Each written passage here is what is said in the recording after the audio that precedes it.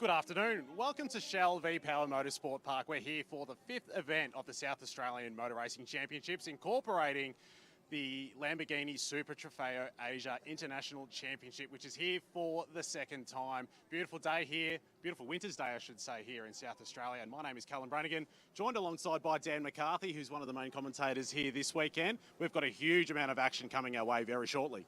Certainly do, absolutely. Great to be back here. Lamborghini's here after being here last year. Looking forward to a big weekend of action. So with Super Trofeo back for the second time in as many years. We've got 20 cars. There's a smorgasbord of Australians also in competition, so there's a lot to look for in the series. Certainly is, absolutely. 4 national categories, Australian Formula Open, the revived Australian Formula 4 Championship, as well as Radical Australia Cup, the Australian Prototype Series, and then a couple of local categories as well. 944s and 2 Hyundai XL categories. Speaking of which, they're out on track to get their first race of the weekend underway very shortly. So without further ado, we'll hand over to our commentators, Darren Smith and Mark Nancaro. Thank you very much, Callum and Dan. Beautiful scenes here from the Shell V-Power Motorsport Park. The Bend, as it's known to its friends. We welcome Shell to the naming rights sponsors here at Shell V-Power Motorsport Park. Bit of a chilly day, but I think Callum hit the nail on the head. 13 degrees, the sun is out, and I guess that all of our categories, whatever tyre brand that they're running on, just happens to be the Dunlops on the XLs at the moment, will be lapping up as much of that heat that they can get that's coming down from the sun. As I said, 13 degrees, minimum of 8. We're looking for a top of 14. Certainly well worth your while to get trackside here and see some of the racing live at the track, but of course the live streaming product brought to you by the facility here and out there by Blendline TV. Looking for a fantastic weekend of racing. We'll get underway with the XLs that are on track right now, and then we'll go to the Porsche 944 Challenge Series Australia.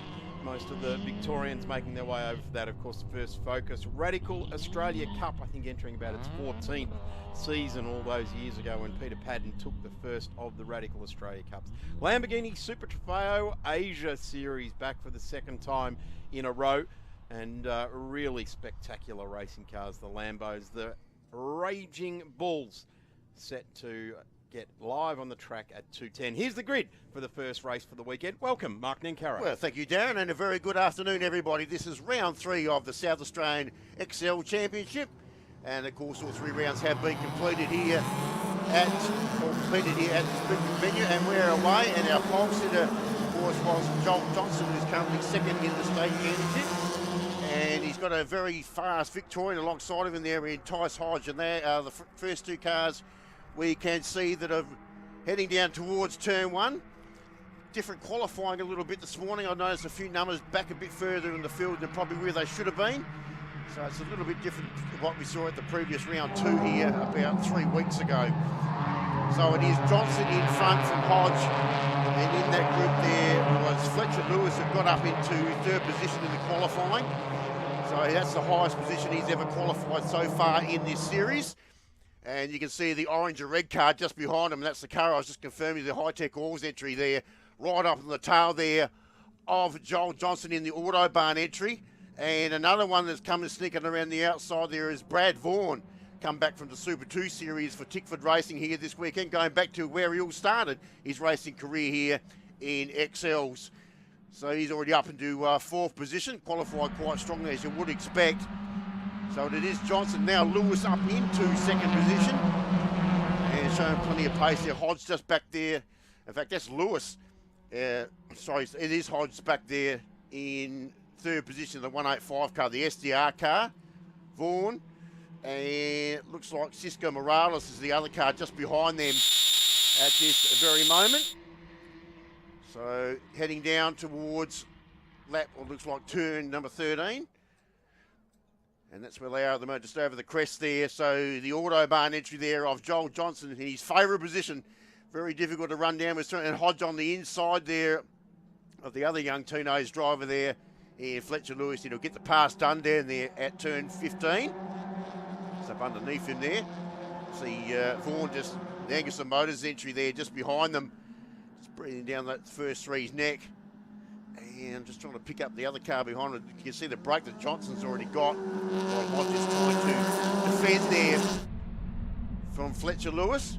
And there's a whole string of cars. You've got the 56 car behind them there as well. In fact, I think that was Brad Vaughan just inside Darcy Hearn there, and Shane Nowicki, the 25 car. Got the few qualified a little bit further down the list as well. He's up in a little good position as well. Another one, we're going into round 3 of this championship. Current leader of the state series is actually Aaron Oliver, who qualified well back in the list. In fact, 8th on the grid. We would have expected to see him obviously up the front part of the grid as we've seen in previous rounds. Let's keep an close eye on that Penrite entry a little bit further back in the field. Made up a couple of spots on the opening lap. There he is, just in behind the trio, and then he's behind one other car. That's the Cisco Morales machine, but this is the battle we're looking at the moment. 3 cars heading down in towards hairpin. Up the inside comes the number 185 machine of Hodge. Bit of a tyre lock up there, but he's got the move. But if the number 56 of Lewis can hold it around the outside, he'll have the inside for the next sequence of corners. The never-ending, tightening right-handers. They disappear down the hill. And in fact, he's going to lose a position to Brad Vaughan in the number 50. So the Super 2 star makes up a place and moves up inside the top 3. And he does that. He's under plenty of pressure there from Tyce Hodge too. There's the trio there for second, third and fourth position. Our leader just starting to skip away too, as you would expect, and this is what he does pretty often in this championship. It's a bit funny. Well, the others are trying to sort themselves out. And Cisco Morales is behind him. That's Aaron Oliver, the Penrite entry, breathing down his neck at the moment. Darcy Hine. And Brody Dominic, the Robilla Racing entry. Oh, a little bit wide there, right on cue. A bit harder than the 22 car. And you've got Adam Curry, the Speed Vision Devil Race Carts entry just behind him. Another one that's going to push a little bit harder. Just a little bit further back in the field as well. This is a good overtaking opportunity if you can get a run out of 15, 16 and down the hill into 17. Not going to be close enough on this occasion, but further back they are certainly close enough. Number 10 having a look up the inside. Gallia thinks better of it. Not quite close enough in the end. Got to get a good run out of here, haven't you? Oh, a bit of contact further back. You've got Jack Wallace in front of him. Brand new car for this weekend. They wrote the last car for the last round. Also a brand new colour scheme on that car. Remember the black and orange colour scheme, the Warren Mining entry. You've gone with the whole fluorescent look for the rest of the season. And on the inside there, I think one of the Mrs. Mechanical entries. Pick aside there and pick up like 70 car or 70. There might have been Curtis Hinks back there at the field. One of GH Haulage cars just went out of shot there. So there's Johnson, Lewis, Brad Vaughan in that order. So the Colwell entry there, the 86 entry, under plenty of pressure there from another young driver for this season, Jackson Sullivan, and the ex-Brad Gardner car. You might be familiar with that colour scheme on that car, so that's the same livery on that car. There's Jack Wallace there in the Warren Mining entry there, and that's Jack Gallia in the Grunter Racing Team entry. That's another Penrite inspired livery as well. Up on the inside there. This is the battle further forwards. Vaughan has made his way up into second position. And he's been followed through by Hodge. So Lewis in the last couple of corners has been demoted down from down fourth position. So a couple of places lost there. And it's allowed Cisco Morales now, the number 187 car, to hone in on this battle, and he's bringing Aaron Oliver along with him as well. So this is now a 5-car scrap for second position. Vaughan has taken that place, but he hasn't bolted ahead. Somebody who has bolted, though, is Johnson, the race leader. 2 seconds down the road, and 2 purple sectors on this lap as well. He is marching away. Inside comes the 22, rooms given. Oh, here we are, side by side, 2 by 2, around turn number 15. Oh, gee, Oliver got a bit loose there. Got Vaughan up into second position. There's Lewis. And here we go. Who's going to give an inch here? Brake lock up there from Vaughan. Down to 17. As they tighten up there a little bit, Lewis and Morales just behind him, and now Oliver trying to get up on the inside there to pinch a position. Great racing. Not too sure whether he's got it done or not. I think he has. He's got in front of Morales there. And his side just out of shot. So started from 8th position on the grid. Gets himself up into 5th position. Current series leader too. That Penrite entry. Here we go down the straight. Lewis has got the toe from Vaughan. And he's retaliating, retaking the place down there into turn 2. And he's followed through by Hodge. That's how quickly you can lose places in Hyundai XL racing. If you're sitting at the front of a pack and there's a headwind down into turn 1, you can lose it in the click of your fingers. And that is what has happened to the number 50 car. Falls down 2 places. But these guys are going to continue to change places like a Moto 3 race. It's all about your position. It's almost like a high-speed game of chess. Where do you want to be towards the end of this race? Where do you want to make your move? Do you keep your powder dry at this stage of the race? We've still got well over 5 minutes left on the clock. Oh, both run wide. Both 56 and 185 run wide at the hairpin. Through comes Vaughan. They're still side by side now. And Morales and the number 70 of Oliver are going to come into this fight as well. Is this going to allow Vaughan to break away? This is what Vaughan needs. He needs a good middle sector through this back section of the course, through the the fast technical section. He might be able to break away. This is great news for him. It certainly is. Should be able to break away a little bit there. So Lewis, Morales, and Aaron Oliver, who hasn't had it all his own way at this moment, still trying to fight his way through that pack. But, of course, they ran wide. There's a couple within that pack as well. So you let Vaughan go through in the Angus Motors entry. And Hodge there under attack from Fletcher Lewis, who's done a great job at qualifying to get himself in position 3 on the grid, which is the highest he's qualified so far in this series. And he come from the talent search that they had earlier in the season. It was brought together by Missions Mechanical, and he won that talent search, and he's now become a regular part of the 2024 series. And what a talent he is. We've already seen that in only 3 rounds so far into this series. Now he's recruited Hodge on the inside of Vaughan there. That was a nice nifty little move. Unsettled Vaughan a little bit as well. Got the wheels out into the dirt there on 17. And now Hodge up on the inside, so he gets himself up into 2nd position on track in front there of Brad Vaughan. But look at Lewis and the high-tech Alls entry all over the back now of Brad Vaughan. So they've had a few chops and changes between positions down to positions 2nd to 6th position. That's what we're looking at this very moment. And Morales gets up on the inside. Is that Morales? No, Morales is still 4th in the queue. There's Morales back a bit further. It's okay, we'll get that sorted out in a minute. But it is Hodge. Vaughan still in that from Lewis. There's Morales there in the XL8 entry. Oh, gee, Lewis well and truly out of the grass there on that turn. He's feeling the pressure being applied there from Morales as well. That's going to affect his momentum all the way through turn 5 and into turn 6. He'll be vulnerable now into the hairpin, but Morales isn't quite close enough, didn't have the perfect exit himself, so isn't quite able to capitalise on this occasion. Again, Hodge, 2nd lap in a row, misses the apex down there at turn number 6, and it draws the trio behind back onto the pair. So once again, it becomes a 5-car train as they head down the hill. What a great camera shot this is, brought to us by Blendline TV as they head down the hill and then back up the other side. Real elevation on this South Australian track. It shows how sideways and really on the ragged edge these Hyundai XLs are around this really fast section of the course. Sort of shot there, looks like Gallier's got in front of Wallace there too. That was another position change.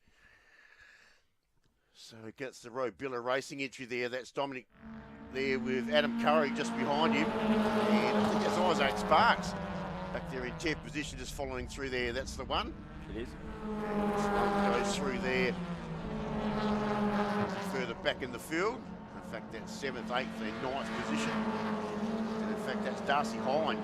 It's actually in that group behind Adam Curry there. And I picked up the side of that coloured car, the high-speed Huntsman entry there, which is the car that's gone through.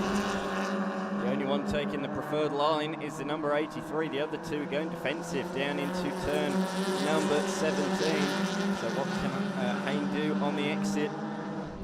crucial turn number 18 to get a great run down the 1 kilometre long pit straight. We've seen how effective the slipstream is. If you make a mistake here and you're at the head of the queue, you are going to leave yourself very, very vulnerable all the way down this straight. And we're going to see it play out here in front of our very eyes. The number 25 of Nowicki has got a run on Frost down the straight, and he'll try and swing it to the inside into turn number 1. Look at how defensive some cars are going down there, further back. But up the inside he goes, not quite able to make it stick, wasn't quite late enough under brakes, and Frost swung it around the outside and was able to hold position, but only just as we cut to turn number 3. As we can see, running 2 wheels wide. It seems like a common thing to do with these front-wheel drive XLs. They understeer out the corner, under power, pushes them wide, 2 wheels through the grass. But as we say, it's all about keeping momentum in these low horsepowered Hyundai XLs. Curry on the inside of Darcy Hine there, who got a little bit wide there on shot, down there at turn 6. Oh, and then Hine well wide. And got the 30 car, which is Isaac Sparks just behind him. He's going to come into the fray too in just a moment. He's just waiting for the moment. This is now positions 8, 9, and 10. Last year inside the top 10 on track. They're just trying to sort themselves out. Let's have a look. And then we've gone back to their second position. So it's Hodge, Vaughan, Lewis, and Morales, and Aaron Oliver there. Just starting to sort themselves out and get themselves a little bit of a rhythm there. Starting to spread apart a little bit to what we saw at the previous couple of laps. Morales looking for a pass on the inside there of Fletcher Lewis. Wasn't quite close enough. The young Victorian driver there. Here in the XL Trophy class here this weekend. Of course, we described before the series that it is broken in up into 2 groups, obviously with the Masters coming a little bit later on. This is for the younger drivers involved in the series. These are really the young hotshots that want to make a career in motor racing. The Masters, as you say, that'll be on later. That's more for the seasoned gentleman drivers, shall we say? That up a bit, yeah, that's right. They just want to have a good, fun time at the racetrack. So they'll be on a little bit later on this afternoon as the cars come across the line to commence the final lap of the race. Hodge was really pushing in that final sector. He's trying to break away from Vaughan, and I think he's just about done so. Vaughan is not close enough to make any sort of move down in towards turn number 1. So has Hodge broken the charge of the 4 behind him? It looks like he's got about a half a second margin, maybe slightly more, down in towards turn number 3. But Vaughan will be wanting to try and close that up in the next few corners. Looks like they might be dropping as well. Oliver at the tail of this field, so the championship leader is being dropped by this group in the Pemberite car. There he is at the back of the shot, so it might be coming a 3-car fight for 3rd now between Vaughan, Lewis on the screen, and just behind Cisco Morales. Although, having said that, look, they are closing in on Hodge through the first sector. PB for Vaughan, PB for Lewis. They were 4/10 faster than number 185 machine. This is not done yet with half a lap to go. The fight is back on for second. Meanwhile, our race leader, Joel Johnson's in a world of his own. So he's going to take yet another victory in this series. He's been pretty consistent. Let's have a look here for Hodge, Vaughan. Nothing's changed too much. They've got themselves sorted out. They've only got less than half a lap to go there. Someone's pushed wide there. I think that might have been Vaughan. A little bit quicker there on the inside. No, defensive driving there from Hodge down there at turn 13. 14's probably going to be his biggest passing opportunity here. Get himself up into second position. And not in position there. So nice defensive driving there from Hodge again, giving him no opportunity again. And also in the next turn. Down there at 15 over the crest there at 16 as they head towards the checkered flag.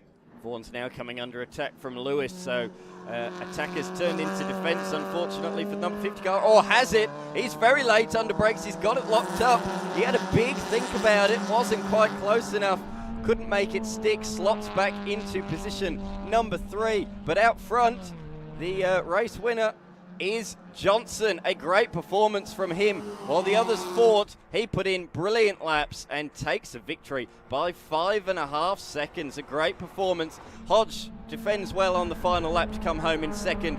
Vaughan threw everything at it and came home in third, ahead of Lewis, Morales and Oliver rounding out the top 6. And then the next group of cars come through with Dominic ahead of Hayne, Curry and Sparks. Pretty entertaining affair there, but the fights are still continuing further back down the field as they head into the final corner. It's going to be a drag race to the line here between the number 45 and the number 79. It's Sullivan and Hinks. Who is it going to be? It's going to be the 79 of Hinks that takes it by a margin of less than 0.05 of a second. Jordan Johnson just behind them, a little bit further back. And we've got Jet Zerk in 23rd position. That car's had a major rebuild since its last round as well. The nickname Christine for this weekend after Christine is for a video that was taken with that car on the rebuild. Hey Morrison, Jacob Langs back there in 25th position. And 26th position is Sam Woodland, the TCM entry. Further back there. And I think we've just about got them all sorted out at the back of the pack. So yet another victory there, and that'll be very good for the state championship. You could possibly get him back on top there, Joel Johnson. Let's have a look at the results there. So it will be Johnson, Tice Hodge, Brad Vaughan, Fletcher Lewis, Cisco Morales, Aaron Oliver, Bridie Dominic up into 7th position, Darcy Hine, Adam Curry inside the top 10, just in front of Isaac Sparks. We've got Shane Nowicki, Cruz Frost, Jake Gallier, Aidan Brand, Jack Wallace, Braden Cowell, Bailey Perriman, Leon Onella on the buoy this weekend. Then Curtis Inks and Jackson Sullivan inside of the top 20. And we go back to Jordan Johnson, Adrian Gallier a bit further back, Jet Zerk, Ian Morrison, Jacob Langs, Sam Woodland, and the last position will be filled by Ethan Whitehead. So around out race 1 here of the weekend there for the South Australian Circuit XL Championships. Absolutely, a great way to start off the day, that is for certain. We're going to take a quick break in commentary. I'm going to jump out. We're going to let the expert of Porsche 944s, Darren Smith, in the box. So we'll be back after this.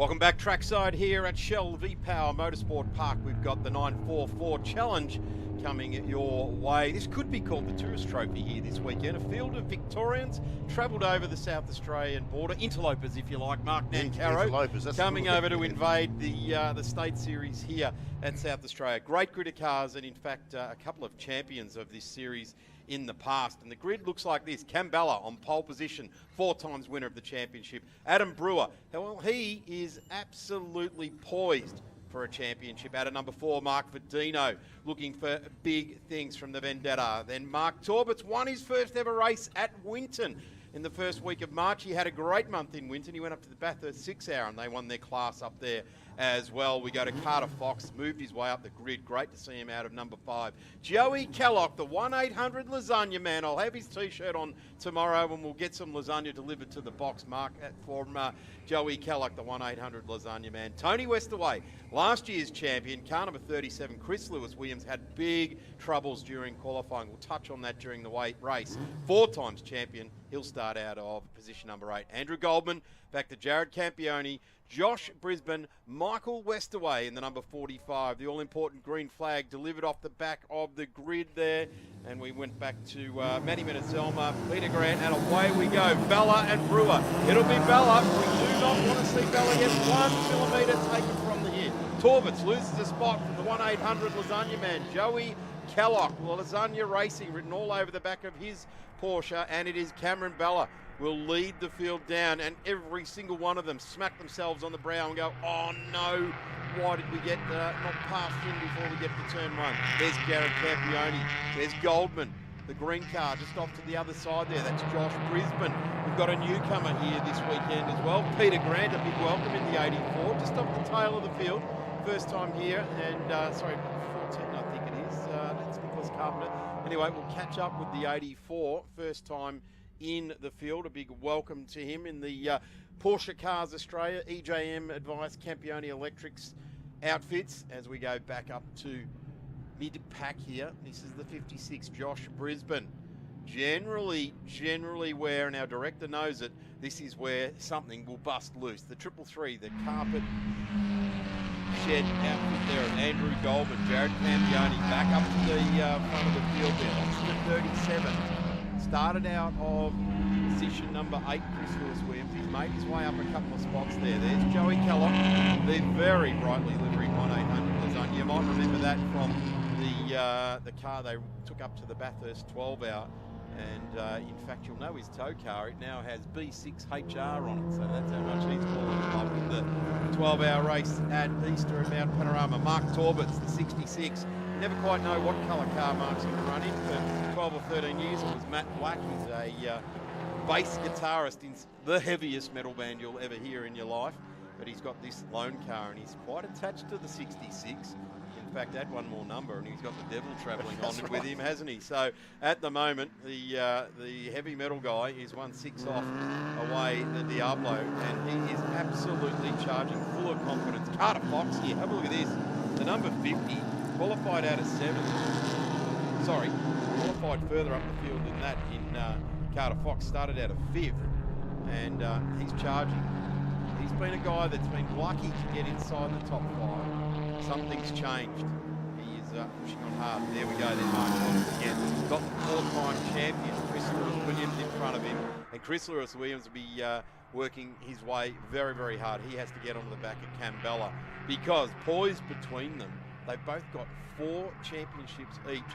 They want to grab the 5 because then they're equal with Craig Baird on 5 Porsche championships. Yeah, long-time competitor, Chris Lewis-Williams, as you mentioned there. Of course, history is celebrating replay coming up here. Let's have a look. Got a bit willing. I think it was Lewis-Williams there, sliced up by the lasagna car there on the inside. Gee, I hope there's not an issue there. I was going to touch when we were going through the grid. He had actually had a stub axle failure yesterday in qualifying, and they actually have a bolt-in, bolt-off type of arrangement. They had a spare one, so they've put that in there. Just watching what happened then, I hope he hasn't had another failure in the front of the car. He continues on, but certainly having to work hard. He's got through on Joey Kellock there, and Joey looks very, very bright, the 1-800 lasagna car.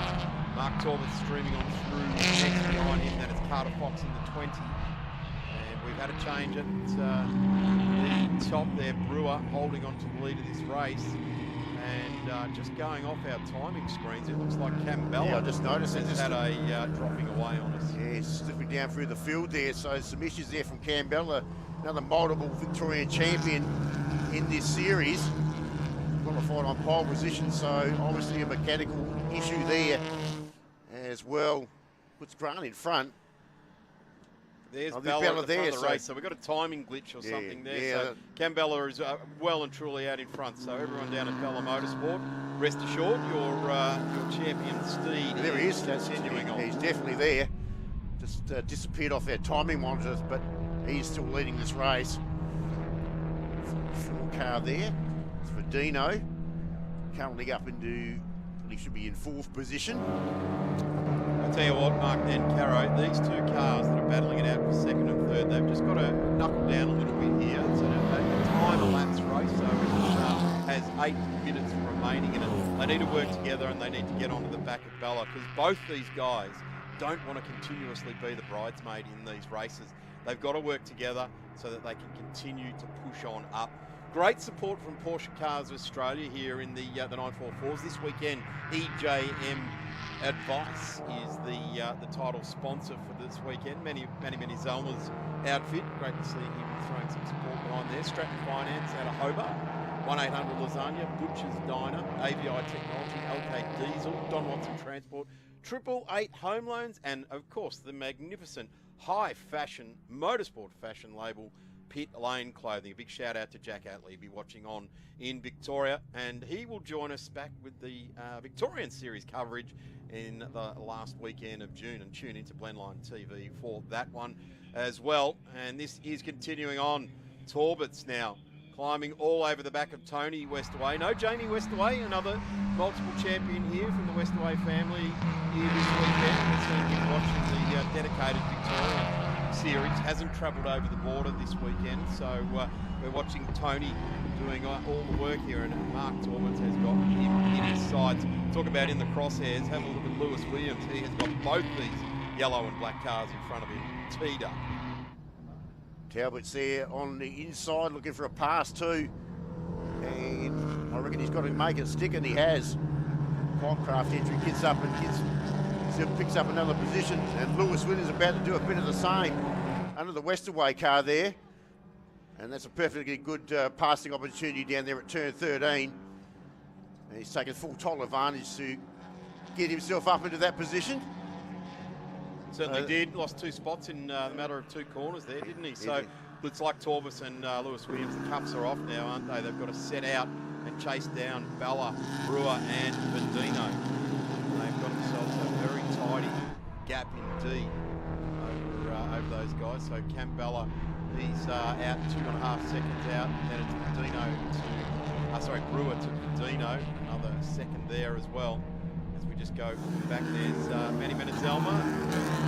Casting away eyes around here, Campione and Menezelma. Menezelma has done some GT3 Porsche racing as well, so he's had a foray into the, let's call it the faster rear engine Porsches. Certainly the 944 series is part of the official Porsche pyramid of racing.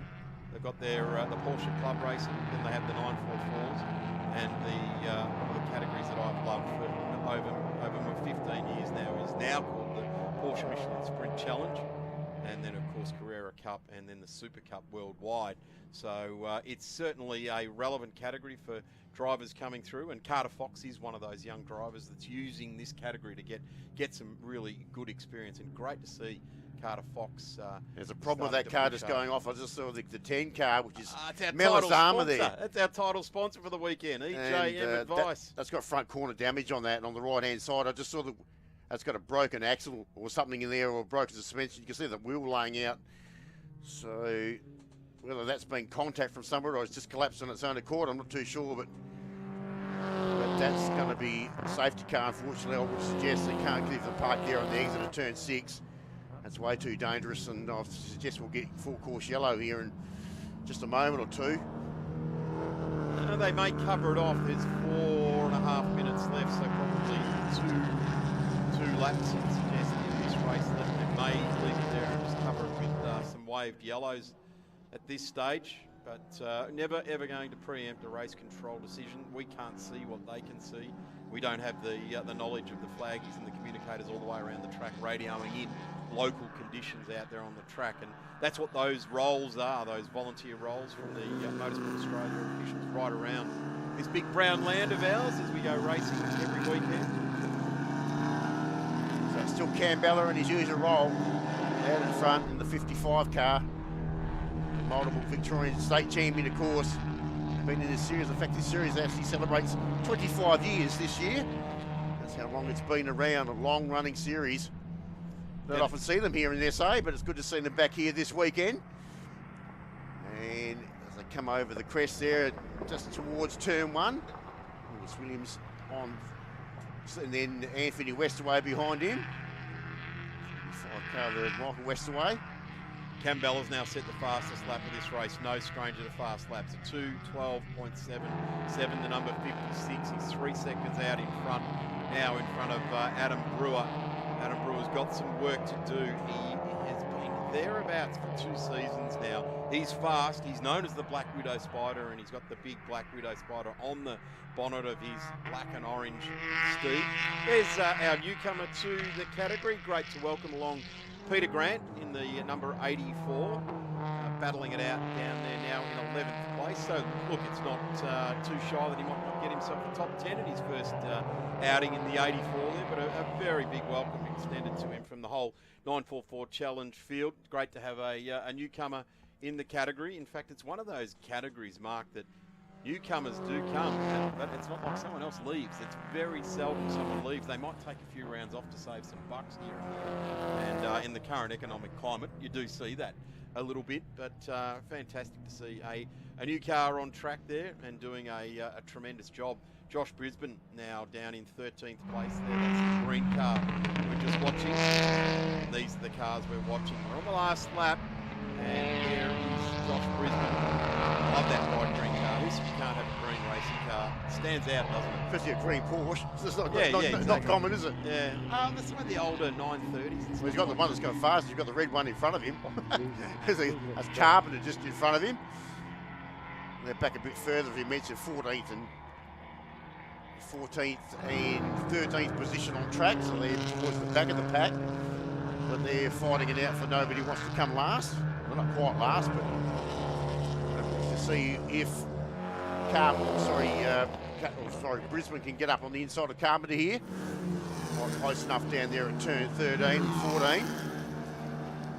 Just tag along the white green machine. When I said before last lap, that was because Campbell had crossed the line. He's got himself a gap to right back to Josh Brisbane now, 59 seconds. Here we so go. He's well and truly on his last lap. These two are coming up to start there last.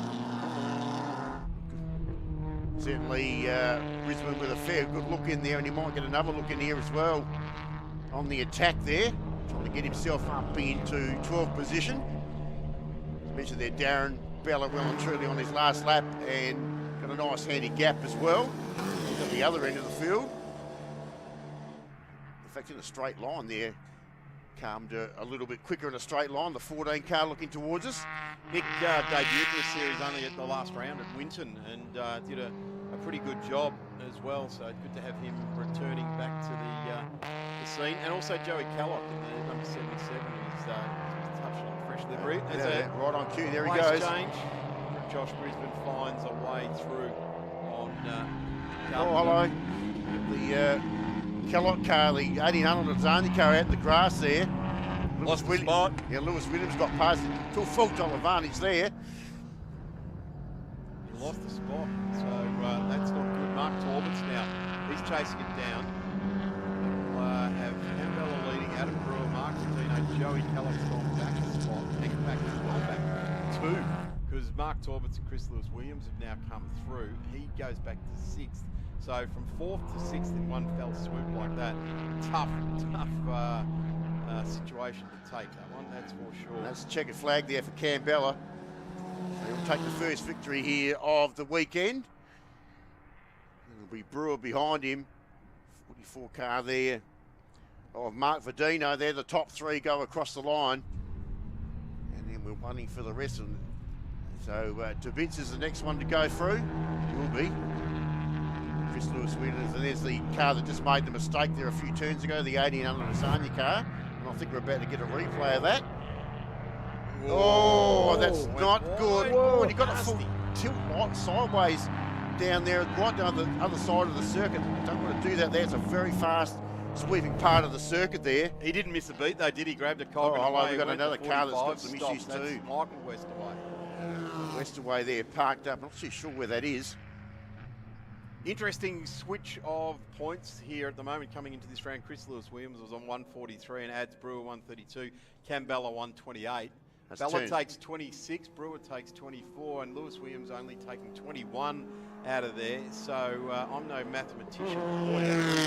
Really close on the points table. Looking a little bit further down, it's Mark Verdino to Michael Westaway, Andy Goldman, Richard Howe. We haven't got old Dickie Howe here, the wily veteran of Victorian Motorsport. Lyndon Watson hasn't made the journey over either, but they're some of the contenders in this series. There's the results. Car number 55 takes the win. Great result there for Cam Bella. Adam Brewer, you've got to say a good result there as well. Coming second to Cam Bella is nothing to slouch at, that's for sure. Mark Verdino, welcome to the podium in the number 44. Mark Torbitz won a race at Winton, 4th place. He'd be kind of happy with that, I think. Mark just consolidating some points, as I said, 4th in the championship. Chris Lewis Williams is the one that will be having a good look at himself and how that rolls out. Joey Kellock next, then it's Tony Westaway, Jared Campione, Andy Goldman, Peter Grant. Fantastic top 10 result in his first time out. Michael Westaway back down to Manny Menezoma and Carter Fox, not taking the checkered flag. Up next here at the 2024 South Australian Motor Racing Championships here at Shell V-Power Motorsport Park is the Radical Australia Cup. We'll be back with more in just a couple of moments.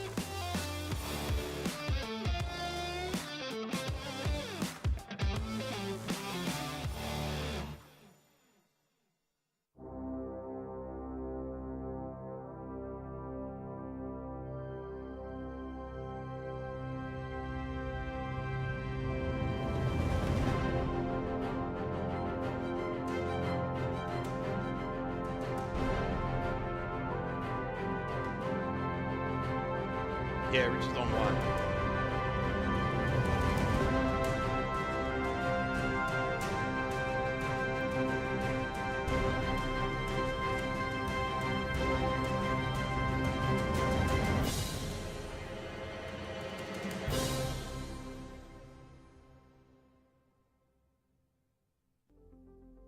Brycey Moore, welcome back to the Radicals. Firstly, let's talk about the start of this year's championship. Really solid run at Phillip Island, solid run here in the West as well. How are you finding it? Yeah, we're really enjoying it. Just coming to terms with all the rules and how everything works with the category. But yeah, I think Chris and I are going to be quick. It's just taking us a little bit longer to get there.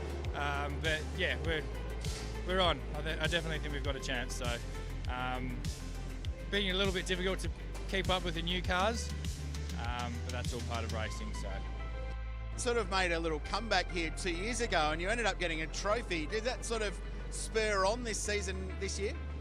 Look, definitely. I've always got the bug. I suppose it's just budget and making sure everything aligns to be able to go racing, which we've managed to do this year.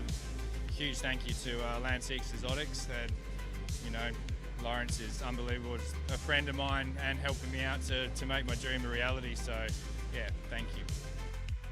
Talk about sharing the car with Chris. How do you go, not just in the two driver races, but like today where you have to split the car? To be honest, it's really easy. Even when we come testing, we're normally within the same 1/10 of a second with each other. We were testing here in the pouring rain about a week ago, 2 weeks ago. And even in the pouring rain, we were within the same 1/10 of a second. We're similar weight. We like the same style of car, so it's been really, really easy. It's very enjoyable for both of us. I think it's moved a long way from just being a gentleman driver's class. You got guys like Elliot, who's obviously running the GT, and the job he's doing in there with guys like Chaz Mostert and Jackson Evans is just a benchmark of how fast these guys are. Cooper, young, up and coming, very impressive. And Peter, who's really turned it on with this new car, and it's good. It's good for the category, it's good for the sport, and we don't mind a challenge, so we'll have a go. I've never been to the bend. Looks unbelievably cool. So just got to make sure that I pick it up quickly, and we really use the practice to our advantage, and just pray for no rain, basically. Sydney Motorsport Park, done a lot of laps around there. When I was working for James Driving Solutions, so I'm not too worried about that. Looking forward to that.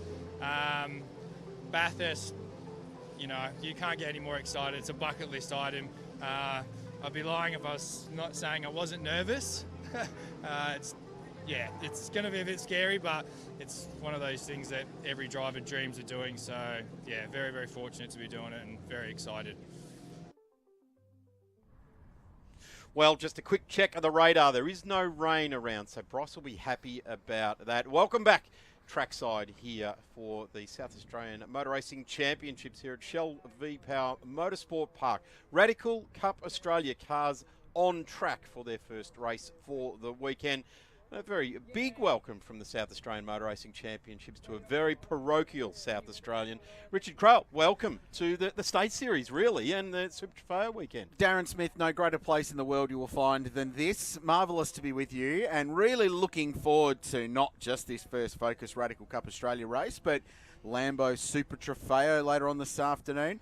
Thoroughly enjoyed the XLs earlier today, and as you know, I love a 944 Porsche. Yes, so you do. I was on the fence, waiting to come in here and work with you, my good friend, watching the 44s, and I've been over in the 44 paddock just having a little chat. There's been a few little exchanges of information going on, mostly from them to me. But they're pretty keen to get yours out and going racing. Mine's with them, no race car, Daz. It's not even a road car at the moment. But no, very nice to be here.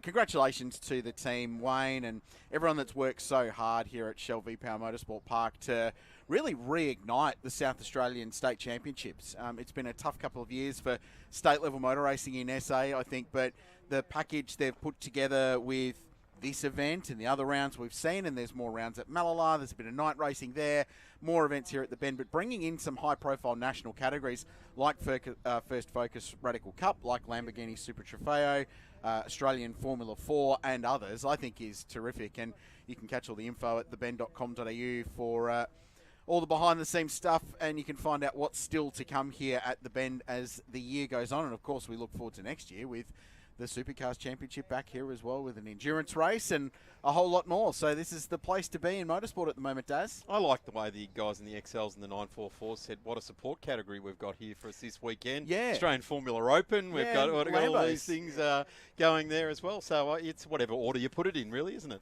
So this is round 3, Daz, of First Focus Radical Cup Australia. It's been a belter of a championship so far. We kicked off at the Phillip Island Grand Prix circuit with the Shannon's Speed Series in April. Terrific round at that wonderful circuit in the southeast of Victoria. We were across at Perth a couple of weeks ago with the supercars at Wanneroo, and a really exciting round over there. There's a great hub of radical activity over there in the west with Arise Racing. This is neutral turf between the east and the west battle that's going on in the sport here in SA. And then after this in October, we're back with the Speed Series at Sydney Motorsport Park.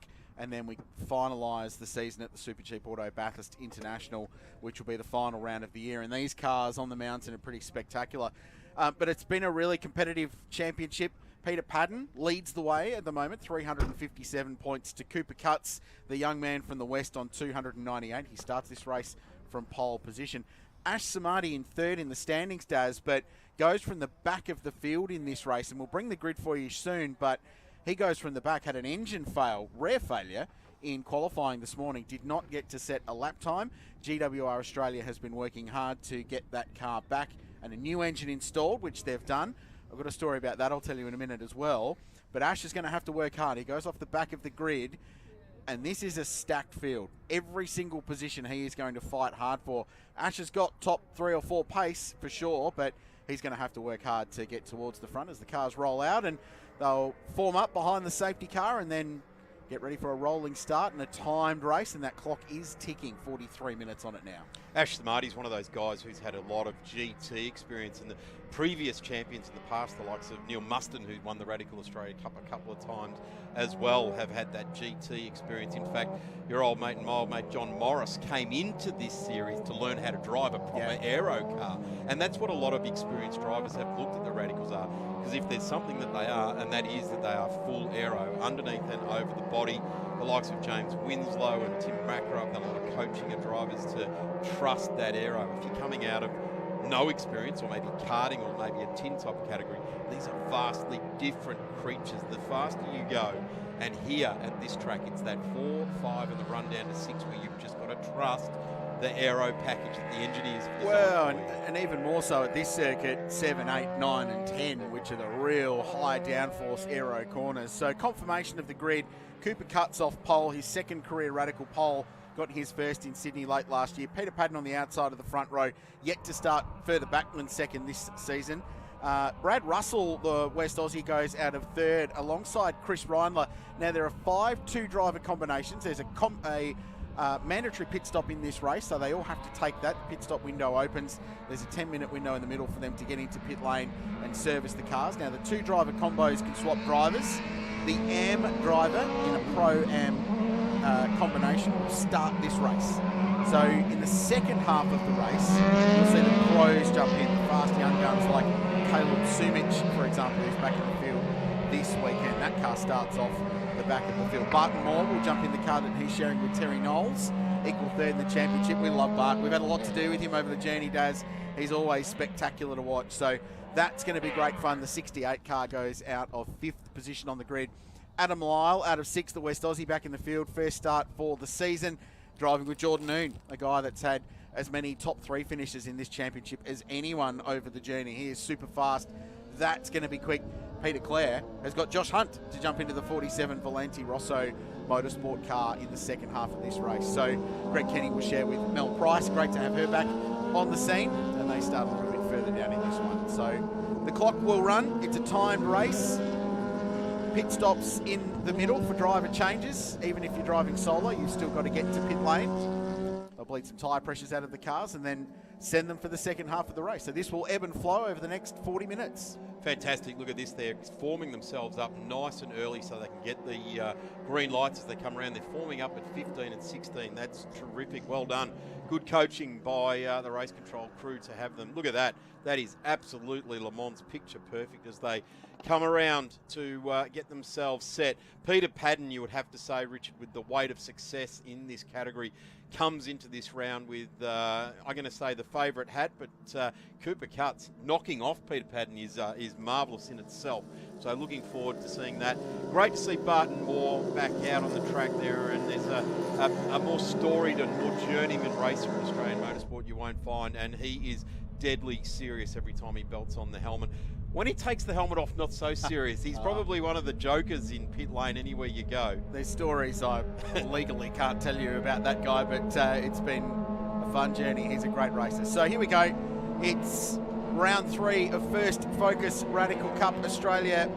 45 minutes of enduro racing here at Shell V-Power Motorsport Park. Padden, right of screen, black and blue car. On the left is young Cooper Cutts from the west. Jumping early, a little bit further back was Peter Clare in the 47 Volante Rosso car. And the field will do the bend spread as they go 3 and even 4 wide, and almost a little bit of contact between the 2 leaders. Cutts will have the right of way, but if you can commit around the outside, you can get there. Watch for Chris Reindler though, because he's spun. Adam Nakarada joins him. Reindler was having a look down the inside of Cutts at turn 1, and off the road goes the 14 car from Arise Racing. That's Adam Lyle, who spins to the infield. One of the favoured contenders in this one, starting on the 3rd row of the grid. So busy, as always, up the hill and into turn 1, 2 and 3. Something you might have noticed as they came round to the start was the different models of cars on the front row of the grid. The newer SR3 XXR, they've got that extra wing. Oh, dive down there in the 28. That's a huge move, pushing through there. Get out of the way, and that is Chris Reindler trying to recover after that turn 1 incident. Just touching on the different models there. The 2 cars that are on the front of the grid are the newer SR3 XXR, and they've got that extra sort of wing over the top of what wing? Shark fin over the engine cowl, and it really does stand out. There's a lot of evolutions of the SR3s. That's got to be one of the more standout pieces of bodywork that they've added to the XXRs. Yeah, the shark fin adds a lot of directional stability through the high-speed stuff, and there's some smoke trailing. Is that Brad Russell, who's got a little bit of smoke trailing from the 23 car? Or is that Jim Hernandez? So he's running for Valente Rosso this year, actually not showing on our timing screen, but yeah, he's got some issues. It's a bit to unpick from all of that drama at turn 1. Reindler, it was spinning. He and Bryce Moore, you heard from the West Aussies, coming into this race, they're going to have to work really hard to get themselves back in contention. They might need some help from the safety car later on because they've given up a huge amount of track position. Out in front, Padden and Cutts. Let's unpick this for you as we get up to turn 1. We'll come to that in a minute. Padden and Cutts leading the way, and there are the leaders up to turn 1. So Padden with a little bit of net gain over Cooper Cutts, the pole sitter. Aggressive start, was on the dirty side of the road committing into turn 1, but was able to hold on and got the racing line and has grabbed that race lead away from his closest pursuer in this championship. Cooper Cutts is doing exactly what he needs to do. Do not let Peter Padden skate away from you. He's done it so many times, so successfully in the Radical Australia Cup, and he needs to stay with him. I think he knows that. He's gone tight into that last corner there at turn 6, sorry, and he is sticking with him. He has to stick to him like glue, Richard. Cannot let Peter Padden get away from him. But it is a long race, so there are opportunities. And he does need to be careful. The closer you follow, overheat the front tyres in these downforce race cars so you can generate understeer and wear your front rubber out. He's clearly got the pace to do it, Cooper, there's no doubt. But this will be an interesting test for this young man who needs to get one and get some points back over the current form driver in One Lake Radical Racing. Right, turn 1, watch the red and white car, middle of screen, number 28. So he just got that curb on the inside, Daz, you're right. I think Cold Hancock's probably played a role. And how's the commitment from Padden just to go real hard around the outside. Now, Samadhi was off, and the 14 spinning, Adam Lyle, that was sort of almost just like collateral damage on the outside, really, as everyone checked up with Reindler spinning to the inside of the road. I reckon he was a fair tank slapper going through there, and that's what ended up putting him to that part of the track. It's an interesting part of track to end up there. As we get back to the lead of this race, Padden comes across the line, 0.48 of a second. We've got to watch that gap, even if Cooper Cutts can just jump out towards the end of this straight and just give Peter Padden something else to drag his attention away. But Richard, you nailed it on that first run to the corner there. Even on cold tyres, Peter Padden soaring away at the wheel, just getting extra grab off the, almost like a rally drive, trying to get extra grab off the edge of the tyre. Well, you and I have both seen Pete Padden racing these cars for a long time in the previous iteration of what was Radical Australia Cup, now Radical Cup Australia, following the global Radical one-make formula. This is the most committed, the most engaged, the most switched-on version of Pete Padden we've seen. He is as sharp as a tack at the moment. He's fully invested in this program with GWR. He's got this brand new Radical SR3 XXR that you touched on. It's a really handy package. I think they've probably got a little advantage at this racetrack with that extra downforce and the aero tuning that Radical has evolved with these cars. So these two are out in front. Yes, machinery playing a role, but man, those two drivers operating them extremely well. And that's why this is a huge challenge for Cooper Cutts as we go back and find this battle with Greg Kenny in the 56 Valenti Rosso car, leading his mate Peter Clare in the 47, and behind them a recovering Chris Reindler, who's in the Arise Racing number 28 and is going to have a look up the inside at 13. Tough move to make there. He's getting impatient too. The 56 and the 47, they'll be aware of that red and white car in their mirrors, but they're certainly well committed to what they're up to. Kenny and Claire, they've raced each other many times before, two very experienced cars. And the interesting thing here, Richard, is both with Valente Rosso and blazing down the side here, so they'll have someone from Chris's team there in coaching them and telling them, hey, look out, the red and white car is fast, it's going to come through. Just keep an eye out, understeer and off, snap oversteer. That's not what you want. The 47 there, Peter Clare comes back.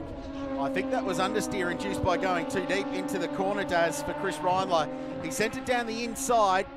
Clare moved across to try and block his line. Reindler committed and got the car down the inside, but unfortunately couldn't get the thing stopped and just barreled the car off the road. He's going to have another go this time. Turn one, you've got a little bit more room to telegraph your move up there and get down the inside, so that's one for Reindler.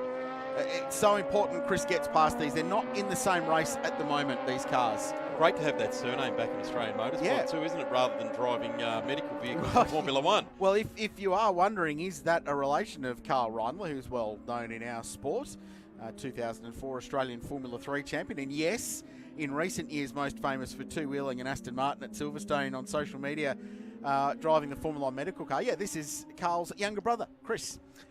Who's back in racing. He raced Formula 3 a couple of years after Carl did, and it's great to have Chris in the field teaming up with Bryce Moore. The West Aussies linking up with Arise Racing. Full commitment there. See that? That was just getting the back wheels nearly off the ground, sliding it through a fantastic complex of corners out the back essentially here of the Shell V-Power Motorsport Park International Circuit that we're running here this weekend. I've got to say, last weekend with the Speed Series use of the West Circuit was fantastic as well. Really did mix up the racing here at the bend. Yeah, it gives turn 6 a whole new meaning, the West track. It's a ripper racetrack, but this is awesome for these cars. And going back to the International, that's the joy of this place. You can pick a solution that suits the racing cars you've got, like these, like the Lambos. What about this time for Reindler? Went a little bit earlier, gets the car stopped this time. And Greg Kenny has no answer, and the two Valenti cars will continue to scrap among themselves. Mel Price to jump into the 56 in the second half of the race. Josh Hunt in the 47. Bryce Moore will drive with Chris Reindler, but as I said, they're not so much pro-am as they are sort of almost pro, those two. So it's a battle that will pay off later on. It's really good to have these experienced drivers with these drivers as well. The coaching aspect of the radical style of vehicle and the Radical Australia Cup is that you can have actually someone in a coaching car sitting right next to you. And I've harped on it over the years. Liam Talbot won his SR3 championship in a Paul Stokell drive school car. Yeah. So that just shows you the drive school cars are matching it for pace with the actual race cars.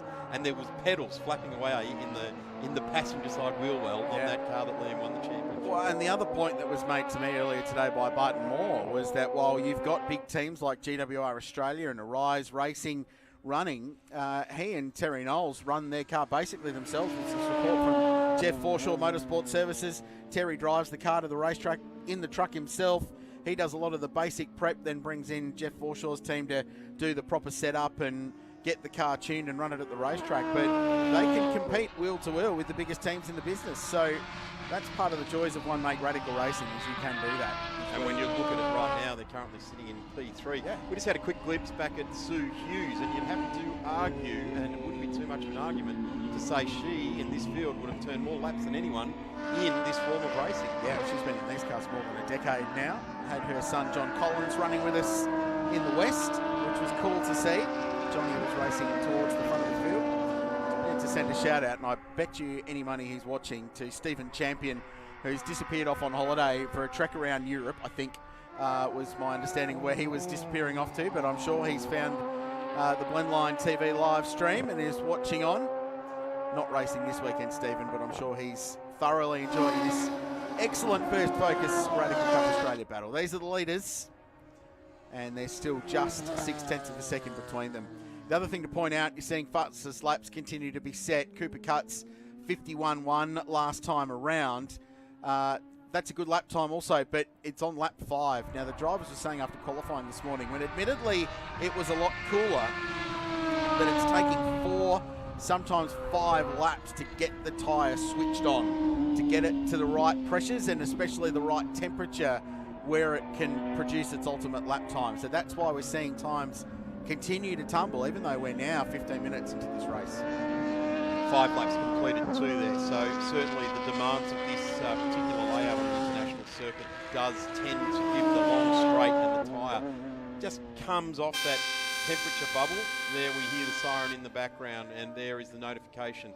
Compulsory pit stop window now open by order of Race Control. Motorsport Australia officials keeping a very, very tight rein on this series this year. I think it's probably its 15th season, Richard. Well, in its current format, third. The series had a little reboot and new management and some change behind the scenes and some new branding and a new structure and ownership, basically. But yeah, the basics of One Make Radical Racing in Australia go back 15 years, which is excellent. Back up to turn 1 on the Haltech replay. So down the inside on the comeback trail is Adam Lyle. He's had a really scrappy race so far, unfortunately, and went down the inside, got the rears locked and just had a little spin.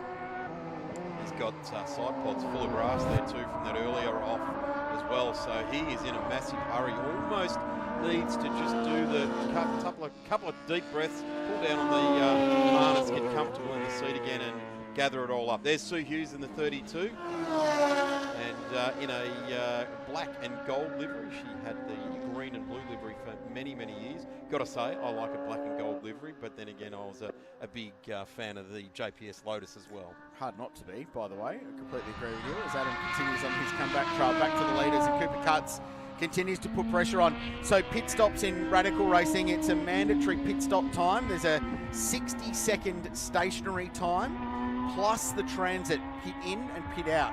So it's a 31-second transit at 40 k's an hour. So therefore, the compulsory pit stop time is 91 seconds. Now that's time from the control line at the start of pit lane to the timing line at the exit where you blend back in to the racetrack.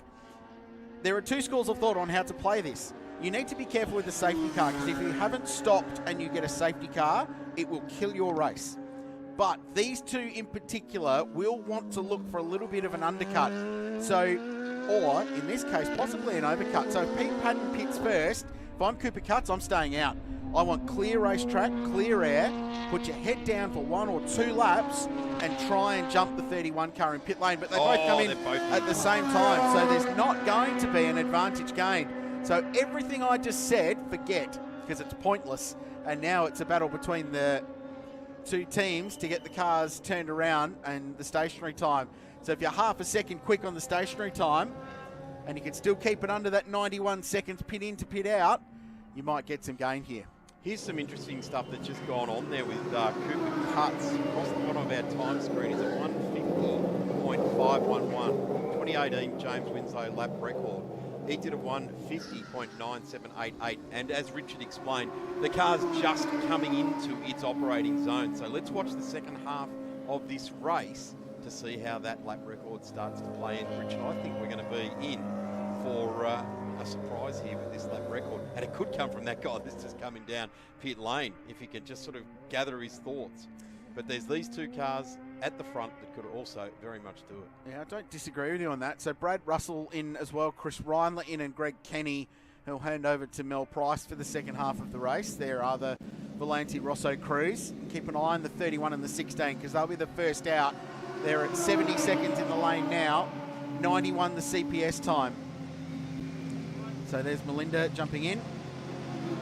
She's pretty keen, isn't she? She's already got her insert there, ready to go, standing in the passenger side, let's say seat well, and in she goes. She's done a lot of this sort of driver swapping in her career, going back 20 years ago in driving for the Perkins Motorsport team. And Mel Price, a very, very experienced hand. And it's great to have Mel back behind the wheel. She took a decade and a bit off of racing, and really it's just lit the fire back underneath her again, and she's operating at the same level as she left at. So the rejoin, Cooper cuts out his total pit stop time, 1:36, so 96 seconds, and Peter Padden 1:33, so they're both safe with the 91 seconds, but they've got it right at GWR on the timing there, and Pete Padden's just had a massive free kick to the tune of 2.5 seconds. So they came in line astern, but it's advantage first focus number 31 car at the moment. While those pit stops continue to shuffle out, Terry Knowles has stayed out in the 68 car. Peter Clare as well, who'll hand over to Josh Hunt for the second half of the race, and Adam Lyle to Jordan Noon, but they're going to give up quite a bit of track position with those earlier dramas in the race. I'm smiling at the moment, Richard. It's not really a smile of enjoyment. It's more of a grimace because it's like, oh, you want to give Peter Padden no advantage at all. Well, and the funny thing is, when you've got timed pit stops, it's 91 seconds minimum time. So if you do it in 91.0001, good on you. Yeah, well done. But if you do it in 95, well, too bad. That's time you've lost. It's not like a quick pit stop can change a race, but a long one definitely can. Price rejoins. There's Chris Papadopoulos, the team principal down there at Valenti Rosso. They've celebrated some successes over the last few years. Very experienced motorsport mind, had time in Formula One, did Chris, and bringing all of that into his team that is competing in the first Focus Radical Australia Cup. Jim Hernandez said those dramas earlier in the race rejoins. He's a lap back from the leaders. So Hughes now into pit lane. So only the three of the leading contenders yet to stop, Knowles, Clare and Lyle. The 68 car will be very interesting to watch. That's Terry Knowles. There's our own Lisa Tutani there down in pit lane, one of South Australia's finest exports. Still lives here, but certainly works nationally. Certainly working very, very hard here this weekend with the Blendline TV, producing. Last weekend, across the board with ARG and TCR, the category manager there. So an addicted motorsport devotee is Lisa Tutani. She's left, right and centre at the moment. So just watching when they decide to pit. In the meantime, I think we've got Callum Brannigan down in the lane, and Grant Kenny's jumped out of the Valenti Rosso car. Down here with Greg Kenny in the pit lane. How was that stint? Pretty hectic. Pretty hectic start. There was a few cars going sideways and off the track, so we managed to pick up a few spots on the start and weave our way through the carnage. Looked like a fairly standard handover to Melinda as well for her stint. Yeah, we've been practicing that. Melinda's been going exceptionally well, so hopefully we'll move our way up from P6 to something closer to the front. Thank you, Greg. Okay, thanks. Awesome there from Callum Brannigan. Got to say, Greg, you probably need yourself a new set of specs there. It looked like the side of the arm was held on by zip ties. Well, were they zip ties or was it rubber like that might have been kicked up? Kicked up, maybe a bit of Yeah. marbles into the inside of the helmet there. But certainly a big smile on his face. He enjoyed that, didn't he? And I've got to say, when it does start to cut loose in front of you like that, picking your way through it can be quite exhilarating. You come out the other side and you wipe your brow, sort of Days of Thunder style. You head straight for the middle of the smoke and come out the other side. The leaders have got some serious pace aboard at the moment, Daz. And you were talking about that James Winslow lap record. Well, 50.87 for Padden, 50.85 for Cooper Cutts last time by. takes a couple of tenths out of what will become the net race lead when all the stops are completed. So they are flying. And that opportunity just to bleed some tyre pressure out during the pit stop and get all 4 tyres pressured back down so they'll build up again and not over pressure and overheat as the race goes on. And that pays off. That helps generate some lap time. Still 3 cars yet to stop. Terry Knowles leads the race. He'll hand over to Barton Moore as Warwick Church rolls into pit lane. Was chatting to Barton about Terry this morning. He said he works so hard to improve his driving, and they've actually both got simulators. They jump on the simulator at the same time. They get their Discord chat hooked up and they're talking to each other while they're on the iRacing platform or whatever platform they might be using, and Terry will lead for a bit and then Barton will jump on board and lead for a little bit, and they're just continually training and improving. And Bart said he's just so impressed at the effort that Terry's putting in to continue to evolve and grow as a driver. Now, a little bit of traffic there for Peter Patton, and that's costing him lap time because Cooper Cutts is still in clean air and absolutely flying in the number 16 Arise racing car. So there's still a few little twists and turns to play out in this one yet. Let's watch this one, the 47, Josh Hunt, a man that had a huge career as a professional driver all around the world, travelled quite extensively in his career. Now very much entrenched inside the Volante Rosso team, and you'd have to say that the lead coach amongst that that team is Josh Hunt. You'll probably remember his name, and we're about to see some good stuff coming there as well. And Peter Patton now, and Cooper Cutts, there it is, lap record, a 150.4843. And you'd have to say James Winslow was running in the RSX SR3. So we're in the next generation, and they're subtle generations in SR3s. But it is that, as you say, Richard, it is the different mousetrap, or the improvement on the mousetrap as we see Josh Hunt exit pit lane in the Volante Rosso. Well, and that lap record from James Winslow set in 2018. It was the 15th of April 2018, and that's a day that will live in infamy for anyone who was here. It was the first day of racing at the Bend. It was a Shannon's Nationals round at the time, and it was borderline of June apocalyptic weather there, but that lap record has stood for a long time. So it has fallen, and Cooper Cutts now has the quickest ever radical lap of the Bend Motorsport Park, and he has taken some time out of Peter Patton. So this race will play out, 2.3 between them. Terry Knowles yet to stop. He's got 1:05 up his sleeve, so he's still going to lose track position to Patton and Cutts once he doesn't stop. But I tell you what, it will be very, very marginal between Knowles and Hunt, or possibly Bryce Moore on the rejoin for 4th or 5th position. So keep an eye out for that dark green number 68 Radical SR3 currently being driven by Terry Knowles. He's just gone around again, and he's in the first sector of the lap at the moment. So I would expect him in the lane this time by, if not definitely the lap after that. But right now, he's just minimising the amount of time that Barton Moore can have behind the wheel. Cooper Cutts now has just eased off on the sector times on this lap. He's obviously being notified by the team or the dash on the lap record there, but he has just eased out of it this last time around. A new lap record set by the number 16. I've got to say, if you're going to strap the number 16 on, you've got very, very high expectations to do so. A 150.4843, big celebrations. If you get nothing else out of the weekend, Richard, a lap record is an important part of any race weekend. What number were you? Number 16. Number 16. I just wanted you to say it. Tander as well. Yeah, no, it's there's some big D. ones. Smith. It's not 27. It's not Alan Jones. Victorian and, that sort sports of thing. sedan champion. Legend. Club cars. Club class. Not quite sports sedans. Okay. You should have taken that. I would have. Oh, yeah, that's right.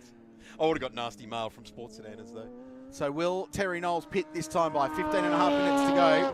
Cutts continuing to press on. Might have just given a little bit of a lap to take a bit of life out of the tyres, and into the lane comes our race leader.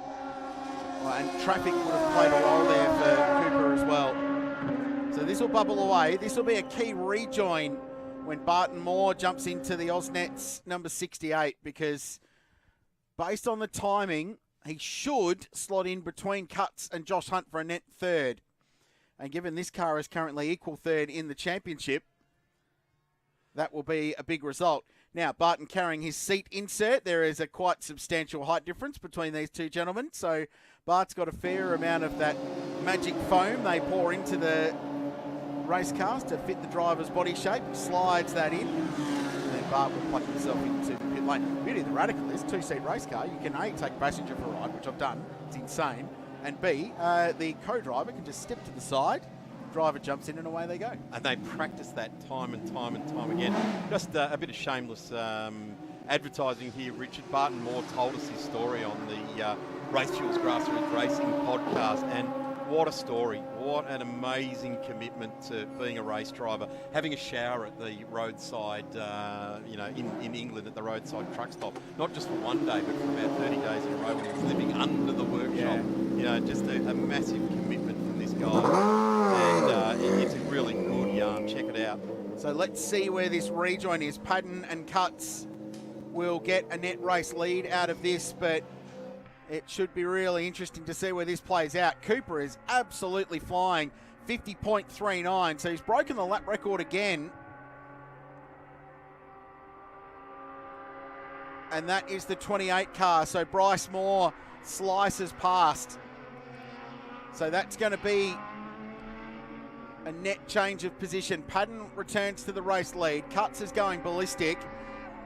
The fight will be on for third, so it's going to be Barton Moore, who is as quick as anybody in our sport, chasing Josh Hunt, who's probably as quick as anybody in our sport, and Bryce Moore in the 28 car, who's extremely quick as well. I think it's set up for a really good fight for third, fourth, and fifth place at the end, but of course that battle for the lead still playing out as well. And Pete Padden is responding. He's setting purple sector times now. I love it. Cooper Cutts is going ballistic, and that is exactly what is going on out there. Great shows of words by Richard Crail, going ballistic, and Pete Padden is responding. Have a look at this. They own the number 31 and the number 16 own a sector each. At the moment, it's the middle sector that Pete Padden's fast in, but it's the first and third sectors that this guy and the number 16 is fast in, and this is going to set us up just under 13 minutes remaining. So this race is well and truly lit. 50.2 Cooper Cutts. Takes another couple of tenths out of our race leader. It's a 50.9 for Padden that time round, so a good 6.5 tenths of a second. The margin comes down, it's exactly 2 seconds, so that margin he lost in pit lane starting to reduce. Can he keep this intensity up until the end? Gee, he looks comfortable in the car too. The Pete Padden, the head's starting to get a little bit tight. He's a tall guy to Pete Padden, so that sort of plays against him as his head sort of sits up further in the car and you start to wobble around a little bit, get tired in that respect. But Cooper is just poised there. A little bit of opposite lock turned on by the number 16 there, so we won't see a lap record on this particular lap unless he goes more ballistic than what he did before, Richard. I'm not sure what the next level from ballistic is. That's right. Super ballistic? More than Uber ballistic? There'll be an X in there these days. X ballistic. Ballistics X. 1.8 seconds. More tenths taken out. Hunt, Moore, and Moore. Bryce Moore, M-O-O-R-E, and Moore, M-A-W-E-R, fourth and fifth place. It's about 3 seconds behind them. And Bryce Moore is catching Josh Hunt as well. So that will be a fight for third place. We need more than the 9 or 10 cameras we've got around the Ben Motorsport Park to follow all of these. Well, it was a really good opening stint and a lot of time in the lead for Terry Knowles. He's down in the pit lane with Callum. Thank you, boys. Down here with Terry Knowles. He's fresh out of the car. He's filled up with water after that draining stint. It was a little bit longer than what we've seen with some of the other competitors, but how did the Radical feel? Look, the car's going absolutely fantastic. Josh has done an amazing job to get it ready. We go a little bit longer because I pair up with a pro driver and he's only allowed to do 20% of the race. So it can be a bit of a disadvantage, but when Barton gets in the car, no disadvantage. We're back on par one. Are you more nervous behind the wheel or watching Bart? I think I enjoy watching Bart. Are you more nervous watching or driving? Oh, no, I'm definitely more nervous when I'm driving. Bart's a pleasure to watch. Yeah, I've got him in my headset and he's telling me what to do. But we had a good, really good run in that stint. Really good. Thank you, Terry. No worries. Nice work, Callum. He's a ripper bloke. Terry Knowles, that's his racing car, and he's got Barton Moore. It's a good point he makes too about the pro driver only being able to do a percentage of the race, so that helps explain why they run longer Still 5th at the moment, so they've got a little bit of ground out of all of that, but he is flying Barton and setting personal best sector times. Interestingly enough, Richard, the first 5 cars, Peter Paddon, Cooper Cutts, Josh Hunt, Bryce Moore and Barton Moore, are all setting their fastest laps on lap 14, and including Melinda Price, so there's plenty available late in this race for these guys to really get on with the push to the checkered flag. And Pete Paddon is responding. He's got himself a very healthy 2.247 seconds lead over Cooper Cutts and is on the bubble or thereabouts of the previous lap record of James Winslow. Hasn't gone below it yet like Cutts has on 3 occasions. And it's a 150.24 is the reset lap record for now. Let's see, we've got more racing to go for these guys again tomorrow. So we'll see how these competitors line up tomorrow. Certainly good conditions. I think it's cold out there. It's 14 degrees. The sun is kind of shining through overcast skies. So it's slowly getting warmer. But at the moment, we're late in the race. The tyres will be well and truly into their operating temperature and enjoying the layout here in the international track at Shell V-Power Motorsport Park. Yeah, 18 degrees tomorrow, the forecasted top, so not cold by any extent. It always feels a little bit cooler here. And the interesting thing for mine today is that the breeze that is usually so prevalent at this place really isn't playing a role. So not particularly windy. As Pete Paddon sets his quickest lap of the race at a 50.4 and is going quicker again. So Paddon, in response, has extended that margin up. Back out to 2.8 seconds. This is Bryce Moore, West Australian, who popped back into Radicals a couple of years ago at Wanneroo in the West and has strung together this campaign this year with his mate Chris Reindler with Arise Racing and Lance East Exotics. Arise having an enormous presence in motorsport this year with their GT World Challenge program and their pair of Ferrari 296 GT3s that have had great success, and one of the most successful guys in Radical Cup Australia history, Elliot Shute, has been doing really cool things in that car that he shares with Jackson Evans. So it really does show that there is progression, especially internally at this team, to jump into the GT car down the road. But right now, Paddon by 2.9 over Cut, so it's just swung a little bit the other way. Josh Hunt in third, 3.3 seconds in front of this man in the 28 car, and Barton Moore continuing to knuckle down. That's third, fourth and fifth, all on the back straight on the run up into turn 13. It is interesting, the dynamic with the Rise Racing. They're tucked away over in the west, out of the glare and the shine of everyone over on the east coast, and they can just chip away at things quietly without anybody knowing what they're doing. Roll up at the next event, roll out the jet, and go racing. And I've got to say, how good is it to see Ferraris back on the racetrack in the Australian GT Championship? And they've been properly fast too. Barton Moore just navigating his way past Jim Hernandez in the Valentino Rosso 23 car. He's got the big green flash of colour on the sides and nose of that car, which makes it very easy to spot. Just lost a little bit of time that lap negotiating some traffic, Barton, so he's just dropped off the back of Barton, of Bryce Moore, I should say, in fourth and fifth. So there is Bryce in the 28 car. Josh Hunt's now down into the 50s, just on the bubble again of that lap record. So Josh well and truly has the hands and feet and can dance on the pedals and the wheel to be able to get under that lap record. And I dare say 6.5 minutes left to go. If you're setting that lap time on lap 15, then lap 16 and 17 shouldn't be too difficult. Easy to say from the commentary booth, but certainly Josh Hunt, an immense talent in Australian motorsport. In fact, it is interesting when you look at Josh Hunt and Barton Moore. Those guys have operated at the highest level in Australian and international open wheeler level. What a privilege it is to have them racing here in the Radicals. Melinda Price, we heard from Kenny, co-driver, earlier on. They're running in sixth, so they've got some net ground as well. But Brad Russell is catching, and Warwick Church is rejoining. It's on the run down the hill out of turn 6.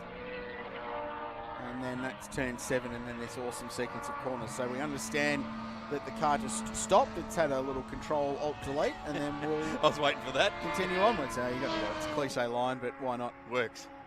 It's what it is. Yeah, it is. So just over 5 minutes to go in this one. Paddon, Cutts, Hunt, Moore, and more. Melinda Price in 6th, Brad Russell 7th. Jordan Noon, he's also gone quickly into the mid 1 minute 50s since jumping aboard the number 14 Arise racing car. Challenging start to this one for his co-driver Adam Lyle, but Jordan's gone quickly, 50.7, his best lap of the race. Adam Nakarada's got some ground in this in car number 10. He's up to 9th. And Caleb Sumich up to 10th position in the number 92 car. We haven't seen him in this race, but they had a fuel pump fail in that car in qualifying, unfortunately, so got 0 laps in. John Di Giovanni is the co-driver there, started that car. Cool to have Suma back in the field. Young Caleb was the winner here in 2022 at the equivalent round 2 seasons ago, and he's since stepped up into Porsche Michelin Sprint Challenge, where he won the opening round of the championship this year with McElroy down at Phillip Island, and then finished 4th last weekend and sits 4th in that championship. So he's a terrific young bloke as well. Just while we've got the number 16 on screen, Richard, your mate and mine, Gary O'Brien, has just radioed in. 16 was also the winner at Bathurst with Grice and Win Percy in 1990. So the number continues to grow in stature. So it starts at your Victorian Club Car Championship and then continues on. What came first, Grice and Win or your championship? No, Grice and Win. That's where I got the number. Okay. Oh, really? Is it actually? Yeah, absolutely. Okay. Nice. Yeah. I like it. Yeah. This car, just continuing the tradition. Nice. Getting a podium. It just feels comforting that Gary O'Brien's watching as well. It does, doesn't it? It makes it right. Yeah, if he can't be here, you know he's part of it watching on. G'day to GOB, one of the great men of our sport. If the motor race has happened, Gary O'Brien has seen it. So Glad that you don't get the hashtag Gary was there for not being there. Exactly right. Peter Padden leads the way with 3 minutes and 10 seconds left in this journey. Essentially 2 laps more, plus the one to complete the time to Cutts and Josh Hunt. Bryce Moore, M-O-O-R-E, and then Barton Moore, M-A-W-E-R, like the race car that had his family name that his father designed and had many drivers race there as well. Melinda Price, back to Russell. Jordan Noon down there in 8th position in number 14. Nakarada in 9th in car number 10, and 10th is Caleb Sumich, back to Sue Hughes and Jim Hernandez, and Warwick Church rounding out. Ash Samardi in the pits, hasn't reappeared since lap 4. Yeah, so they put an engine in Ash Samardi's car between sessions, JWR Australia, after it failed early in qualifying. The engine for that car arrived at 2 o'clock on Tuesday to JWR Australia's HQ, and the truck to come to South Australia left at 4 o'clock. So just in time logistics occurring there. Unfortunately for Ash, who started at the back of the field and will have to do the same again in tomorrow's race, has some work to do. A few little points to pick up for you. Josh Hunt has got the 47 car humming and has just done a 50.4. So the top 3 cars in this race now all under that existing James Winslow lap record. And I'm assuming there'll be a few text messages flying the way. I think James will be in Le Mans this weekend for the pre-24-hour test date. So I'm sure he'll be following along. Still keeps a close eye on what goes on down here in Oz.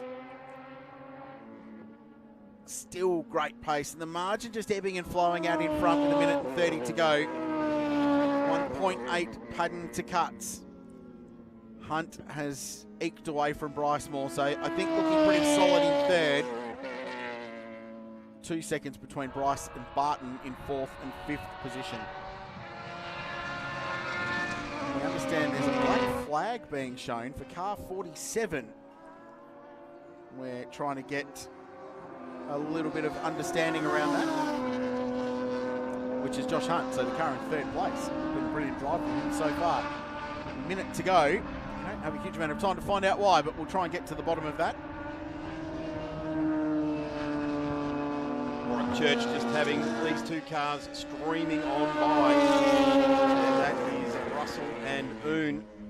They've been nose line astern with each other for the majority of this race. Warwick Church just letting them through. There was no point putting on the on a battle there, and they come past the number 7 quite easily there, and that's a good move by Warwick Church to just keep out of the way of this battle. It is raging, absolutely raging for 7th and 8th at the moment, and these 2, I would suggest at the end of this, going to have some big smiles on their dial, but would ultimately like the result to get them further up, get onto the back of Melinda Price and Barton Moore. 10:05 sees race 2 start tomorrow morning. just an update from the great Charisse Bristow, category manager for this category. The black flag for car 47 is a drive-through penalty for breaching the minimum CPS time. So we talked about that 91 seconds. You go beneath it, it is a huge penalty. We said that when it happened. So that will be, I would assume that they're just going to get to the flag and they'll have that 31 seconds applied to the end, but that will drop them right down outside the top 6 comfortably, I would have thought, for Josh Hunt, which is a shame for those guys because that's been a really strong performance and Josh has been going extremely quickly. So the clock's ticked beyond 0. The leader should be on the last lap. We'll get confirmation for you. And the margins come down to 1.3 seconds. So a 51.4 for Patton last time around to Cooper Cutt's 50.9. We're being told potentially one more lap after this as Hunt does come to the lane. So they're not going to fight that. They're just going to cop it on the chin and continue onwards. So that costs a podium and it elevates Bryce Moore and Chris Reindler up there, which after that spin at the start's a big comeback. Certainly is. That's a real commitment to getting a result out of something that was going to be terrible for them. You've got to be applauded for that when you have a bit of a tough start and you can just get your head down and get on with the job, and that task is going to reward them. And I guess you'd have to say, Richard, at the demise of Josh Hunt, that's helped them a fair bit. So hearing, confirming last lap now from race control, and the margin exactly 1 second, 0.9 of a second at the microsector. So Cutts is going to run out of time here. Patton's been so sharp this year. Surely with a couple of corners to go, he's got this one. This has been a really intense motor race between two of the very best exponents of one-make radical racing in the country at the moment. As Cooper Cutts draws very, very near. He didn't get pole, but this race has been perfect for Pete. And the first Focus car will win race 1 of round 3 in First Focus Radical Cup Australia. The final margin ends up being 0.5 of a second. Properly intense stuff between those two, and Cooper Cutts closed up in that final lap quicker than the boss escapes a restaurant bill. 0.5 of a second at the end. But Patton wins again, and having had a sensational weekend over in the West last time out, that is a huge race. Is basically the halfway point of the championship. Cut second, valuable points, but I think there'll be some frustrations there given he started from pole. And after spinning at turn 1, Bryce Moore will bring the 28 car home in 3rd place after a great comeback drive from he and Chris Reindler, and he had just Barton Moore out by 1.4 seconds in the end. So that was a really good result. And these two, Daz, continue onwards. There's a few corners to go in the fight for 7th and 8th. They've been with each other right from the very beginning of this race. They've done a tremendous time together. Really enjoyed it, as I touched on just before, Richard. 10:05 tomorrow morning for race 2 for the First Focus Radicals out on track, and we bring them around. The real telling tale is the Patton Cutts gap back to Bryce Moore at 45 seconds. So those two leaders are absolutely operating in their own league at the moment.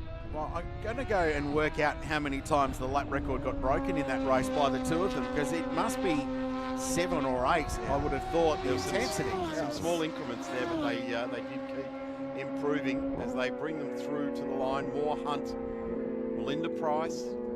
It's proof that you don't necessarily need to have that all-out sort of boxing match style of race to have a really good race. And those two will be wrung out after that too, because that was 45 minutes of those two driving those two cars as hard as they possibly could, and with no safety car interruptions. The final margin, 0.5 of a second. Patton wins again. That's 4 in a row now for the First Focus driver. Chris Reindler and Bryce Moore fight back to the podium. Knowles and Moore, Clare and Hunt. So the drive-through, well, they lost 2 spots. They'll be frustrated. Could have been a podium, ends up 5th. Greg Kenny and Mel Price, super drive from those two to 6th. Brad Russell held out Jordan Oon in the end for 7th and 8th. Caleb Sumich was flying towards the end in the mid-150s towards the end of that race, with John D. Giovanni finishing 9th, and Adam Nakarada rounds out the top 10. Jim Hernandez and Sue Hughes got to the end. Warwick Church we saw with a little pause to his race, and Ash Samadhi, unfortunately, after just a couple of laps, wound out back to pit lane. So enjoyable stuff, Daz, in First Focus Radical Cup Australia. Need to say a big g'day to the Workhorse guys, Ben and Michael Cavic in Sydney, for their support to the championship. So too Hero Hoist Australia for getting on board, and of course our great friends Gary's Motorsport Tyres and Hankook for being the control tyre supplier. And Homologato watches are on board this year, and they've got a very, very tasty timepiece up for grabs for the champion. So it's a great championship, Daz. Radicals back tomorrow morning, as you have so eloquently said. I'm looking forward to catching up with a little bit of Lambo racing this afternoon. Certainly, Lamborghini Super Trofeo Asia on track next. We're going to take a quick break because I've got a couple of hours of calling still to go, Richard, and I need to wet the whistle. Back in a moment.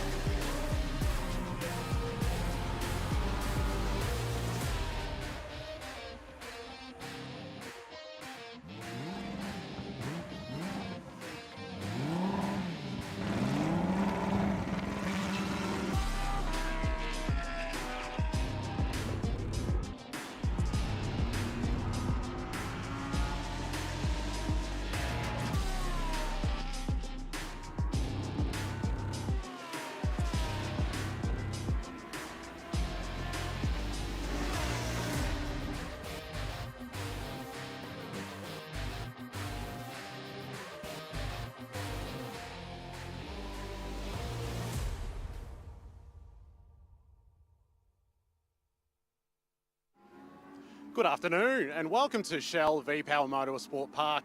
We are here for round 2 of Lamborghini Super Trofeo Asia. We are delighted to be under the sunshine here despite the winter conditions we've seen in the recent days building up to this event. If we look here, you can see this beautiful safety car. It is a Lamborghini Huracan, but if you look down towards the grid, you can actually see that the stage is set for 20 Lamborghini Super Trofeo Evo 2s. We've got 20 of them here this weekend from all corners of the globe, and they're making their way out for the first race of the weekend. Without further ado, we're going to hand over to our commentators, Dan McCarthy. Thank you very much there, Callum Brannigan. And yes, these cars do strike a very, very aggressive pose as they make their way out onto track.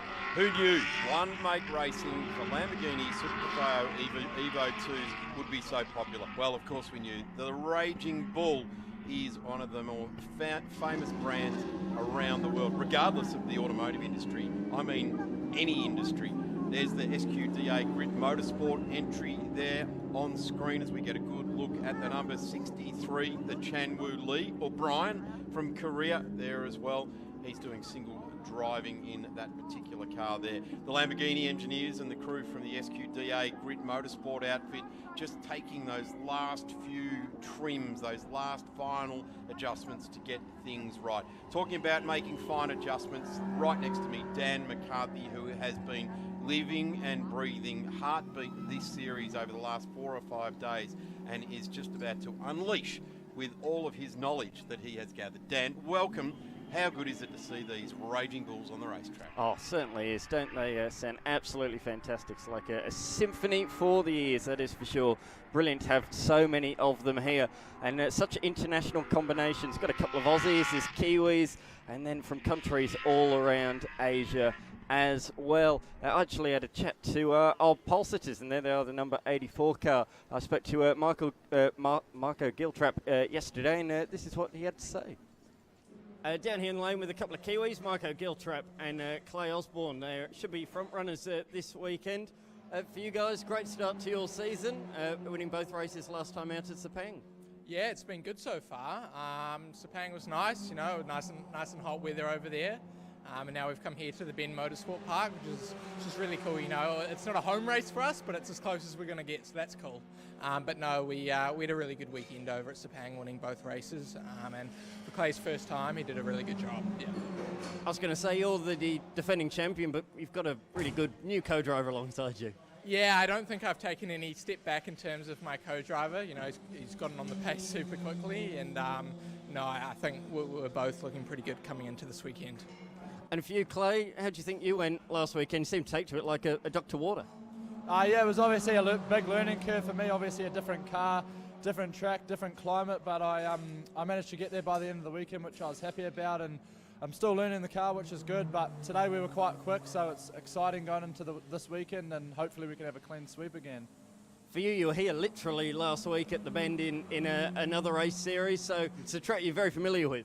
Yeah. Last weekend we ran the shorter circuit, but this circuit's slightly bigger. It's a bit cooler, so it's high risk, high reward. So yeah, I'm excited.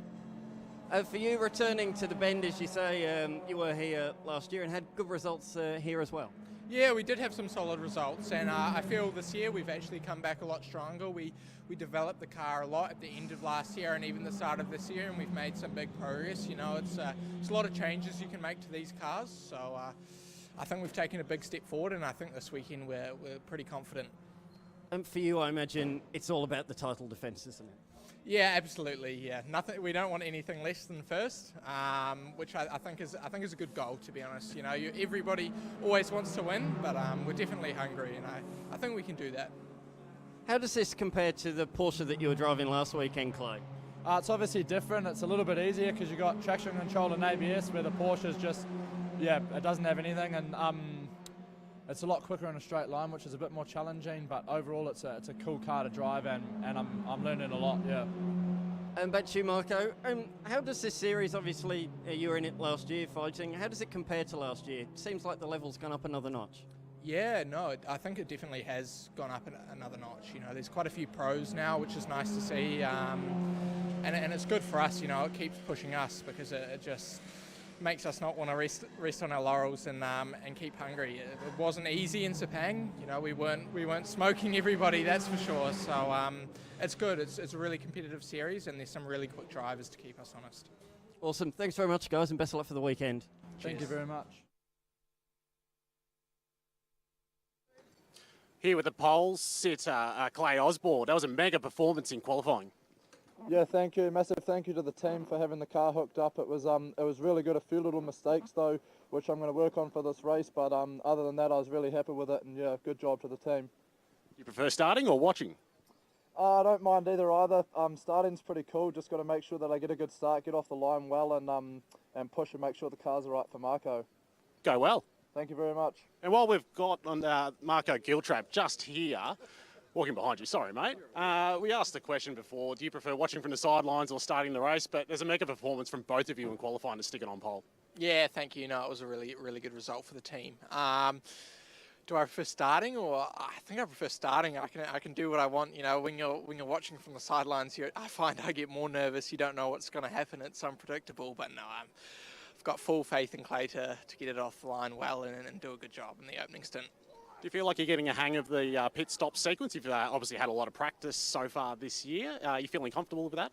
Yeah, no, I think we're pretty good in that regard. As long as we don't have any issues or any mistakes, we'll be fine. And the main thing is just, you know, not rushing it. If you rush it, that's when mistakes happen. So just slowing everything down and doing it thorough and then getting away nicely. Marco, thank you. No, thank you. Great shots coming there from the Blendline TV crew.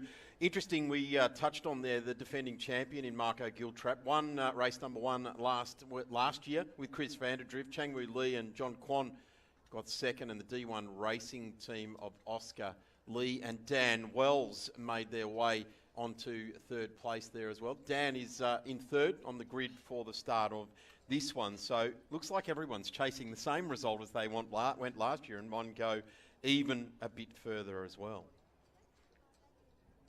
So we go down now to speak with Dan Wells. Dan Wells starting from row 2. What's the plan for this race? Well, I think take the lead at the first corner, bring it in the lead of the pit stops, give it to my teammate Emilian and go on to win the race. It's been a bit of a busy season. You were saying to us before, you spent quite a lot of days in the year away in competition. How many days is that exactly? Oh, I think I'm doing 340 days of travel this year. But my young driver Kai, he's racing at Thruxton this weekend. We got the simulation centre in Dubai, which is nice and busy. So 3 continents, Europe, Middle East and Asia, enjoying every minute, and hopefully we can have a good race today with the DW Evans GT team. Thank you very much. Thanks very much. Cheers.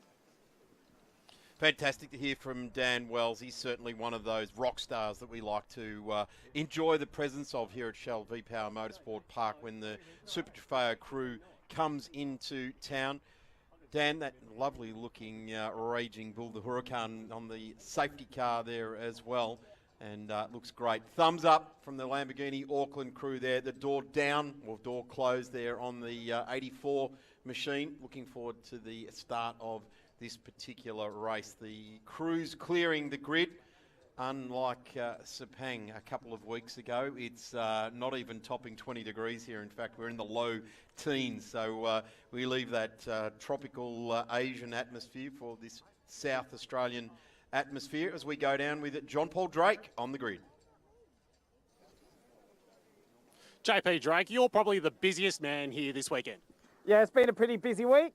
It's pretty good. I think are we the only Australian car here defending this country of ours at the moment? So this is going to be a pretty good fun.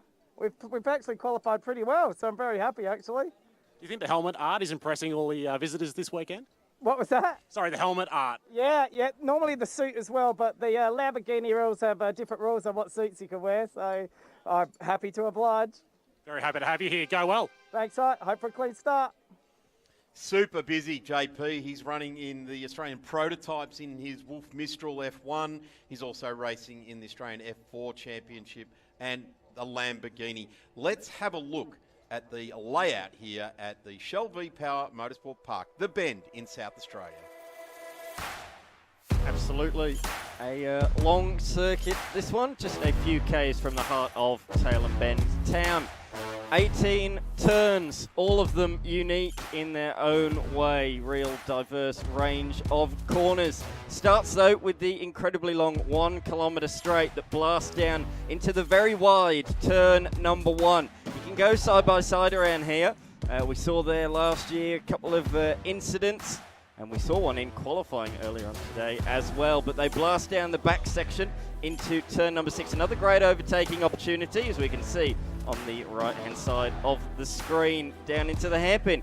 Then this is where the Lamborghinis come into their own. The really fast sweeping section rounds to turn number 11 and then number 12. The blind turn number 13. Such a tricky corner, this one. Can't see the exit of the corner when you come over the brow of the hill. You've got to hope that the exit of the corner is still there. Then into the stadium section, where if you're standing at the top of the pit lane, you can see all of this section of road. Turn 17 is always a hot spot for action. Expect to see plenty of action down there in this race. Turn 18, another tricky one. Very important corner to get the run down the straight. Lap record set in a Formula 3 car, John Magro, back in 2019. That record has stood for quite some time now. But yes, this should be a ripper race. So many contenders right up the point in. There's different classes as well. We'll get into that as the race progresses, but we are not too far away, Darren, from a race start. That's true. John Paul Drake trying to steal all the Aussie supporters to his team with Mark Pearce and the Jam Motorsport team.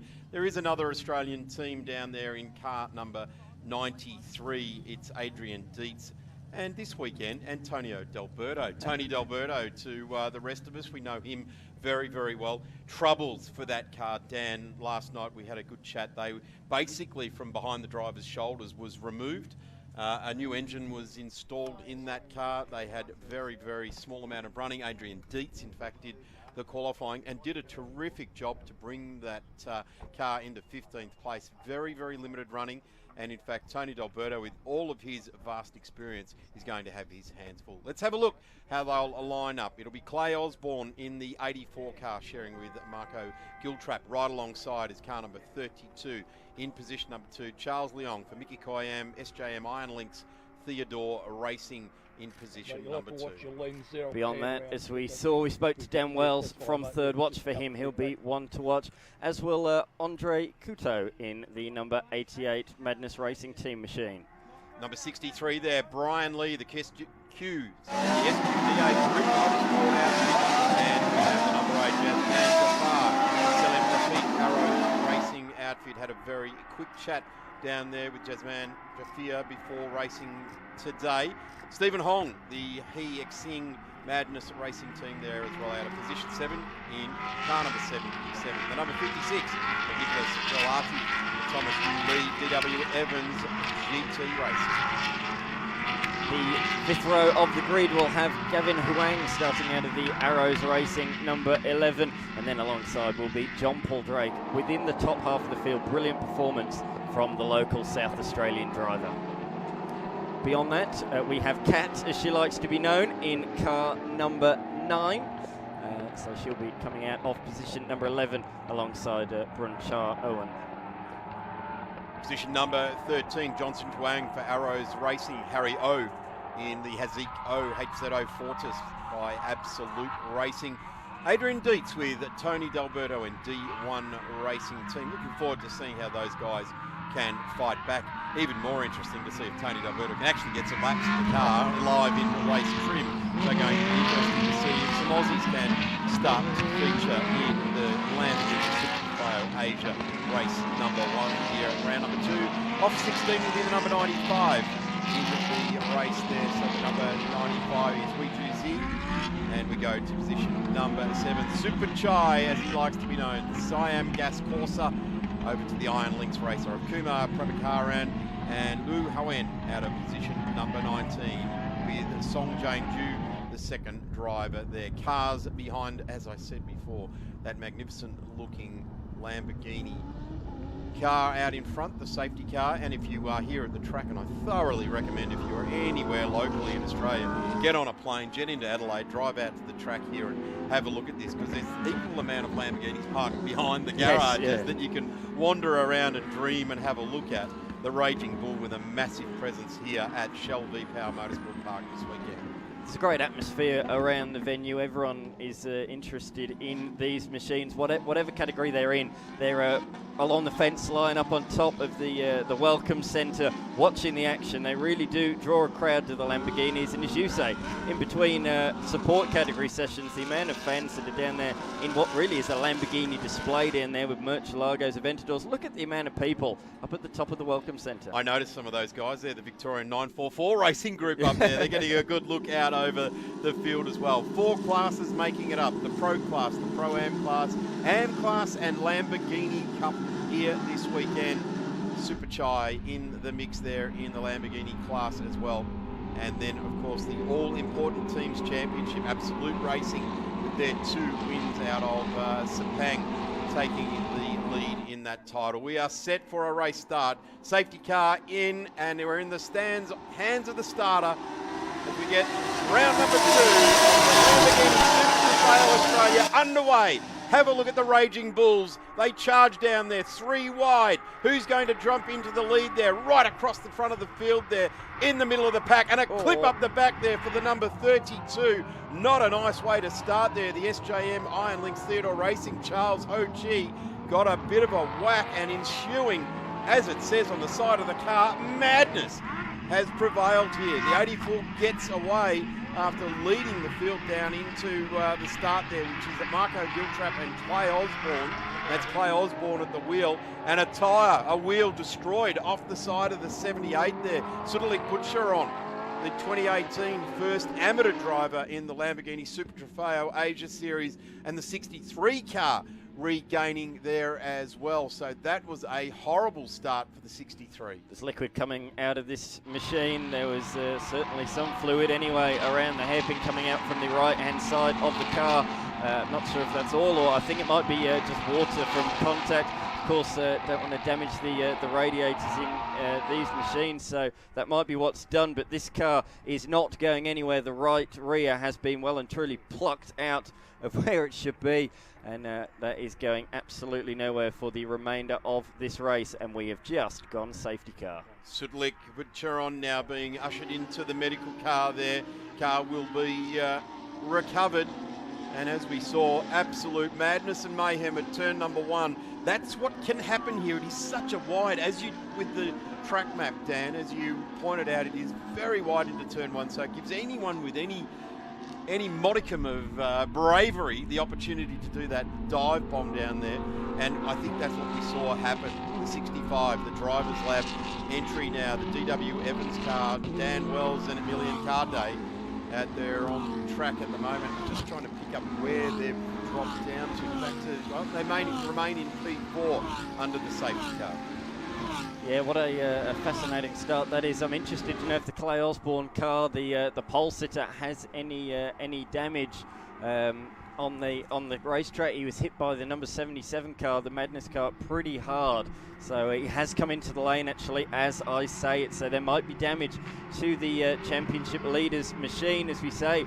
They won both races last time at Sepang, round number 1, and then is in the lane for an unscheduled pit stop within the first few minutes of this race. Great pictures coming out of there. The car getting the once-over. The engineers getting a good look at the car. A lot of attention being paid. One of the big movers out of that melee down into turn number 1 was Adrian Dietz in the number 94. Adrian started out of position 15 when they came across the line. He's in position number 8. So the world just opened up in front of Adrian. Good look at the front of this car. That is not Lamborghini Super Trofeo Evo 2, even before you've completed the first lap of the race. But the car number 9 goes up on blocks. That's Kat, the lady driver from Thailand. The YK Motorsports by Star Performance entry. You can see it emblazoned across the front. And they are taking to the Lambo with a mash hammer. Have a look at that. Unceremoniously smacking away on the front of that. That's actually framework. The bodywork's been ripped clear. A couple of the mechanics there getting their hands dirty, trying to bend that bit of bodywork support, I would suggest that is. Probably a front guard support. Back on with the wheel, and they look like they're about to send it. Here's the Absolute Racing car, car number 63, that was right up the front of our field, starting out of position number 5, Changwoo Lee has done a tremendous job to get in such a good position there. But for Lamborghini Soul, they're now in the pit lane, and it looks like they're going to be retiring that Radiator car. issues. Are they retiring this car? Yes, they are, Dan. They're got the whole crew working on that. The Absolute Racing SQDA Grit Motorsport entry. Fantastic looking livery. Here we go, back at the start. Let's see if we can unpick this. Nice run down there. They check up. Cold tyres. Around goes the 84. The 77 into the side. And just trying to catch that red car with the white stripe or the white cross on the side. Didn't quite get who that was, but that nearly ended up even worse. And this is the dead end result. Yeah, absolutely. And for me, that looked like Osborne had already lost a couple of places and then was up the inside of Charles Leong and just made contact with the right rear corner, and it actually spun him around, and he went 90 degrees to the entirety of the field coming around. And when you got a car that's well over 2.5 meters in length, sideways in the middle of a racetrack, unfortunately, it's inevitably going to be hit. He was hit by the 77, and then in evasive action, other cars were also collected in the incident. But yeah, the number 63 of Changwoo Lee, who's a real front runner in this series, in the lane, and looks like they're going to be hard at work trying to get that thing out, trying to get some championship points before the end of this race. Of course, if you finish well in this championship, in the top few places, you will get championship points in your class, and that's what they'll be wanting to do. They'll be wanting to get that car back out there and collect some points, and that's exactly what Kat has done. So the number 9 machine with Kat behind the wheel has been sent back out onto the racetrack, and lucky for her as well, she's actually remained, or she's only gone 1 lap down. But we can see the number 78 about to be brought back in. Have a look again at the replay down in towards turn 1. Have a look on the right of the screen.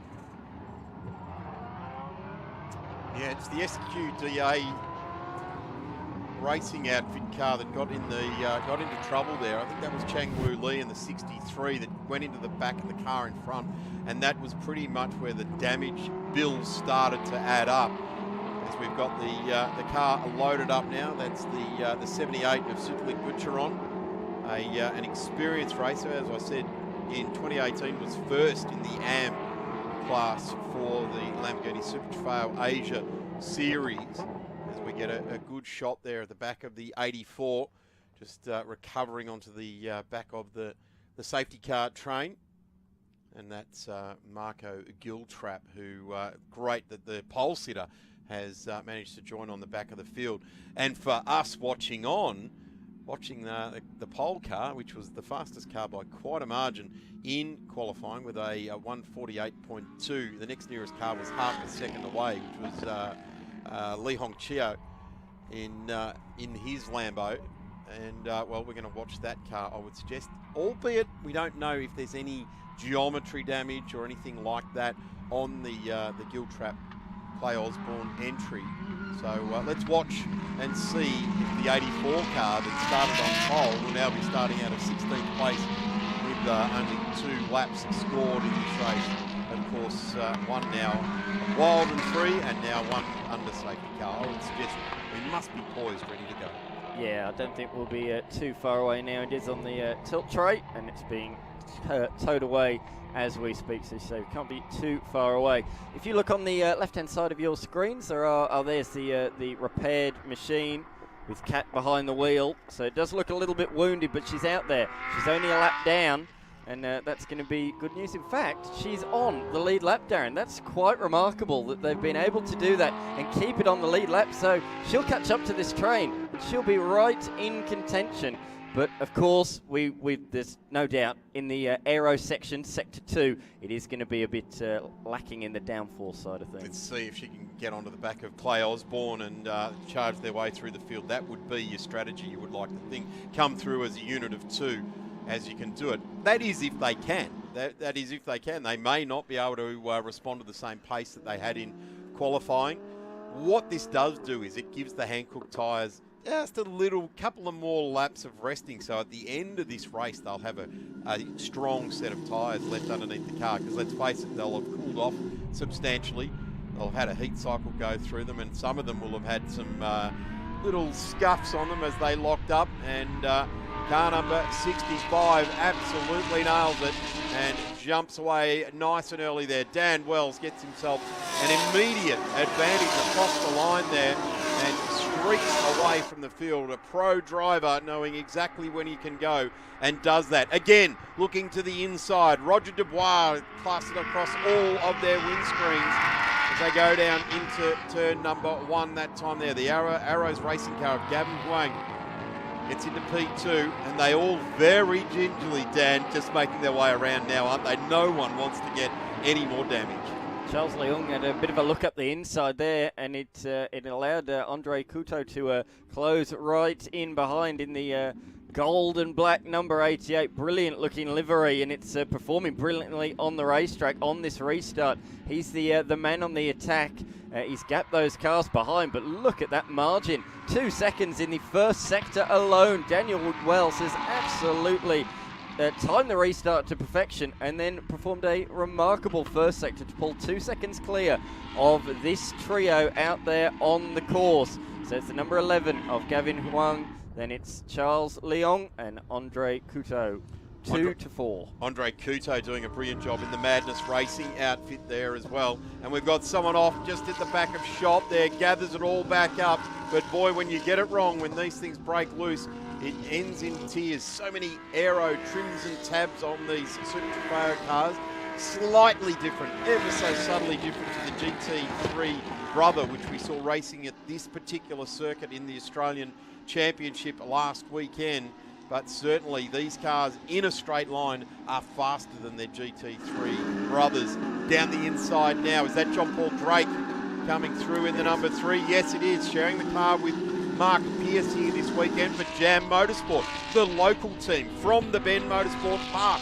And have a look in behind there, just having a bit of a test on the tyres to make sure up to temp, and getting a really good feel for the car under him. Notification through now. Dan Wells, a 150.3540 on lap number 4 of this race. Fastest car on track by quite a substantial margin. At the moment, in fact, 2 seconds a lap faster than the nearest contender. 2.5 seconds. Yes. He's in another Let's postcode report the on facts here, yeah. that opening lap there. Quite remarkable. Really, really good stuff on cold tyres from Daniel Wells. There is a lot to be found on cold tyres in these cars.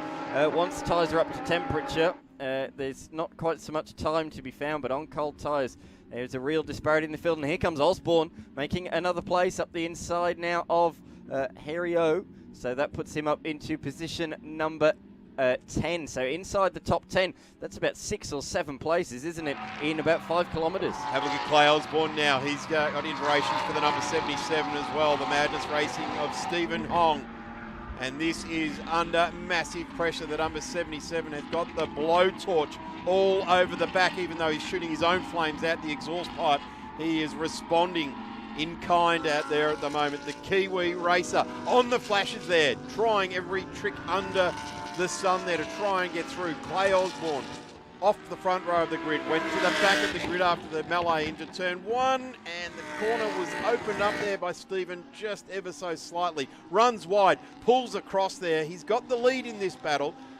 At the moment, Clay Osborne has to be very careful that he doesn't make any contact here at the moment. And down the hill they come, around the back of 11 and into 12 now. Up through this magnificent part, up to 13. 14, and come back into the complex where you see the pit lane, and there we go, up the straight this time. And the 77 seems to have that straight line speed mastered, but up the inside now is Clay Osborne. No, shows the nose, cleverly showing the nose, applying the pressure. It's Stephen at the moment. Stephen Hong in the Madness Racing team will hand over to Jijing He at the control point in this race, the mandatory pit stop, and around that magnificent piece of circuit here at the Bend Motorsport Park. under brakes into turn 6. Now Clay Osborne does it very, very nicely indeed. And I tell you what, the 77 didn't open it up. He had to force it through. It was like opening a can. Then he had to really start to work it hard.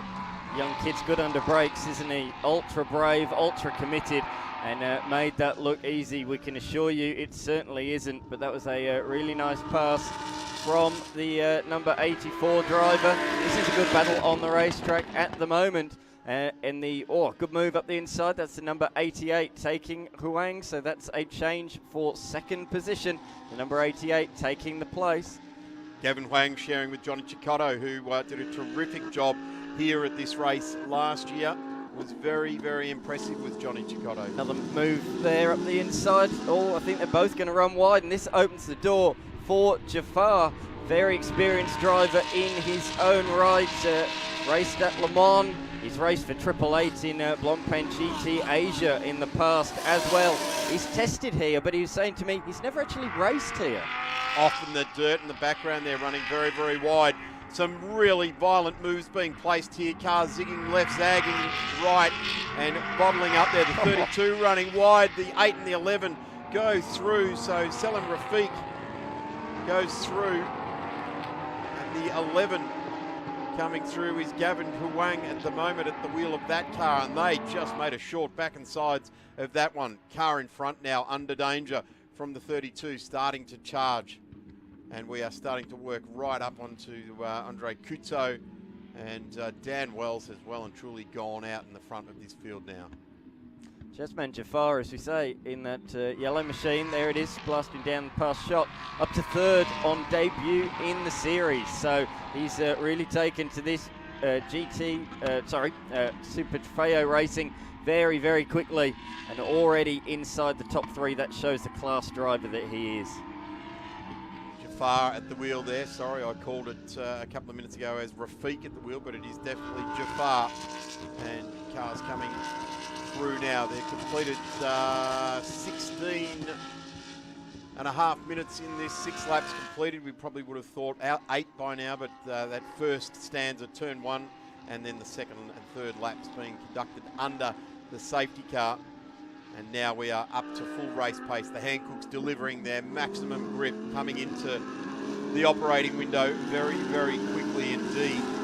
And then hanging on to their optimum performance all the way through to the end of this 50-minute battle out here on track at the moment. There's Gavin Huang again in the number 8. We get a good look at the 11 going up the straight here, the Arrows Racing outfit.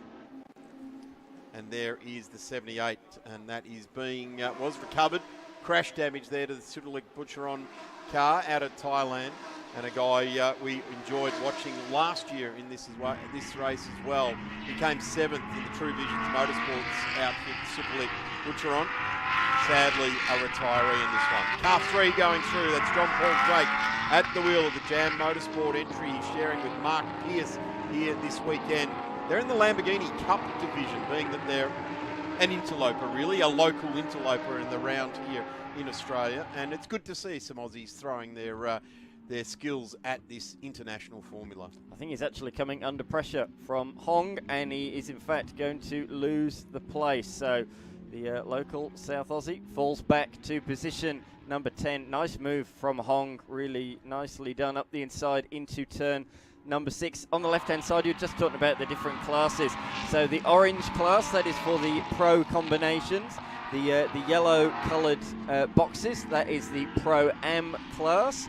Then the green is Am, and Lamborghini Cup are the blue ones out there. So there's several different colours out there. Oh, number 95 has taken an off-track excursion. That's Z. That looks like it's out of turn number 3 on the run up the hill. So I think just got on the power a little bit too early, and it has swung around the rear pendulum, spinning the car around to the grass on the inside of the course. But look at the margin, 6 seconds. In fact, it is slightly coming down. Andre Couto setting some good sectors out there at the moment. It was over 6 seconds, so that has been edged slightly back last time through. And we are edging closer to the opening of the pit window. That opens 20 minutes into the race. It's open for 10 minutes. and closes with 20 minutes to go. That is only just over a minute away. A lot of these cars have 2 drivers in them, so we'll see driver changes, although a couple do have just a single driver here this weekend. We see Jeremy Clarkson with his Lamborghini tractor on the Clarkson's Farm TV show, and nothing quite like what we just saw the number 95 heading off into the grass there as well. A different sort of Lamborghini and a different sort of farming here in the beautiful Murray region of South Australia. And Lee regains composure in the number 95, continuing in the race in the 610 Racing by absolute entry. Here's the 71 now, the Siam Gas Corsa Super Chai entry, and a magnificent looking colour emblazoned over this Lamborghini. Not a colour that we quite synonymous with Lamborghini. Normally it's either bright yellow or menacing in black. That's right. But that red colour really does suit the trim tabs and the winglets and all the different little add-on of bits of aero on these cars. Here we go, a further move for the number 84, the recovering Clay Osborne. That is now 6th position. Great move up the inside of Pirikali. But that number 56 car was involved in quite a significant accident in qualifying. So they were mad at work trying to get that thing done just moments before the start of this race. He outbroke himself into turn 1 in qualifying and hit another car, the 51 machine. And I honestly didn't think 10 minutes before the pit lane was opening that that car was going to be out there, but they've done a remarkable job, and the blue and pink car is not only out there, but comfortably inside the top 10. A lot of these teams will see racing in the 24 hours of Le Mans in the weeks to come as well, so they know how to do it. A significant point in the race. The pit window has now opened for compulsory stops to be served. The first one in is car number 11, Gavin Huang, who will see Johnny Cecotto jumping on board there in the Pro Arrows Racing entry. He's a good driver, took both poles here last year as a single driver. This year got a co-driver alongside him, but yeah, he certainly knows how to drive fast around here. Took a race victory as well. So watch that number 11 car move up in this second stint. Sat at as high as 2nd, but Huang fell back slightly towards the end of that stint and came into the lane in 5th position. But watch that car move forwards. Johnny Cecotto bounced back here last year. Race 1 finished 12th, and then the second race on the Sunday did an extremely good job. So let's watch and see if Johnny can recover here. Lots of help being offered by the team and also his teammate as he exits the vehicle as well. So Cecotto now behind the wheel, door closed, fire it up the Gamma. Lamborghini Taipei entry for all those in that part of the world. Give a big shout for your team as Cecotto heads back out on track. A number of cars choosing to come in very early here indeed. Adrian Dietz is in, so we'll see. We'll finally see Tony D'Alberto get some laps. We've got Super Chai in, Kumar Prabhakaran, Wei Jin Zi and Chang Wu Li all into the pits there as well. So early stoppers, Dan, falling into there. Gee, Johnny Cecotto, rare mistake. They're locking up on the rears on his outlap. Yeah, but managed to get it turned in. Didn't lose too much time, but it's certainly going to knock your confidence on the outlap. I was talking to Marco Giltrap just before this, and he said this track's actually got the least amount of tide deg of any they go to, and that's simply due to the fact that the temperatures here are so much colder than what they're used to over in Asia. So they can certainly push a lot more from the outlap, whereas generally they try and nurse the tyres in a little bit. They're not doing that here this weekend. They can pretty much, well, not drive flat out, but they don't have to nurse it like they would at tracks like we were at last at Sepang. So they'll go to South Korea next, and that'll be a fast one at the NG Speed Dome there as well. Fuji International Speedway in Japan, the 16th to the 18th of August. Shanghai International, November. Then they go to Jerez at the World Finals, and that is on the weekend, 14th to the 17th, so it's hardly a weekend. It's a week celebration at Jerez for all of the winners around the world, and then a final race from those that are in the front of each one of the regional championships, the Asian, the North American, and the European series. So a lot still to play out for season 2024 in the Lamborghini Super Trofeo series. Look at the damage on the side of the door there. None other than someone else's front wheel, I would suggest, trying to tear off the Lamborghini Auckland sign. What a great recovery though that was from Clay Osborne. Obviously the big setback down at turn number 1, but recovered to be just outside the top 5 at the end of that stint. Really, really good mature performance to come back through the field as quickly as he did. And now he hands it over to the reigning champion. Oh, was that car crabbing a little weirdly? Yeah, I think he was giving it a bit of a gun up to try and just get heat back into the tyres as rapidly as possible in the 84 there. So Marco Giltrap at the wheel. He was last year's champion in the Michelin Sprint Challenge here locally in Australia, so knows his way around the circuits of Australia. And interesting about that tyre deg comment, whoa, he is loose. Absolutely loose. Have they lost that much temperature in that compulsory stop? The right rear, have a look at it, or the left rear, depending which side you're on. It's out of whack, it's out of tow, and as a result it's crabbing everywhere. We'll see as it comes over the crest of the hill. It's the inside rear wheel as it goes down this section. It's not tracking right, I'm absolutely certain of it. There is tow out in that for certain. We'll get better shots of it around the this straighter section of the course.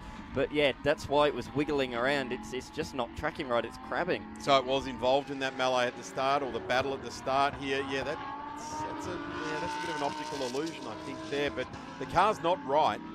Certainly isn't right. They were involved in crash, and there could be crash damage. It's certainly scars, like there's someone's autograph on the side of this car that they've put into the side of the car there. But Marco Giltrap really just trying to wrestle this car. That looks like that wheel's loose, I think you're right there. Did they pull the wheels off on that stop? I wouldn't see that. Maybe Callum can go and ask the team down there in pit lane and see if we can get something on the number 84 Lamborghini Auckland car, or will the car just come straight into the pits? Well, it seems to be performing all right, Yeah, doesn't it? Despite it looking a little bit of a handful, he's flying out there and completes his outlap. Look at that. That is significant crabbing down pit straight. That'll be affecting his top speed and the handling as well. That'll be a real pain to drive. But considering that, these guys are doing a remarkable job. Both Osborne and Giltrap now behind the wheel as well. We've got to give them a real props to drive that thing so quick. Let's not forget out in the front of this race, Dan Wells at 1:49.29, 0.3 of a second faster than Andre Couto out there as well. Jafar's done a tremendous job, but those three cars still yet to do their compulsory pit stop. So we'll wait and see what happens after those cars have come in to complete that aspect of the rules of this race. The number 65 now, the DW Evans, Daniel. Philip Wells entry. He'll hand over to Emilien Pardo, the Frenchman, in this pro outfit. And they are making their way around. We're probably not too far away from seeing them come in, because you do not want to miss that compulsory pit stop opening of the pit lane. It makes everything you've tried to achieve come undone very, very rapidly. There's the 71 there, Super Chai. There is Super Chai, currently in the standing 15th in the race on the road, having a battle with Kumar Prabhakaran and Harry O, as they are fighting it out for, what is 13, 14, 15? No, it's 14, 15, 16 on the road. Tony D'Alberto in the number 93 car in 13th place, now taken over from Adrian Dietz. Let's see. This is Tony's, I'm going to say, sighting lap in the car for the first time this weekend. I had a very quick chat to him earlier this morning, and he's done about 4 laps in the car prior to qualifying. That was really just an experimental session, really qualifying, just getting used to the car and everything. So to qualify where he did in his qualifying session, he's in and around the top 5 for his when he starts the car tomorrow. But here we are. Look, Wells is trying to overtake, or lap I should say, the number 84 machine. Is the 65 still yet to stop. We'll have to do so soon, because the pit window is only open for another 2 minutes. This is pretty impressive. 2 drivers operating at a very, very skilled level. Bit of a whack on the front there for this team. The number 8 car in the pit lane. This is Jafar. Dan, you've been impressed with Jafar's stint so far in this race. Done a terrific job. We'll now hand over to Rafiq and to continue through to the flag. 21 and a half minutes left in this journey. The first 30 minutes has absolutely flown by, even though we had a very early stanza under safety car. We've got back underway, and there has been no end of action here in the Lamborghini Super Trofeo Asia Series for 2024 continues on. Gone is the heat of Malaysia, welcoming the cooler climate here in South Australia. This weekend, of course, winter down under. If you're watching from anywhere else in the world, and there's big interest in Italy, and of course across North America and Europe, where they're watching the series, and they are going to be watching these drivers for when they end up at Jerez later on in the year. Very close in the pit lane there. I think that could be an unsafe release. The driver in the first lane, Jafar's co-driver, had to jump on the brakes there. So that was Salim Rafiq. Well, he's going into his first stint in this race series and already hasn't even left the lane, and he's trying to avoid an incident. On debut, that is it. A baptism of fire into Lamborghini Super Trofeo Asia. And there it is. Needs more than a tax shield. Probably needed a force field around the car then, so he didn't get an issue with it. But the 8 continues underway, undamaged. And that's the Arrows racing car. Salim Rafiq at the wheel. A Pro-Am entry in that class. Losing a spot now to the charging car there. I think that was Cat, was it? The Cat still it was. Out there? Yes, certainly, and pushing on nice and hard too. Was it Johnny Chicotto? Maybe it was Johnny Chicotto in that red car with the white signage on the side there as well. Yes, definitely pick it up there. So there goes Rafiq.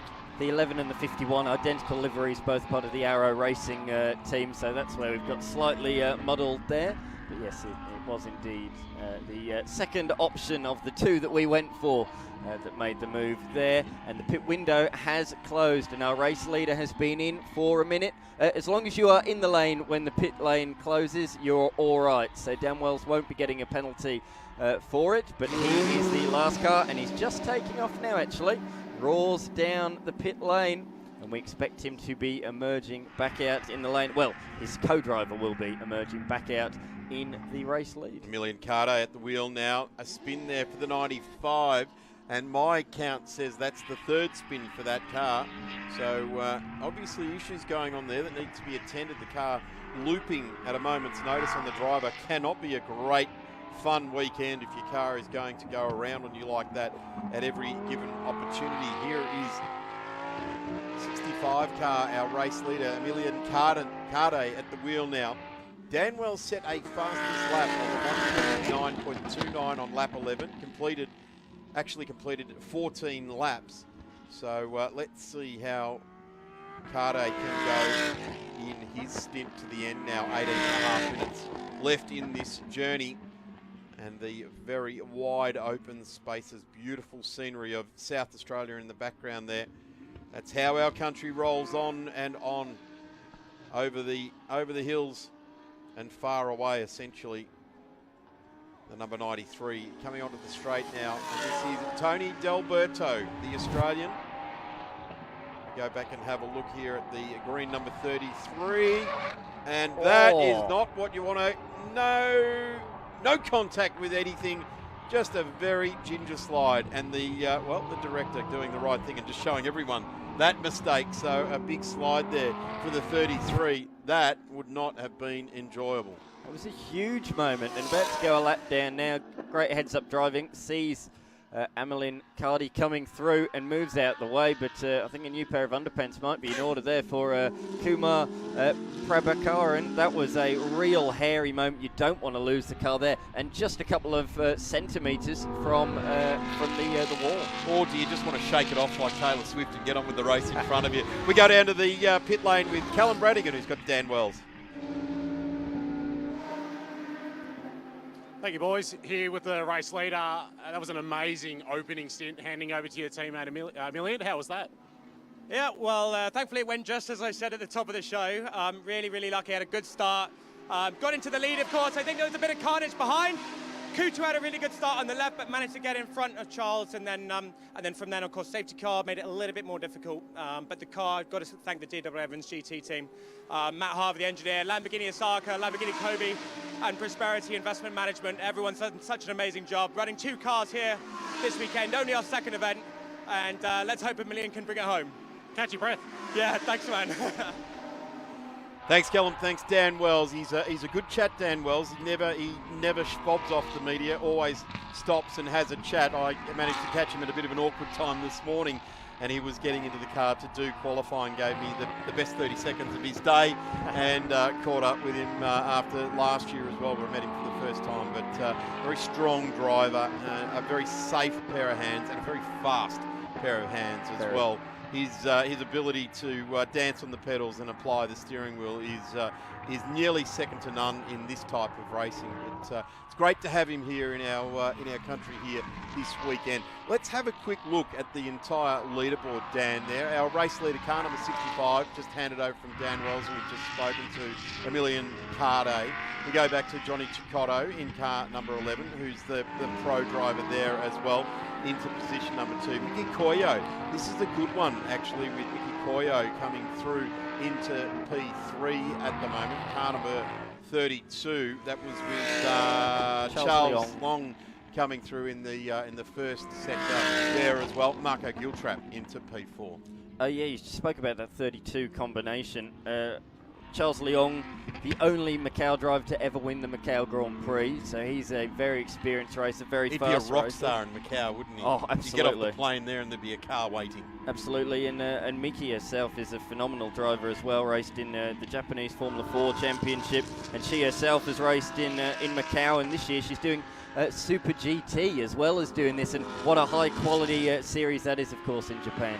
It certainly is. We're getting a good look at John Paul Drake now under fire from the Arrows racing car of Johnson Huang as well. And Johnson Huang has done a bit of cup racing and, of course, TCR Asia as well. So vast experience. John Paul Drake needs very little introduction in Australia. Multiple prototype series winner here in Australia as we go back down to the pit lane. Adrian Dietz, thanks for joining us down here in the pit lane. That was a pretty good opening stint for this race. You've handed over to our honorary Italian, Antonio D'Alberto. How was that from your perspective? Yeah, look, it was. It's been a bit of a struggle for Tony and I. We had a technical problem with the car yesterday, so we only did half of free practice 1, nothing of free practice 2. Boys worked so hard. We hit till midnight last night fixing the car, straight into qualifying. I think I made up about 8 spots on the first lap, which was terrific, and car's good, so hopefully Tony can bring it home. Do you feel like you're getting your head around the Super Trofeo model Lamborghini compared to the GT3 one you drove last weekend? Yeah, look, it requires its own style, and Tony and I were here last week in GT3 Evo 2 that we race in Australia, and it requires a very different driving style to that car. So, you know, we're getting our heads around it. We're really enjoying it. It's a great car to drive, and really just happy to be part of the series. Just lastly, how good is this? 20 of these cars, an international category here in South Australia. Where would you rather be? Oh, look, the Shihins have just... Every driver in Australia, you know, has to give a vote of thanks to the Shihins. It's just a fantastic facility.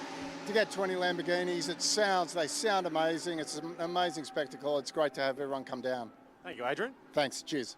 Adrian is a massive fan of the Lamborghini race car. I'm pretty sure it's the only race car he's ever driven. He's had a number of them. He goes to great trouble to make the cars look magnificent in that tribute livery to like the TDK Pro Car type of livery there as well. Oh, the 7 off there in the replay, and that's another one.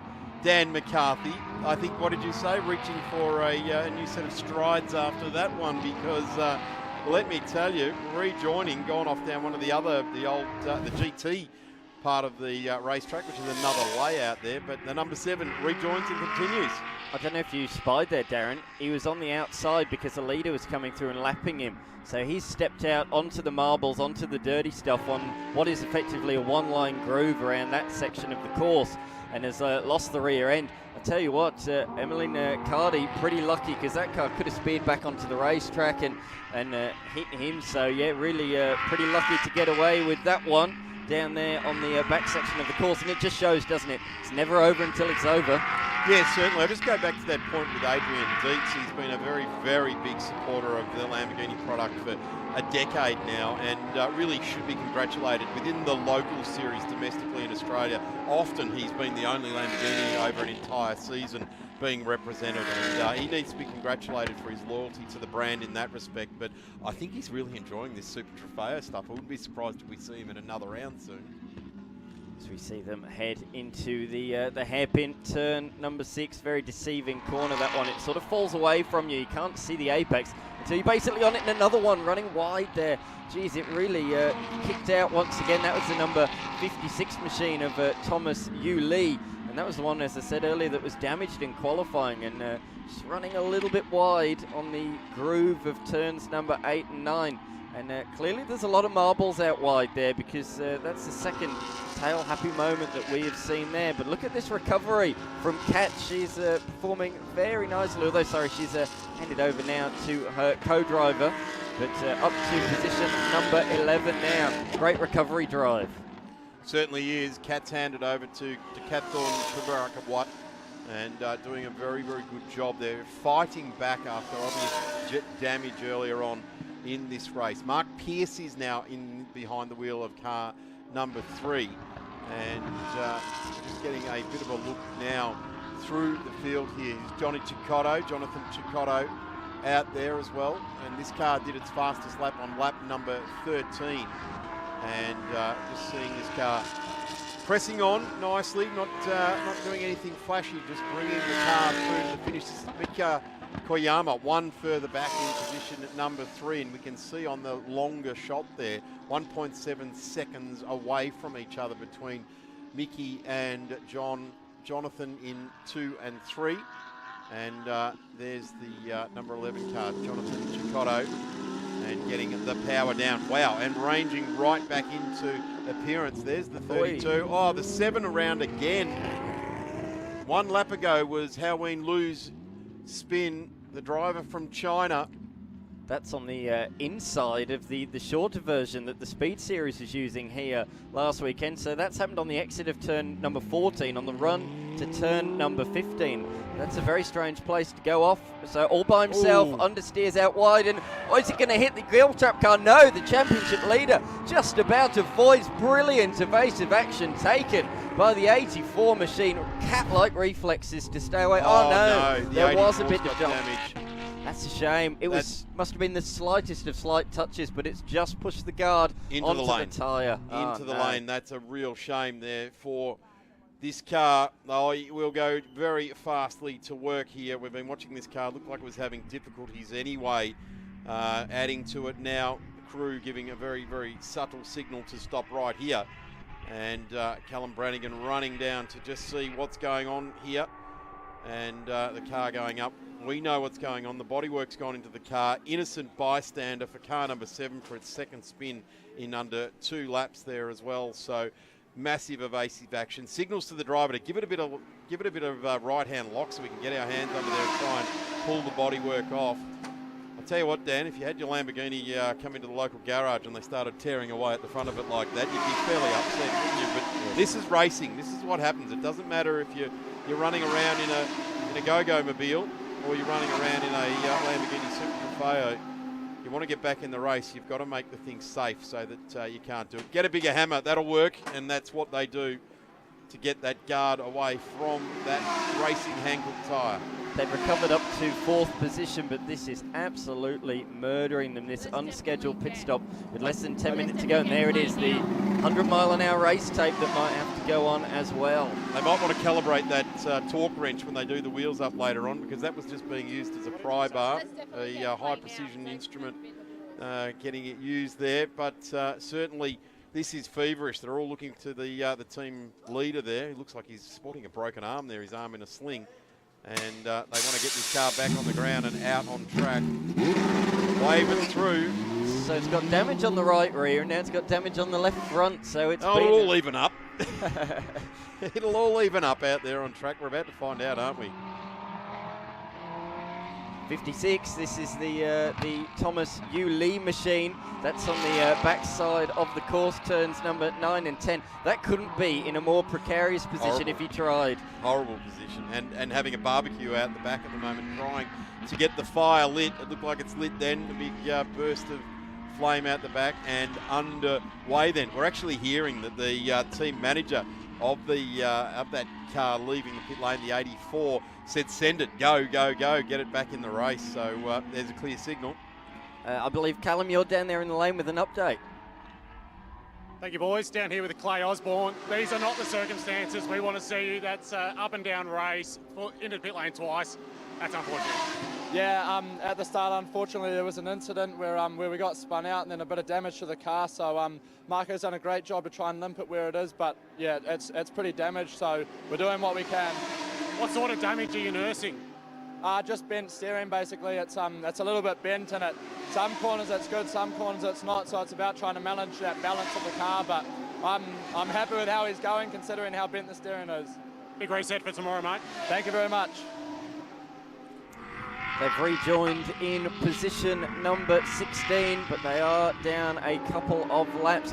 I noticed, and you just pointed as well, our resident Australian-Italian Antonio D'Alberto is up to 4th position and leading the Pro-Am class with Adrian Dietz. So the Aussies on debut in the series, performing very nicely. He overtook Chen a couple of laps ago. It was when we were looking at that car in the pits that the move was made, and he's already pulled 11 seconds on his nearest Pro-Am rival in the number 88 car. So a really good few laps for Tony D'Alberto, former TCR Australia Series winner.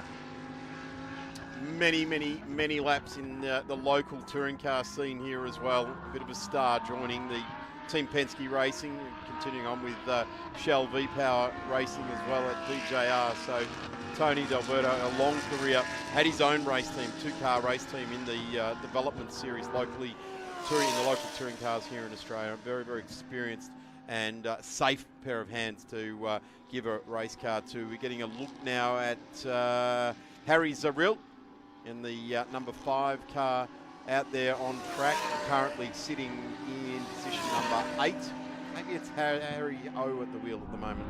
Either one of those two. Right behind now is the yellow and black. Is that the number 3 it is coming through there? Mark That's John Pierce. Paul Drake. No, Mark Pierce behind the wheel now. Yeah, so John Paul Drake handing over to a driver that's had a few laps around here in recent times in the South Australian Tin Tops category. Mark Pierce getting used to this Lamborghini machine, so putting that to good use out there on the racetrack, and they're currently sitting 9th outright, but 2nd in the Lamborghini Cup class. So that is the fight for class honours that we just saw on the screen between the 2 yellow cars, number 5 and number 3. But looks like they're about to be put down a lap by the outright race leader, Emmeline Cardi, leading by 10 seconds ahead of Jonathan Cicotto and Miki Koyama. Those two just separated now by 0.8 of a second. Great competition up the front. 3.5 minutes left to go in this journey. And here's the interval. Cicotto to Koyama, 0.868 of a second. The 11 and the 32. 11 currently just holding on to that lead with Cicotto and Miki Koyama next. We're just talking about the 93 of Dietz and Alberto. They are that's a fair old gap further down, over 40 seconds to those two. So we're looking to cement that top 3 at the moment to contend the last 3 minutes of this race. Carde, Cicotto, Koyama, and that is where our I'm going to say our race winner will come from one of those 3. You know, I love a good fact. The last time that Giltrap didn't win the pro class in this category was here at the Bend 12 months ago in the Sunday race, losing to Cicotto. So that shows how dominant Giltrap has been in the last 12 months of this championship. It does, it certainly does. And coming down under, albeit not the home track, you can tell when they talk they've got that New Zealand accent, just like you've got the Midlands accent, yes. Dan. We don't all talk like I do. And strictly the Australian accent, an interesting version of the English language, some people would say. But they're doing a very good job, these New Zealanders, and they have come to our country for many, many years and given us an absolute hiding over many years as well. So the New Zealanders, it's a small country, but very, very strong and proud heritage in racing, that is for sure. The McLaren name, of course, started from there, Bruce McLaren. And that's the number 7 again To me, that is spin number 3 for the number 7. I think we might be up to 4. I think we might be up to 4. Might have lost count on one, but that's trying to get it started there. The flames just licking away in the exhaust system of this car. Have a look at this. This is well on it now. Miki Koyama, a beautiful bit of driving. They're holding that racing line. The car looks to be doing it nicely, and that's when you know you've got a good driver at the wheel. If the car looks as though it's trying to slide or trying to move around a lot, as Mark Pierce just gets out of the way of the charging Miki Koyama, and that's down to 0.7 of a second now to Jonathan Chicotto. Let's have a look at this. Oh, Hey. under brakes there. That car just dove to the right. Don't grab a whole footload of brakes and you're starting to turn the wheel. That's what happens. Yeah, that was, look at the tyre marks across the racetrack. That is quite something. I don't think I've ever seen somebody spin like that at that part of the course. But there's always a first in motorsport, and that is very much one of them. I wonder if Heo Lu is struggling. May have got caught up in some of that first lap damage there as well, or even in one of the ensuing spins that has gone on, whether there's some damage on that car, because that could happen, and that when you put your foot on the brakes hard, the car will start to jag whichever way the damage is occurring. This is closing still. The gap is continuing to come down. Miki is certainly closing in on Chicotto. I was down there in the Iron Lanks pit yesterday, and they were saying, Miki, she might be a rookie in the series, but she is a real talent. Absolute talent. But Jonathan Chicotto has just responded. It's gone out to 0.7. We're on our last lap here, race fans. Let's see how these remaining 18 cars in this race. Sudulik and Butcharan did not take any further racing action after an incident at turn 1 involved numerous cars. Changwoo Lee has had crash damage in the number 63 as well, but an enthralling race here is unfolding for 2 and 3 in this race. There it is on our screens. That's car 2 on the road is number 11, and car 3 on the road is car number 32. Down the back section of the course, it's pretty much a one-line groove around here. This is where all the aerodynamics come into effect on these awesome V10 Lamborghinis. They sound absolutely awesome around this Shell V-Power Motorsport Park. She's quick around this section of the track, I reckon. She closes in just a little bit. She set a PB in Sector 1, a 41.5, couple of tenths faster than Chicotto. The gap under half a second. She's there. She's certainly there, but is she close enough to make a move? She's running out of corners. She's running out of meters on this racetrack.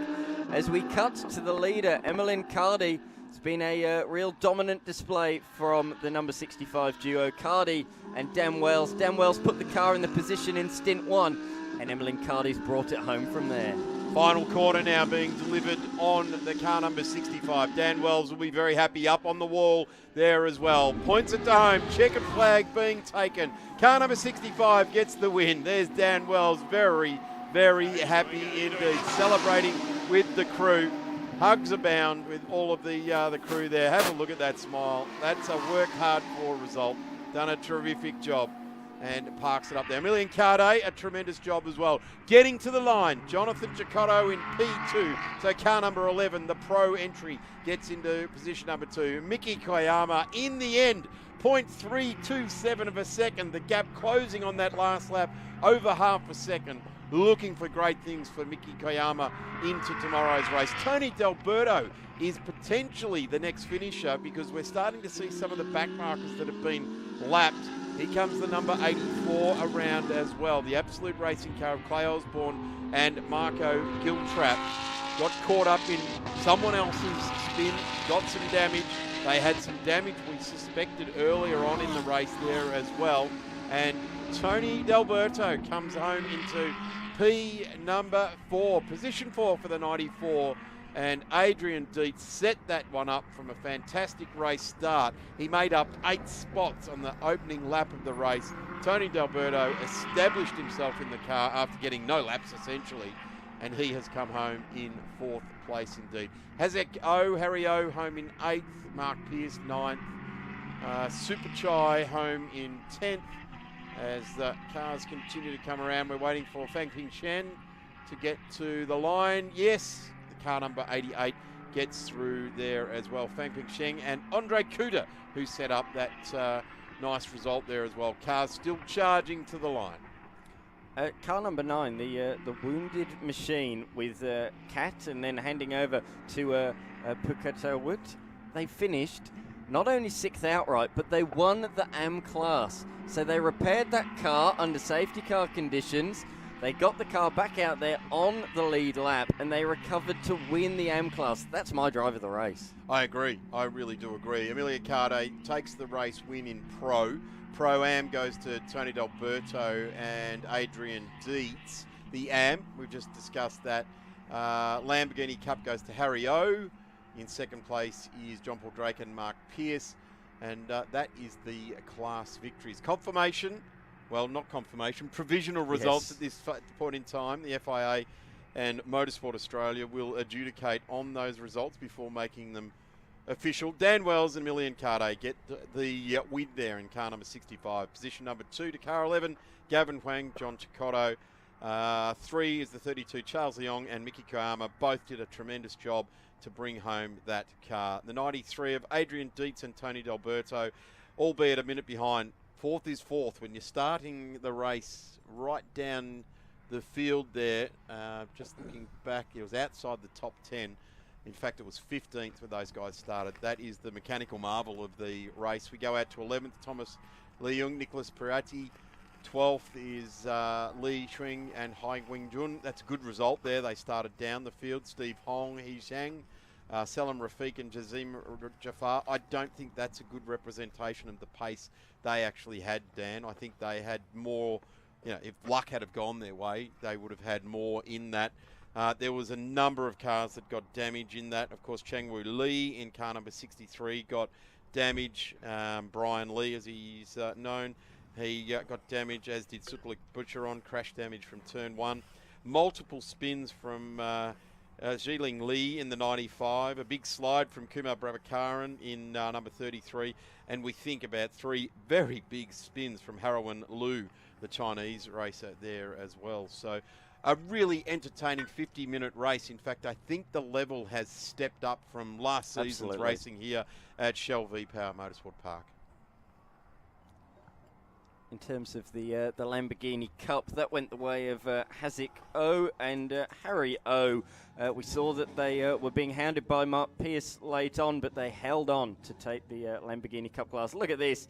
Absolute jubilation, and rightfully so. It's a really great win. What a start, though, from Wells. It really set it up, didn't it? From 3rd on the grid or on the rolling start, made his way into position number 1, and it really set their race up from there. These cars, you just noticed one of the officials there putting the scrutineering sticker on the front of the car there, essentially parc ferme for these cars now, so they checked for legality, weights, measures, etc., etc. And here they are, a very big celebration down there. A really great part of the racetrack to be in at this part of time. The energy's very, very high. The celebrations are awesome. What they have to remember, Dan, is they've got to back this up all again tomorrow, because we've got another 50-minute race in the waiting for the Lamborghini Super Trofeo Asia Series starting at 10 minutes past 12 tomorrow. So get the celebrations. There'll be champagne, of course, and these guys will celebrate. The crew, they've got the inglorious task to prep the car again for racing tomorrow, and just getting off all that mandatory safety gear, the head and neck restraints, the helmet, etc., etc. It's quite a lot of kit for a professional race driver these days. Emilian Cardew, so we can see taking off all his gear. His first victory in the series, a debutant in the championship this year, and that's why they're so elated. It's been a good couple of rounds for them, and to get a win already in race number 3, a really impressive performance from them. And Dan Wells, the veteran in Lamborghini racing, as well, taking another victory. He was the Pro-Am champion last year. How's the smile on his face as you start to pull on that first hat and you get it there? We have got some jubilant winners down in pit lane with Callum Brannigan. Thank you, boys. Down here with the winner, Emilian. That must be an amazing way to finish race 1 this weekend. Yeah, absolutely. We've been working really hard throughout the weekend. It's been great all the time. I'm discovering this track, and it feels really great to really good to start with a win. That was a mega start by Dan, wasn't it? He did a hell of a job. I mean, I couldn't expect for a better teammate. So yeah, he basically did a perfect job throughout his stint. Congratulations, over to you, Dan. That was a mega start, as was just touched on, but you must be absolutely elated with that performance. You predicted it. Yeah, I saw it in my head and had it in my mind's eye going into the start of the race. Executed, was, I think, a little bit fortunate because there was a lot going on behind me. But no, Emilian brought it home really nicely. Yeah, big thanks to everyone and Emilian for putting the trust into myself, into the team. It's wonderful to have him here. And yeah, what a way to win the race. Well, congratulations, boys. Well done. Thanks very much. Just while we're still got, I can spot Jonathan Chicotto here and Gavin Huang, second place getters here for race one. You must be thrilled with that performance. You're on the podium last year and you're back again here in Australia. Exactly. My dear teammate did an amazing start from 11th to second. Decent, yeah. He didn't go 11th first, he did 11th second. So it could be better. But yeah, we arrived second after all, and amazing. I'm very happy. Yeah, it's a very amazing finish, yeah. Good job. Congratulations, boys. Thank you.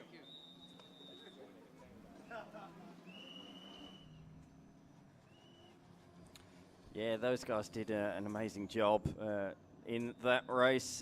Gavin Huang, the co-driver there, only did a partial season in 2023, so to come out and do what they have done here today makes it all the more impressive. There are our race winners.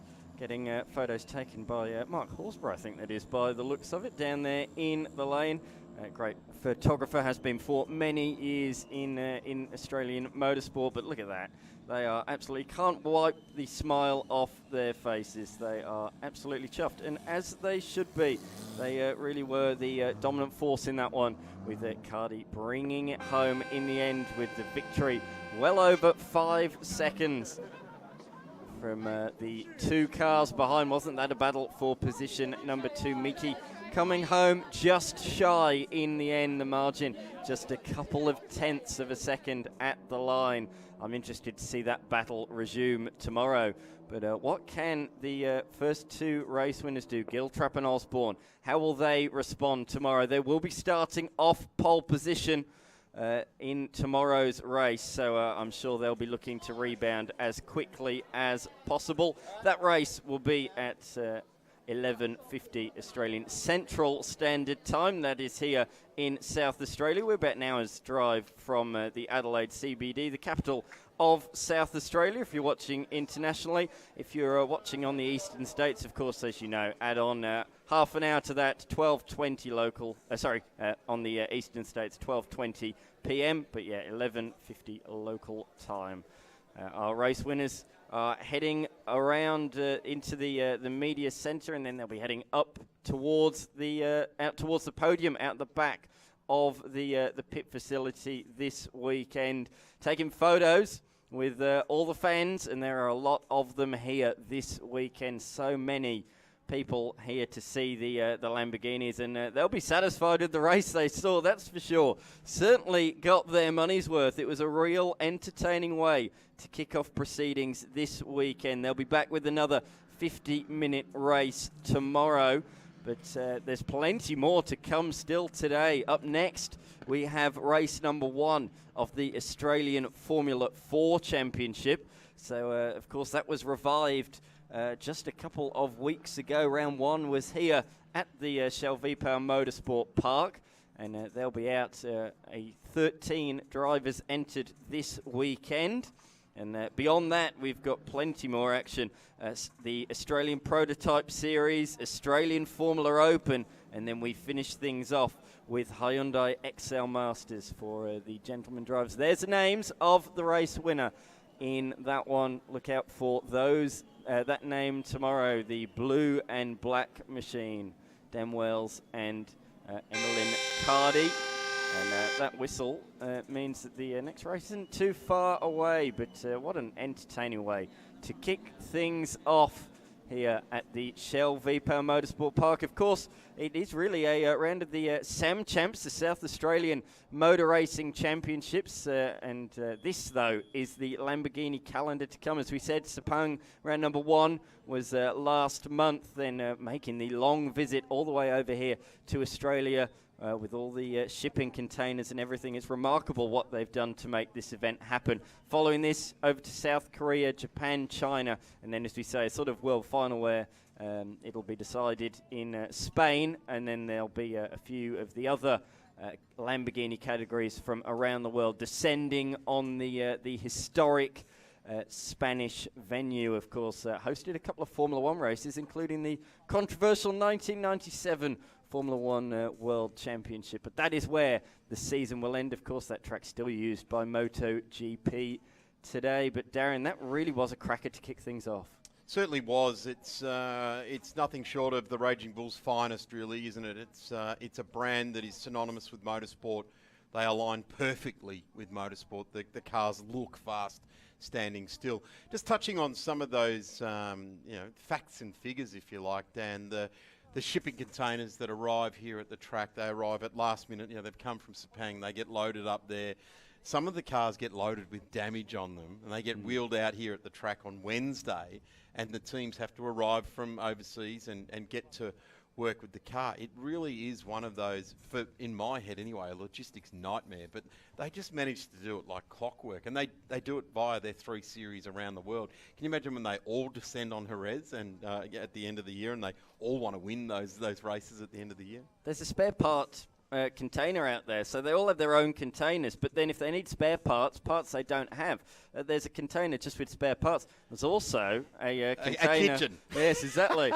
We smelt that coming out of there earlier, didn't we? Yeah. And I may let you into a little secret, Dan. I may have had a pizza slice while you were calling the radicals. Oh, thanks. Yeah, you're welcome. Awesome. You're welcome. Yeah, it's smoko for you, is it? Okay, that's all right. I'll take note of that. I have seen the container, so I will be rating it before I leave the track here tonight. But the car's just being moved away. They will all go onto the scales, and all of these bits of equipment, all these bits of infrastructure travel with the series. The crew's clearly international teams. When you look at some of the team names that we're talking about here, they're not the Triple Eights and the Walkinshaws that we're used to talking about here in Australia. They're international names. Having said that, the Centaur Products is an Australian product, and that's certainly something that Tony D'Alberto could tell us a little bit about.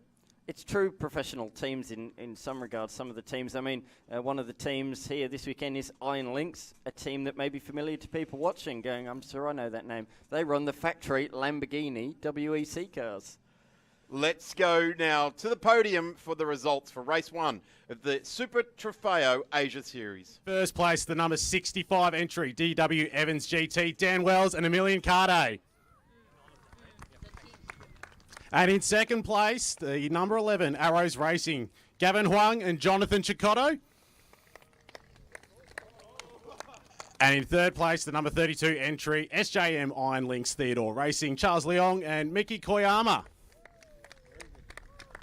It's now my honour to invite Mr. Francesco Scardoni, Region Director of Automobili Lamborghini Asia Pacific, to present the trophy to the winners.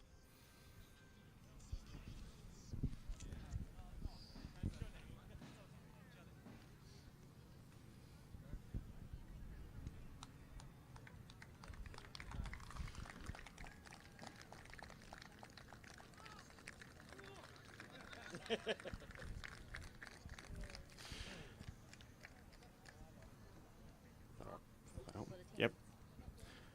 And now let's invite the winning team onto the podium, DW Evans GT. It's my honour to invite Mr. Suraj Mata, Marketing Manager for Hankook Tyre Australia, to present the trophy to the winning team.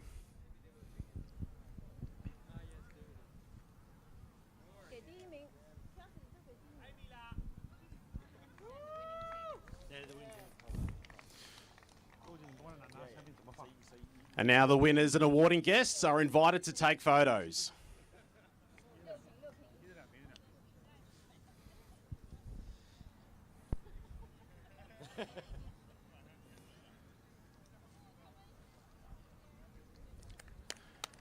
And now it's my delight to announce it's champagne time.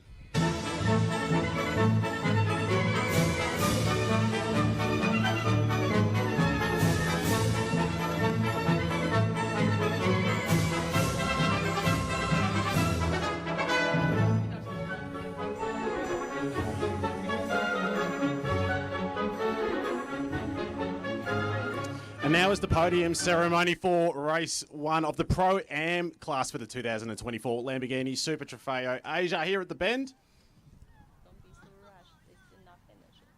Sorry.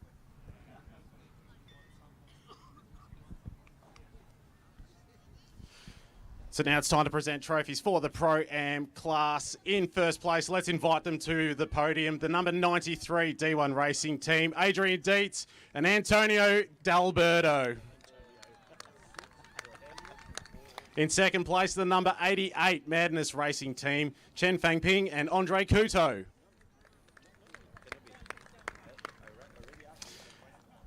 And in third place, the number 56 DW Evans GT, Thomas Yu Lee and Nicholas Pertolati.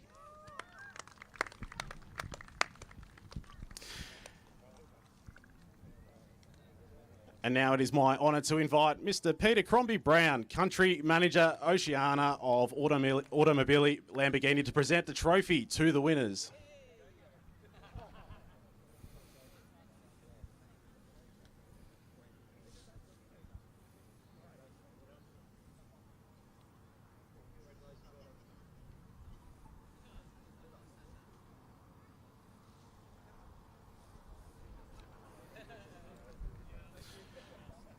And now let's invite the winning team onto the podium, D1 Racing Team.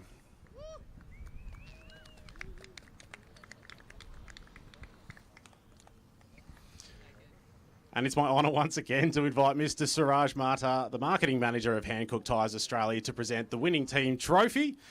Now, guests and winner drivers are invited to take photos.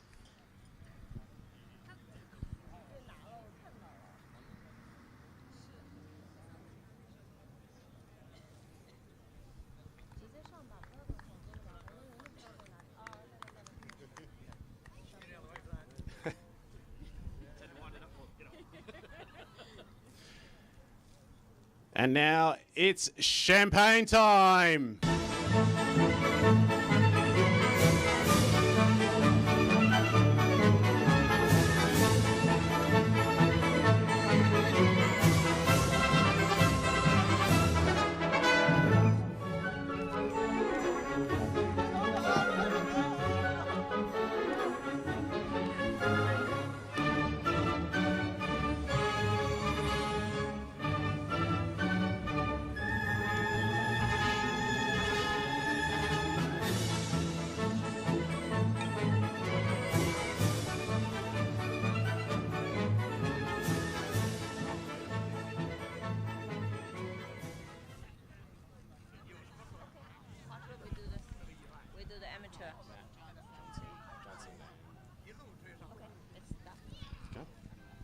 And now time to present the trophies for the AM class, race 1 of the 2024 Lamborghini Super Trofeo Asia.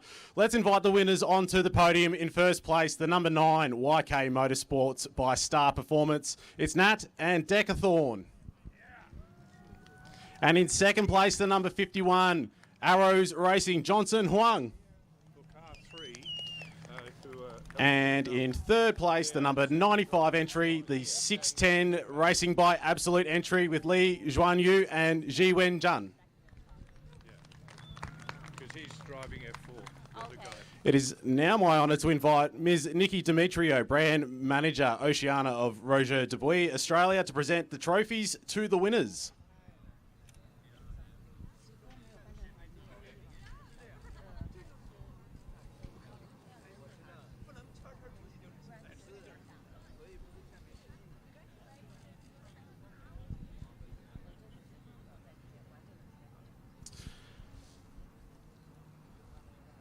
And now let's invite the winning team onto the podium, YK Motorsports by Star Performance. It is my honour to once again invite Mr. Suraj Mata, the Marketing Manager of Hankook Tyre Australia, to present the trophy to the winning team. And now the winners and guests are invited to take photos.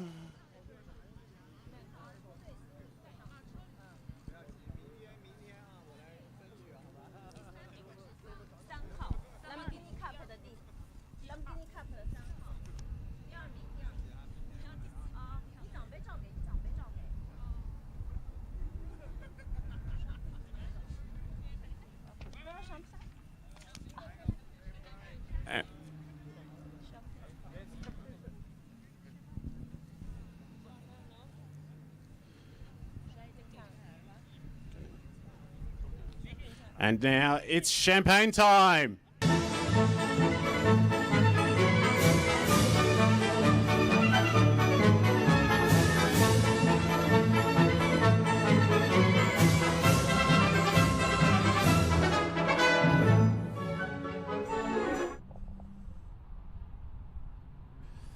Welcome back as the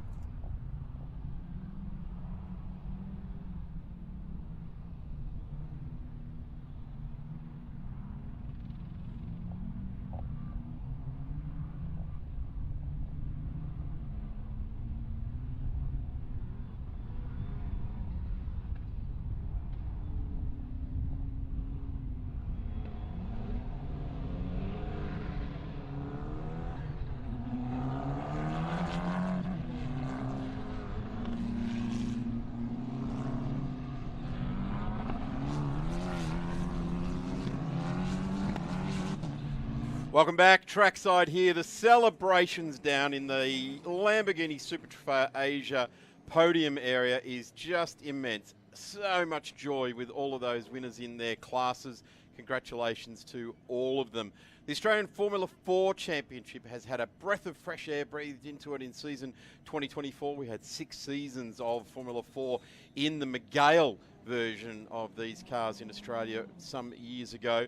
Now we cross over to these cars as they line up on the grid, and we've got a fantastic field in the Formula 4. It's always going to be small. Open wheeler racing in Australia is never huge grids.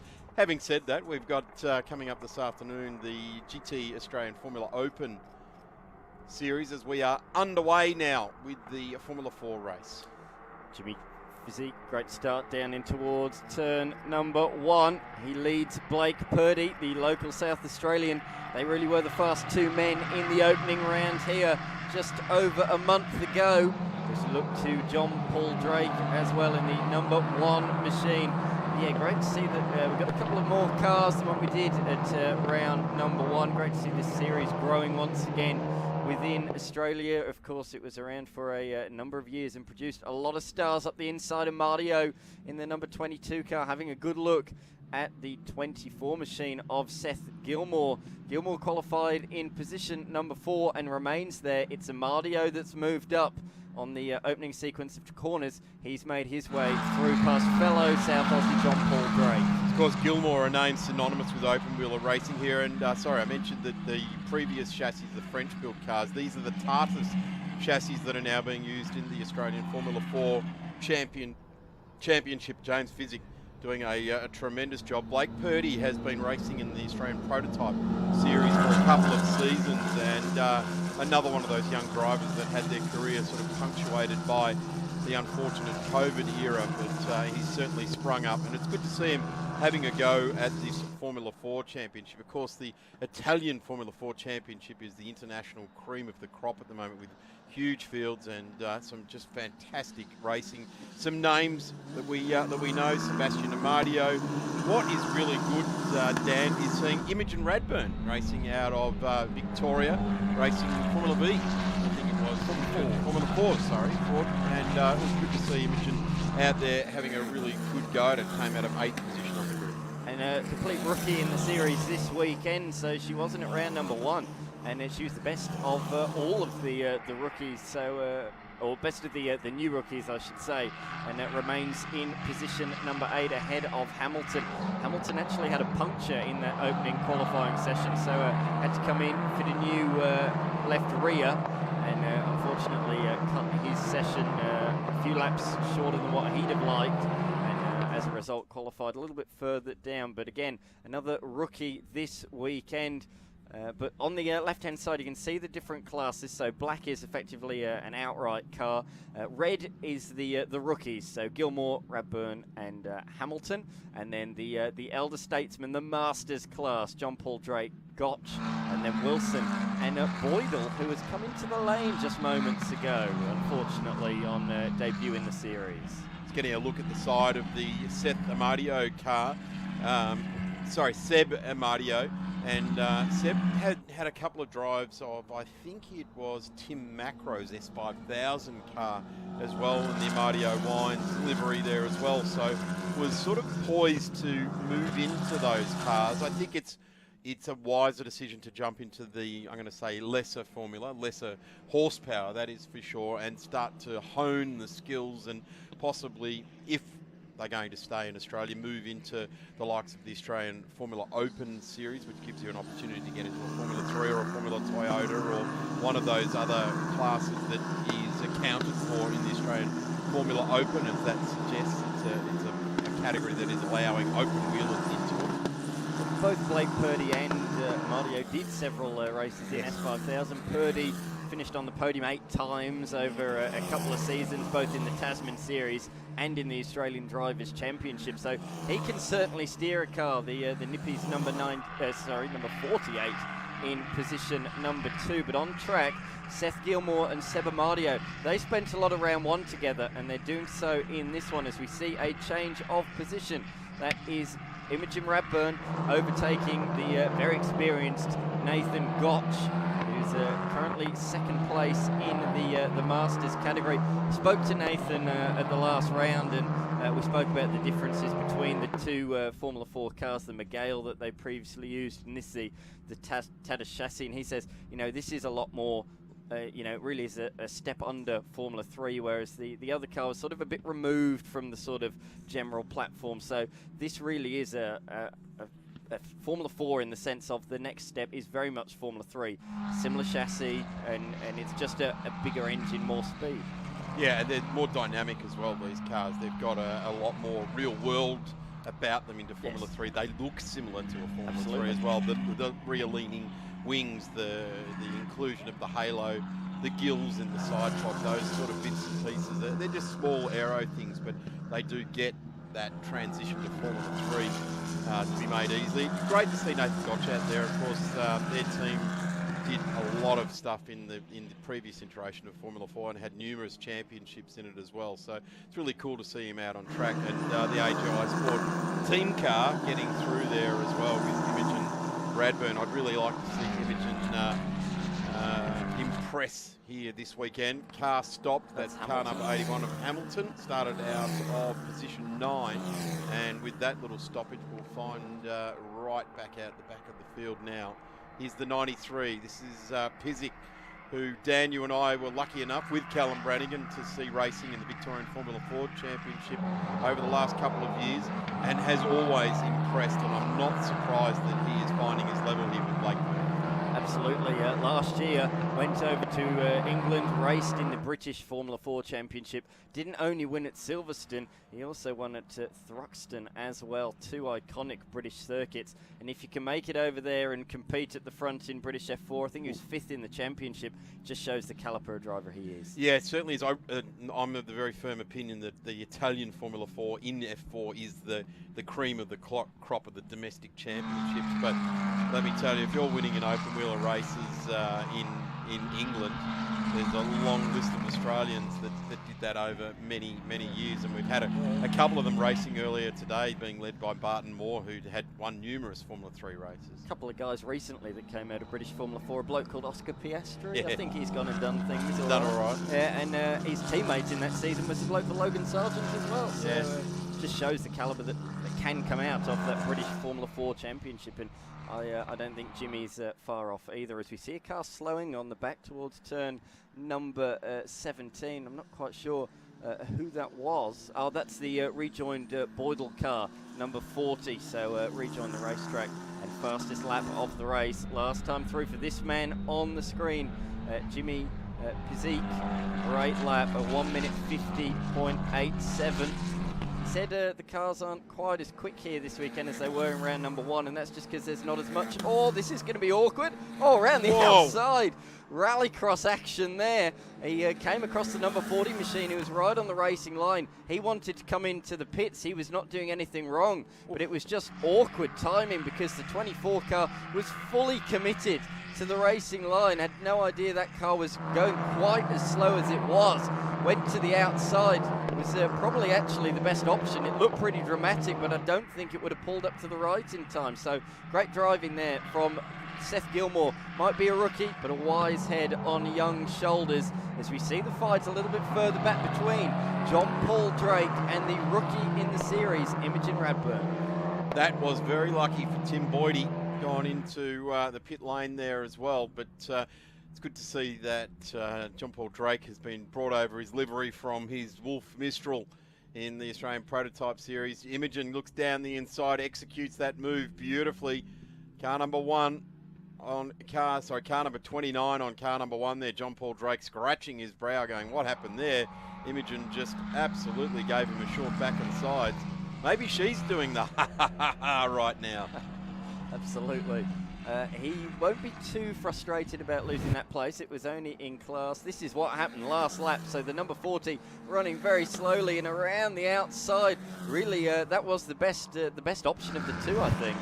Yeah, I wonder if the olden day signal of the arm up in the air to let the trailing cars behind you know that you're going into the pits might not have helped there, although he arrived on the scene very quick. I'm pretty sure nothing would have helped there other than driver skill and intuition to get out of it. Here's John Paul Drake, and we will see him. In fact, John Paul Drake will be in the next race as well. Yeah, 3 back-to-back. Reigning champion.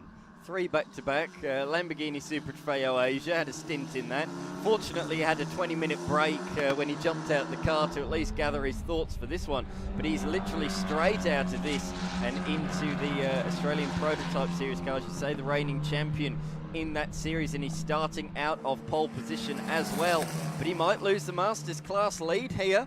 He's coming under huge pressure from Nathan Gotch behind. Gotch pulls to the outside in the number 66 machine.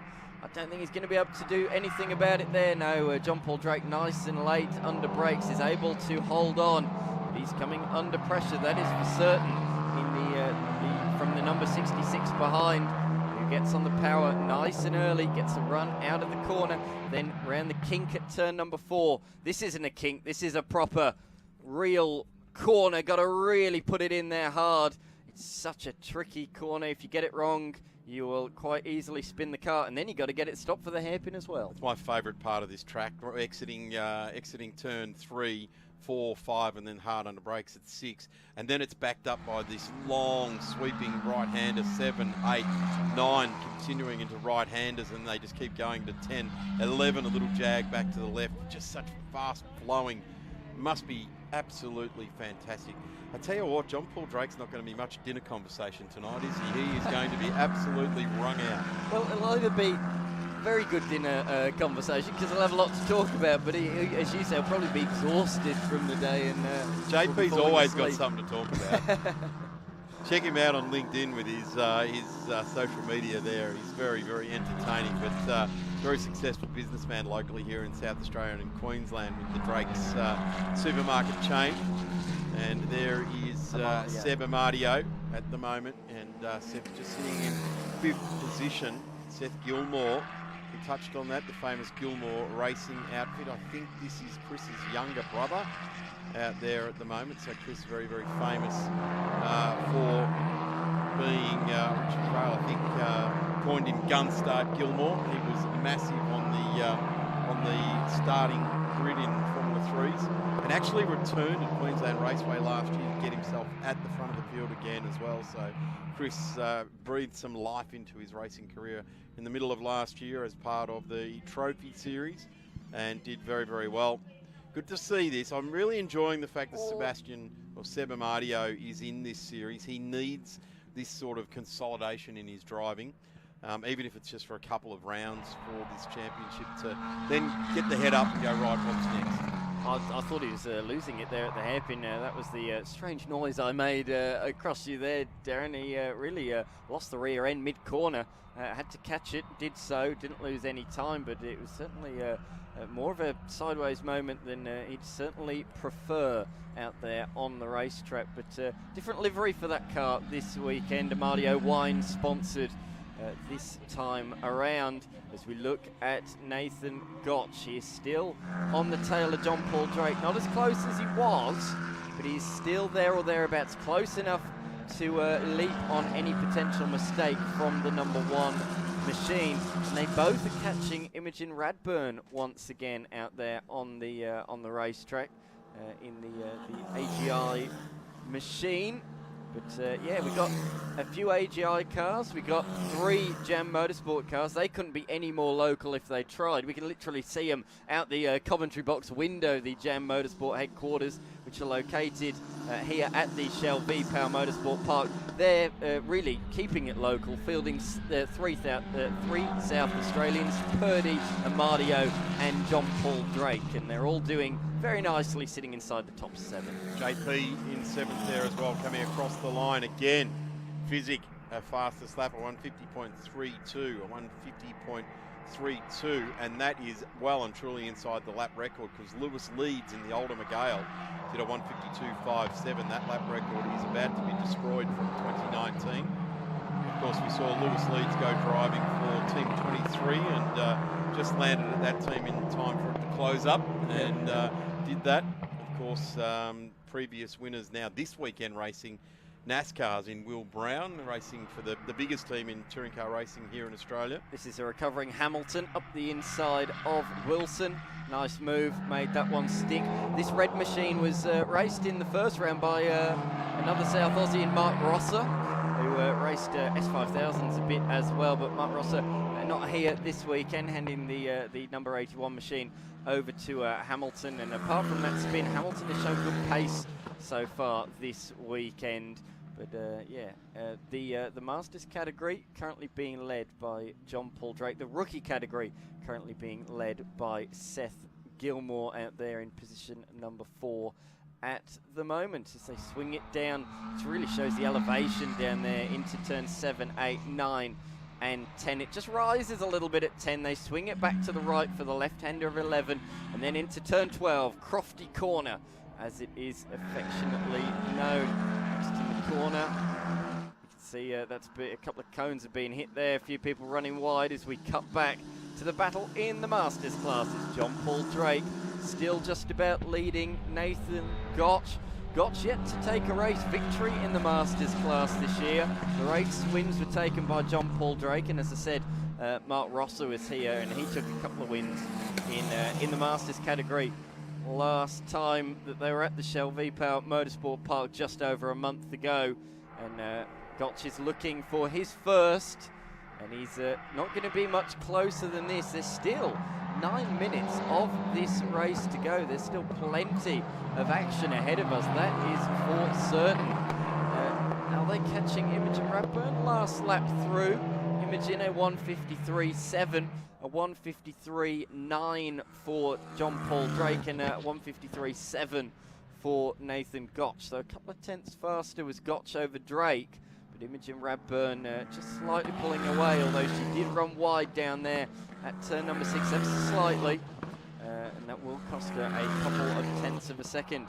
Out front, Blake Purdy's not giving up on this race win. PB in the middle sector. He is more than matching physique out front at the head of the field in the number 93 machine. Of course, 93 these days. You talk about famous numbers in number 27. Another famous motorbike number, Marc Marquez, number 93. Absolutely is, and well deserved there. Famous number. There's another famous number, number 1. Yes, it's the one everybody wants. I call that Ayrton Senna's number. Yeah, there you go. See, I think of that as Michael Schumacher's number. Depends on your era. Yeah, I guess it does. Or whether you're from the Midlands or from Melbourne.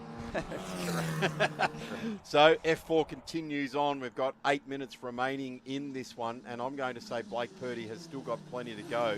Seb Amato has still got plenty to give to Seth Gilmore as well. So the 22 and 24, and we're just seeing some changes there as well. Looks like Staddy's gone through on Gilmore. I think Staddy's having a bit of a timing issue. He's moving up and down the timing screens a little bit the last couple of laps. Got to say, actually, Staddy, we'll just talk about this first. I'll come back onto him. John Paul Drake going ultra defensive down there into turn number 1. Gotch looking all over left and right. Where, though, can he make the move? Drake is there, still about 1 second, within 1 second of Imogen Radburn. So it's a great fight outright for 6th position between these three. Gotch swinging it through the fast left-hander. He's not going to be close enough for a move down there into the hairpin. In fact, John Paul Drake, you can visibly see the later on the brakes. In fact, a little too late, just missing the apex there by about a car's width down into turn number 6. But go back to my point on Staddy, sitting a lonely position number 3 since the last round. He jetted off to America and took race victories. Took a race victory and the round win in the opening round of the US Formula 4 Championship. So he's doing very very good things, not only in Australian Formula 4, but in US F4 as well. Particularly good stat that as well. North America famous for its open wheeler racing. So the cream of the crop there is the Indy cars. Yep. We've had the Indy 500 only a week or two ago now, 2 weeks ago, and let me tell you, you win that and you are set for life. Just ask Will Power. He has invested very, very well in the future for him and his family, and continues to do very well in Indy cars as well. I believe the most underrated driver possibly in Australian history. I mean, he's won the Indy 500, he's won 2 IndyCar titles, and there's a lot of people in this country, motorsport fans, that don't know who Willie. We hardly speak of him, do we? It's quite remarkable. Change of position there. Oh no, that's Boydell going a lap down there on Sebastian Mardio, who put his hand up and moved aside. So great heads-up driving there from the Masters competitor, aware of his surroundings there. And Mardio has dropped back a little bit from Seth Gilmore. They were fighting tooth and nail early on for 4th position, but Gilmore has pulled a 4.5 second lead now over the number 22 machine that we're looking at on the screen at the moment. But it's such a great history in this category. You mentioned Will Brown, obviously came through this category. Tom Randall as well came through this category. Aaron Love, they're the current Supercars drivers, or some of them that came through this series. But let's not forget, there's a Kiwi by the name of Liam Lawson who raced in the Australian Formula 4 Championship. He did in the inaugural season, he did. Yeah, and he's gone on to do very well. And it's a question of will he get a drive in a Red Bull Junior seat at the team, yes or no, in the next couple of years? You'd like to think so, don't you? He certainly showed how good he is in those 3 or 4 outings that he had last year, of course scoring points in Singapore and out-qualifying Max Verstappen as well. Indeed. If you're mapping out the rest of your weekend of motorsport watching, coming up next here at Shell V-Power Motorsport Park is the Australian Prototype Series, the GT Australian Formula Open Series and the Circuit XL Masters. Tomorrow, the cars we've got on track right now, the Australian Formula 4 certified by FIA Championship will be on track at 11:15 and then again at 3:45. But we open up with XLs for their first 2 races of the day. Prototypes, Formula Open, Porsche 944s, the first Focus Radical Australia Cup, F4, and the Super Trofeo, Lamborghini Super Trofeo Asia Series starting at 12:10 tomorrow. So still a full day of racing to come here tomorrow from Shell V-Power Motorsport Park. It's got a bit more overcast now, hasn't it? I'll be interested to note how much colder it is out there, and that can play a factor with tyre temps and things like that. Wind, particularly in these open wheel machines, they're quite easily affected by wind with the aerodynamics on the car. So I'd be interested to note that. But Blake Purdy, fastest first sector of the entire race, and a PB in the middle sector. He's absolutely flying out there as the number 40 gets lapped by those 3 cars. The temperature is relatively stable at 16 degrees and has been sort of since about 11:30 this morning. So no, not a lot of great change that we're seeing. But yes, I agreed with you. The overcast conditions seem to be coming a little bit heavier, although looking at the telecast right now, there's some bright skies still out there as well. So maybe that's heading towards the track and we can keep whatever temperature is in the track, you'd have to suggest there's not a lot. No. Incredible conditions yesterday. We were fogged out here until 10:30. It was much like the Nürburgring 24-hour or the Nürburgring 7-hour. I think. And let me tell you, coming into Tailem Bend last night at 10:30, it was still fogged out. Yes. It was horrendous. Yes. No, it was quite something last night and yesterday morning. So glad that we've not had the same conditions here today. It enabled us to get on with racing straight away. We had lots of qualifying sessions this morning before the broadcast started at around midday, and then it's been all racing from there. And then, as you say, a full day's racing action. Broadcast starting just before 8 a.m. local time here in South Australia, 8:30 if you are on the East Coast. This is the best run Gotch has had. He's got a great run down the pit straight here. This is the fight for Masters class honours. He's forcing the number one to go defensive. But again, the number one is deeper under brakes, although Gotch this time is going to try and swing it around the outside. It'll be the inside for 2, but he'll still be on the wrong side for turn number 3. Slots back in behind. That gets a nice run, nice and early on the power.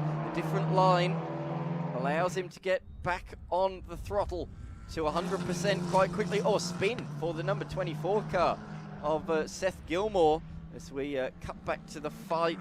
Gotch just not able to do it. He's thrown everything at it in these last few laps, but John Paul Drake is just about holding on.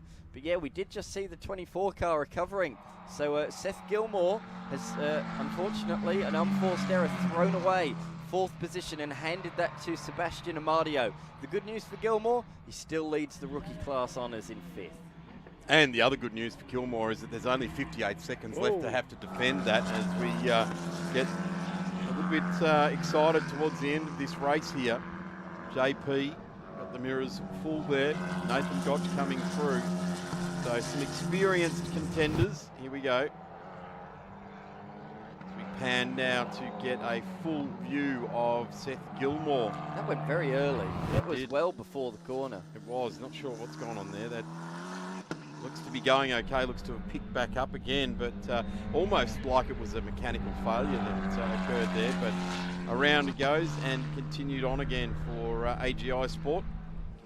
What I like about Formula 4 racing is, unlike a lot of categories these days where you've got to conserve the tyres, with these GT tyres you can just push them from lap 1 until the end of the race and not have to conserve. And it's really good that the young drivers, they can really find the limits of the car because of that. They learn more from driving at 100% all the time than what they would if they're tootling around trying to save their tyres going 4 laps off the pace.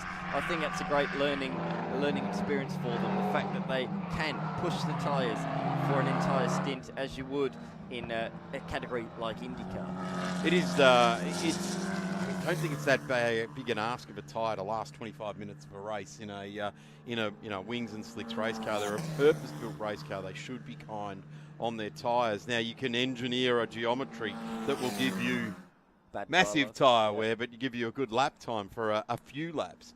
But yeah, certainly 25 minutes is not a long race to be able to engineer the GT tyres to a good result.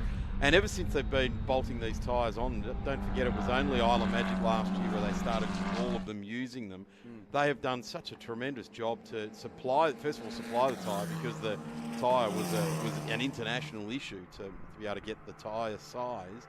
And GT have just come on board and done a tremendous job, not only with the F4 but with the Australian Formula Open as well. A fantastic result there for the tyre as well. I was just going to say, it's come up on the screen. Blake Purdy, not only the first lap of the race, but the lap record. He was 0.3 faster than our race leader, Pizik, in that last lap. The margin now down to 1.4 seconds. This might not be quite over yet with 2 laps to go. If he continues to gain at that rate, look, a little bit of a slight lock-up. Still hit the apex there, did Pizik. But yeah, that margin is definitely coming down. Another 10th in the opening sector of this lap. So the South Australian, Blake Purdy, he's still pushing. He still thinks victory's up for grabs here. That's the mentality of a racing driver through and through, though, isn't it? You don't come here to finish second. No, if you're loading the car into the trailer or into the transporter to just get a result, there's plenty of other sports you can just get a result in without spending the kind of commitment and dollar value to do that. But there is other levels of motorsport where you go to just to have the fun of it. But let me tell you, the Australian Formula 4 Championship by nature is fun. Yes. But by virtue is a super competitive affair where drivers are trying to prove their worth. Absolutely. Into turn number 17. This man's got just over a lap to go now. Swings it into turn number 18. It's been a good drive, nice mature performance again from the youngster. Oh, in fact, check flags come out on that lap. So Pizik takes the race victory. His 4th race of the season, 4 out of 4 for the youngster. Blake Purdy comes across the line. Another fastest lap of the race on that last lap, but it wasn't enough. He came home in position number 2, ahead of Stati himself, who set a PB. So really strong laps from 2nd and 3rd late on. They closed the margin down, but Pizik held on in the end. 4th place for Sebastian Amadio. And in 5th, we're looking for the first of the rookies. It looks like it's going to be Seth Gilmore. But we look on the screen at car number 1, John Paul Drake, looking to take his 2nd race win in the Masters category. He won race number 1 on the Saturday of round number 1, and he's going to kick things off again with a race victory. Great drive from him. He was certainly challenged, got through everything at it, but in the end came home 0.6 of a second shy of the class victory. Kind of surprised that John Paul Drake didn't try and come backwards down pit exit there to get into his prototype, come all the way around, do a warm-up lap, unfold himself out of the TARDIS chassis and go and jump into his Wolf race, because that's only moments away from starting itself. So he'll probably come down the pit lane and just drive straight around into the marshalling area, jump out of one car. The crew will have the other one lined up, ready to go. Hamilton, after recent experience in F4 in Formula Open, jumps into the TARDIS car and comes home in position number 9 ahead of Wilson. And off track is the number 40 car that has had a wild few minutes, and I can't work out where that is. That turn 17, yeah, it looks like it, but he's had a wild race, hasn't he? Had the incident nearly coming into the pit lane. He had another spin. He led a few cars through, and then he's looped it down at turn number 17 all by himself on the final lap of the race. But nevertheless, Boydell should bring the car home in position number 11, or will he swing it in the lane? If he wants points, he should cross the line, and he is going to do that. So number 40 car crosses the line in 11th. Look at how dusty it is offline, Darren. It's insanely dusty down there at turns number 17 and 18. This is what happened, just in too deep. Out wide, 4 wheels through the grass, and around she goes. Well, that's like Hao-Wing Lau in the Lamborghini Super Trofeo Asia Series. Not quite as many spins, but certainly all by themselves happening. There is the provisional results. Jimmy Physick in P1. Blake Purdy home in P2 in the Nippies entry, doing a tremendous job. Blake continues to impress. Nicholas Stati, again, also impressive. Sab Amadio, just settling his career, getting some good racing laps and experience. Seth Gilmore, the next generation out of Gilmore Racing. Great to see the name back motor racing. A very big welcome out of the Victorian Formula 4 Championship to Imogen Radburn, getting home in 6th place. A big congratulations to it. John Paul Drake, wow, what a weekend of racing. He's jumping out of that car now to go for his 3rd race in a row, and he is going to be tired. Nathan Gotch home in 8th, Jaden Hamilton in 9th, Mark Wilson home there in 10th. Tim Boydell 5 laps off the winner there in 11th place. That will see the conclusion for Formula 4 for us for today. Of course, there's still 2 more races tomorrow for the Formula 4s to get out on at 11:15 and then again at 3:45. Coming up next is the Australian Prototype Series. Dan, we're going to take a well-deserved break for a minute or two here, and we'll be back in just a couple of moments with Prototypes on track.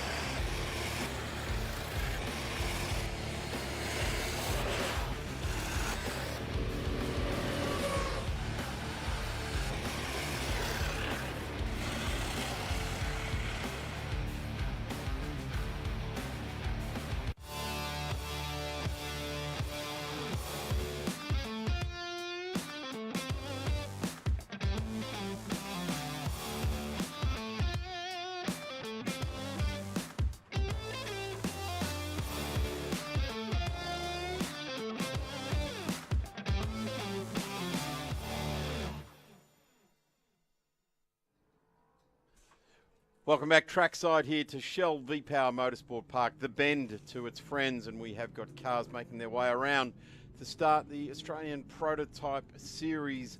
First race for the weekend. A race timer has started, so they need to get themselves around in position for their rolling start. And yes, John Paul Drake will be out of pole position and will be out on track. And sadly, it looks like Mark Lauke is stopped at turn number 1. In fact, that's turn 3 on being correct. The exit of turn 3 on the run up the hill. It is too, yeah. That's a shame because Mark Lauke in the number 55, multiple times champion, and this is in his Tornado S, and it is running in Australian Prototypes class number 1, which most of these cars are. Three categories, AP1, AP2, SR3 as in the Radicals there as well. And he is trying ever so much. He is beached, and that is a feature of a prototype. They are so low. He's trying, isn't he? Gee, it's going to be clutch damage before too long. And that's really something we do not see Mark Lauke make. He's not a guy that takes big risks that end up in mistakes like this. He won multiple series in his West W1 in the Australian Prototype Series, but he is now going to get hooked up by the recovery guys and hauled out of there. So this could delay us at the start of this race, Dan, and who knows where this will end up from here. This is, I'm going to say, really sad for Mark Lauke. This is just not something we see him do. No, not at all. Very rare to see the veteran make a mistake, particularly on the warm-up lap, but it shows how challenging it is in these cold conditions here at the Shell V-Power Motorsport Park today. Just how hard it is to get those tyres up to temperature, and it's caught out somebody with the experience of his to spin at turn number 3.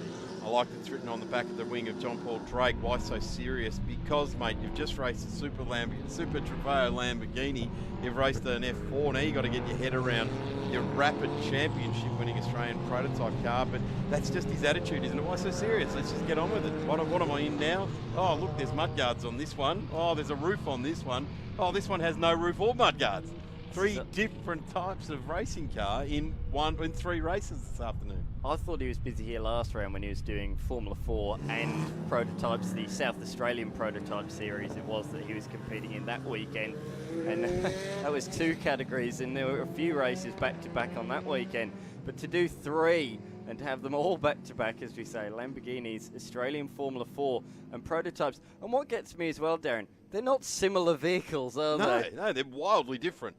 Absolutely wildly different. All fast, and I'm going to say that the difference between the Lamborghini Super Trofeo and Mark Lauke has been removed and has been sent on his way. So apparently this is a different part of track. Yeah, this is not Mark Lauke-esque. There's something amiss here for the veteran racer, and terribly good bloke, a lovely fella. Super committed to the cause here in this championship to make sure it represents itself well. And we go to a replay. Here is that's the run towards turn 5. So he spun on the exit of 3. He's made the kink at turn 4, and it's looped around again at very high speed. So the first off was small, beached, got pushed back on, and within 200, 300 metres, he's facing backwards again. And that would be because he's in a hurry. Let's have a look at the grid. Let's just put Mark Lauke to one side here. Car number 66 on the pole position here, Julian Newton. Now, this is an SR10. We'll get to the spec of that, but that's a turbo version of the Radical. Ross Polakis in the Harold's Praga R1 Evo. Great to see 2 Pragas here. Ben Cheney in the Jam Motorsport West WX10, the oldest car in the field. Mark Lauke won't take up position number 5 in the field. Jason Macris, champion of the category as well. Marina Garage, Jam Motorsport Wolf F1 Extreme in position number 6. Miles Lacey in the Praga there as well. Back to Tom Hughes. Great to see Tom in the SR8. Chris Reindler, Tim Cook in there as well. Sam Rashid in there as well. Dyson Song for the Wolf F1 Mistral, and Scotty Orman. I don't think Scott's taking any further part in this. They couldn't get the temperature down in the supercharged V8 Wolf as well. Upwards of 1,100 horsepower in that car. So they've got the supercharger on it. Part of the issue is for them is to keep it cool in the process. So add all that extra fire and flame and banging in the combustion chamber, and you got to make sure it stays cool, otherwise you're going to melt the thing as the cars make their way around. A new Praga here this weekend. Great to see the Praga cars here as well, and also returning is Miles Lacey. Ross Polakis has already run a race winning in the Praga here, and of course Ricky Capo did such a tremendous job for the Praga brand here in Australia for the last couple of seasons. John Paul Drake is just waving alongside, telling Julian Newton to come alongside. Julian Newton also new to the prototypes. Turbocharged car, just swapping sides of the track. I was going to say, you went on the wrong side. I was going to give him the outside for turn number 1, but he's realised he jumps back to the other side of the track. But don't want to give the opponents an advantage like that. Gee, I hope John Paul Drake's had one of those cyclist-type gels full of protein to get himself up and about for this one, and continue the energy. A real test of his racing fitness. I have no need to question that. As we come up over the grid now, we are set for a start here. Jason Macris moving into position in the Mirage Garage outfit. We wait for the green, and away we go. John Paul Drake gets away beautifully. The Marina Mirage car goes well. Thomas Randall, have a look at his start up the outside there in the SR8 car number 42 from Hughes Supercar Services, a car we normally see in the hands of Phil Hughes. Now his young gun son, he's out there and he's being a son of a gun.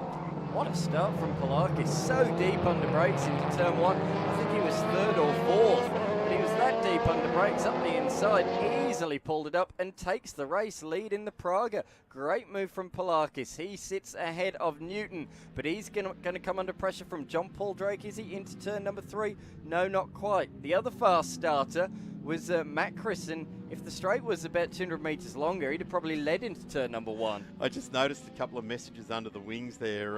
John Paul Drake is why so serious, and this guy says, let's see if we can see it, don't need boost. He's got the normally aspirated V8 under his right boot there as Jason Macris, and the car behind needs all the boost it can get. Running that Peugeot power plant in the turbocharged car of Polakis, as out in front. It's the car number 20, Ross Polakis. He has got away magnificently.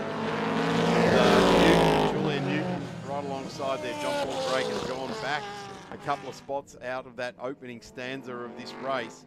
But have a look at the 15, a different iteration on a Radical. The others are 1.5 litre SR3s, are a normally aspirated 1.5 litre Hayabusa based engine. The V8s, which we're seeing Thomas Hughes racing at the moment, 2.7 litre normally aspirated V8. And of course the normally aspirated V8 and all the turbos, Wolf cars as well, the CN8, the Mistrals and Mistral F1 we see out on track, but certainly the normally aspirated car of the Marina, or the Mirage Garage entry there, looking to the inside there, the number 9, Miles Lacey, wanting to get a move on, wants to get right onto the back of his teammate in the other one of the Pragas. 44 of Jason Macris being driven very well indeed, as to be expected. He's driven these cars for some time. He loves it. These guys are a very interesting bunch of competitors.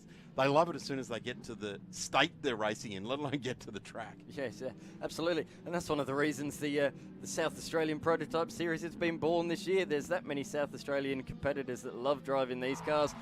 Why don't we make a South Australian Series? So that's what they've done in recent times. But great to have the Australian Series here this weekend.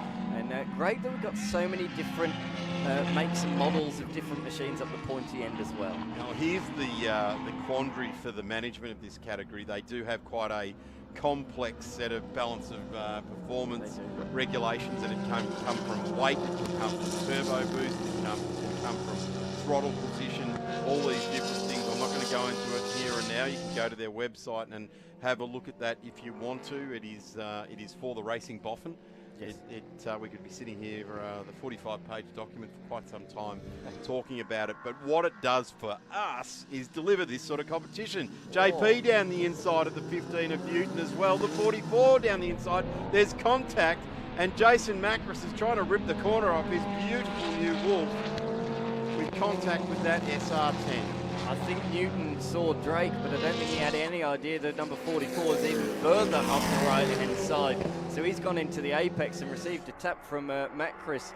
But I think that's very much a racing incident down there at turn number 17. But look, the number 9 could take advantage of this. But no, the 44 Macris ultra deep under brakes again, having a look down there at turn number 1. And this is what happened on the last lap through down there at turn number 17. So up the inside was Drake, and then Macris slots his nose up there as well. And as I say, I just don't think that the number 15 of Newton was aware that a second car was there.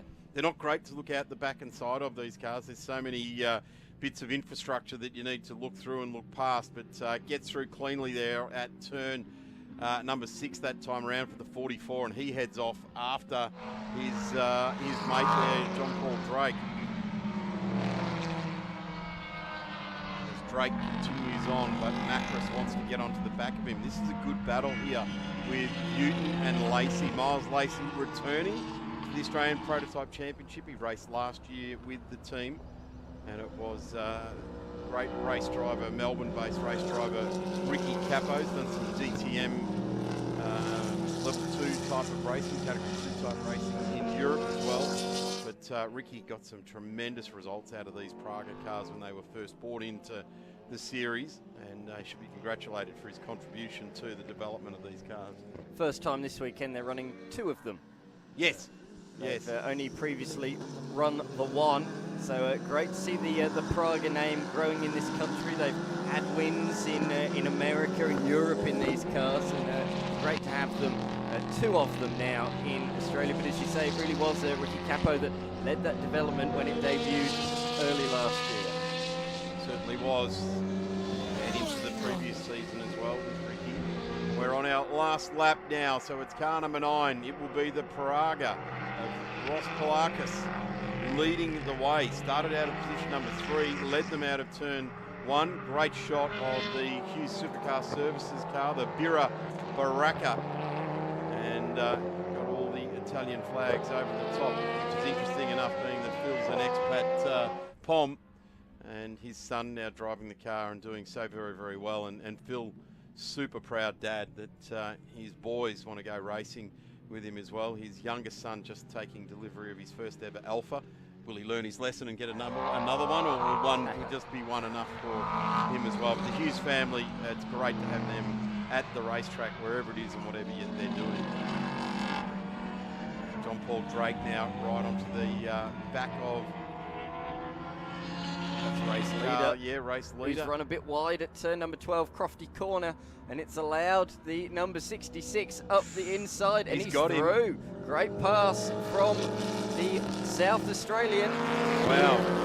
He's done about an hour of driving already today, but he's not affected in any way, and through comes the 44 now as well of Macris. So what's happening to the number 20? It's dropping down at a vast rate of knots. Now look, his teammate Lacey's right behind him as well. Miles Lacey might have him at the next one here. The number 20 looks to be suffering from an issue. It is, dives down the inside here.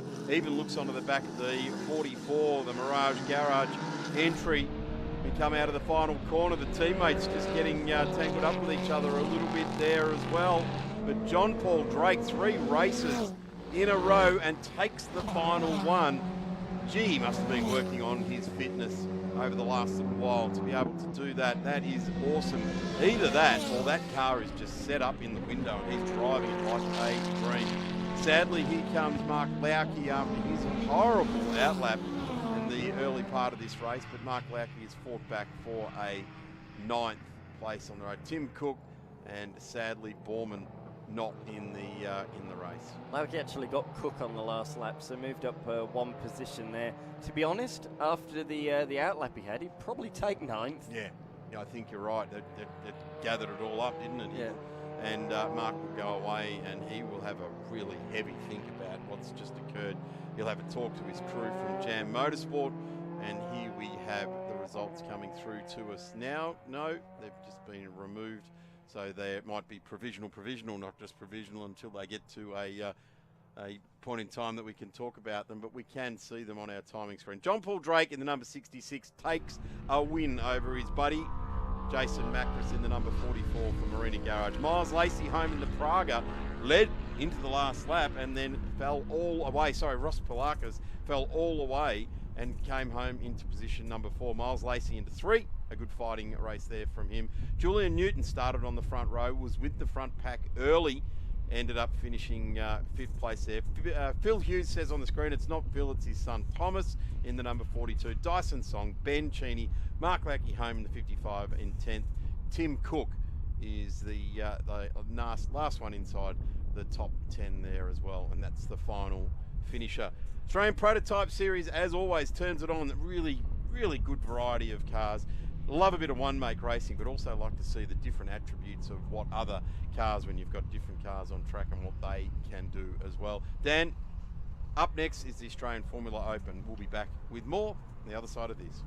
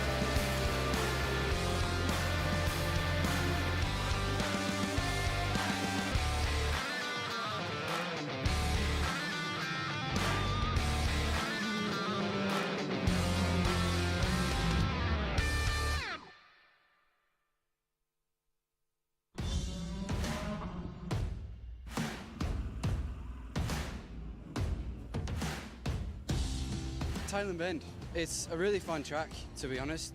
It's really smooth compared to some of the other ones we race at. Around the back is heaps fun. There's a set of 4 right-handers that are all flat out for us, and big G-force, so it really hurts your neck. I've been to the Bend a few times before for testing and racing. It's a great track. I really love it. Some fast corners, some slow corners, you know, some really critical ones that you have to get right, like the last corner on the straight. It is a long track, but it's a good driving track. Sometimes it's not as easy to spectate and see the more challenging parts, which are around the back. That usually shows where the brave ones are in corner speed.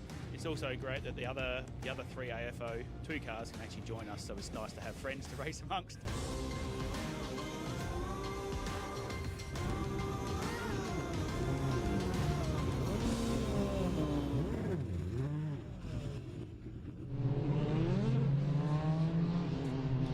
Cars on track for the GT Australia Formula Open Series, a fantastic makeup of open-wheeler race cars, and we all love our open-wheeler race car. Well, I do, that's for sure, and if we can get them all together in their various trims and have a series out of it, then let's do it. There's 3 different classes that we have, AFO1, AFO2, and AFO3, and AFO4.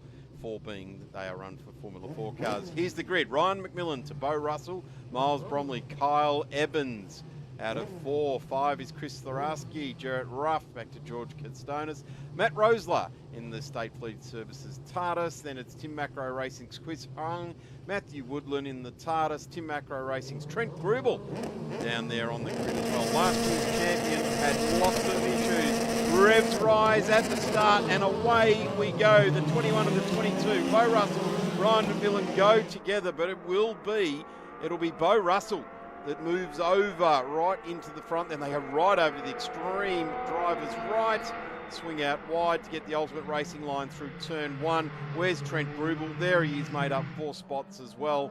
Only a limited campaign for Trent in the number 1 this year after taking last year's championship in round 1 here, and he thinks he might do Sydney Motorsport Park later on the year. But let's have a look at the series regulars out in front now. They drive away through the complex 1, 2.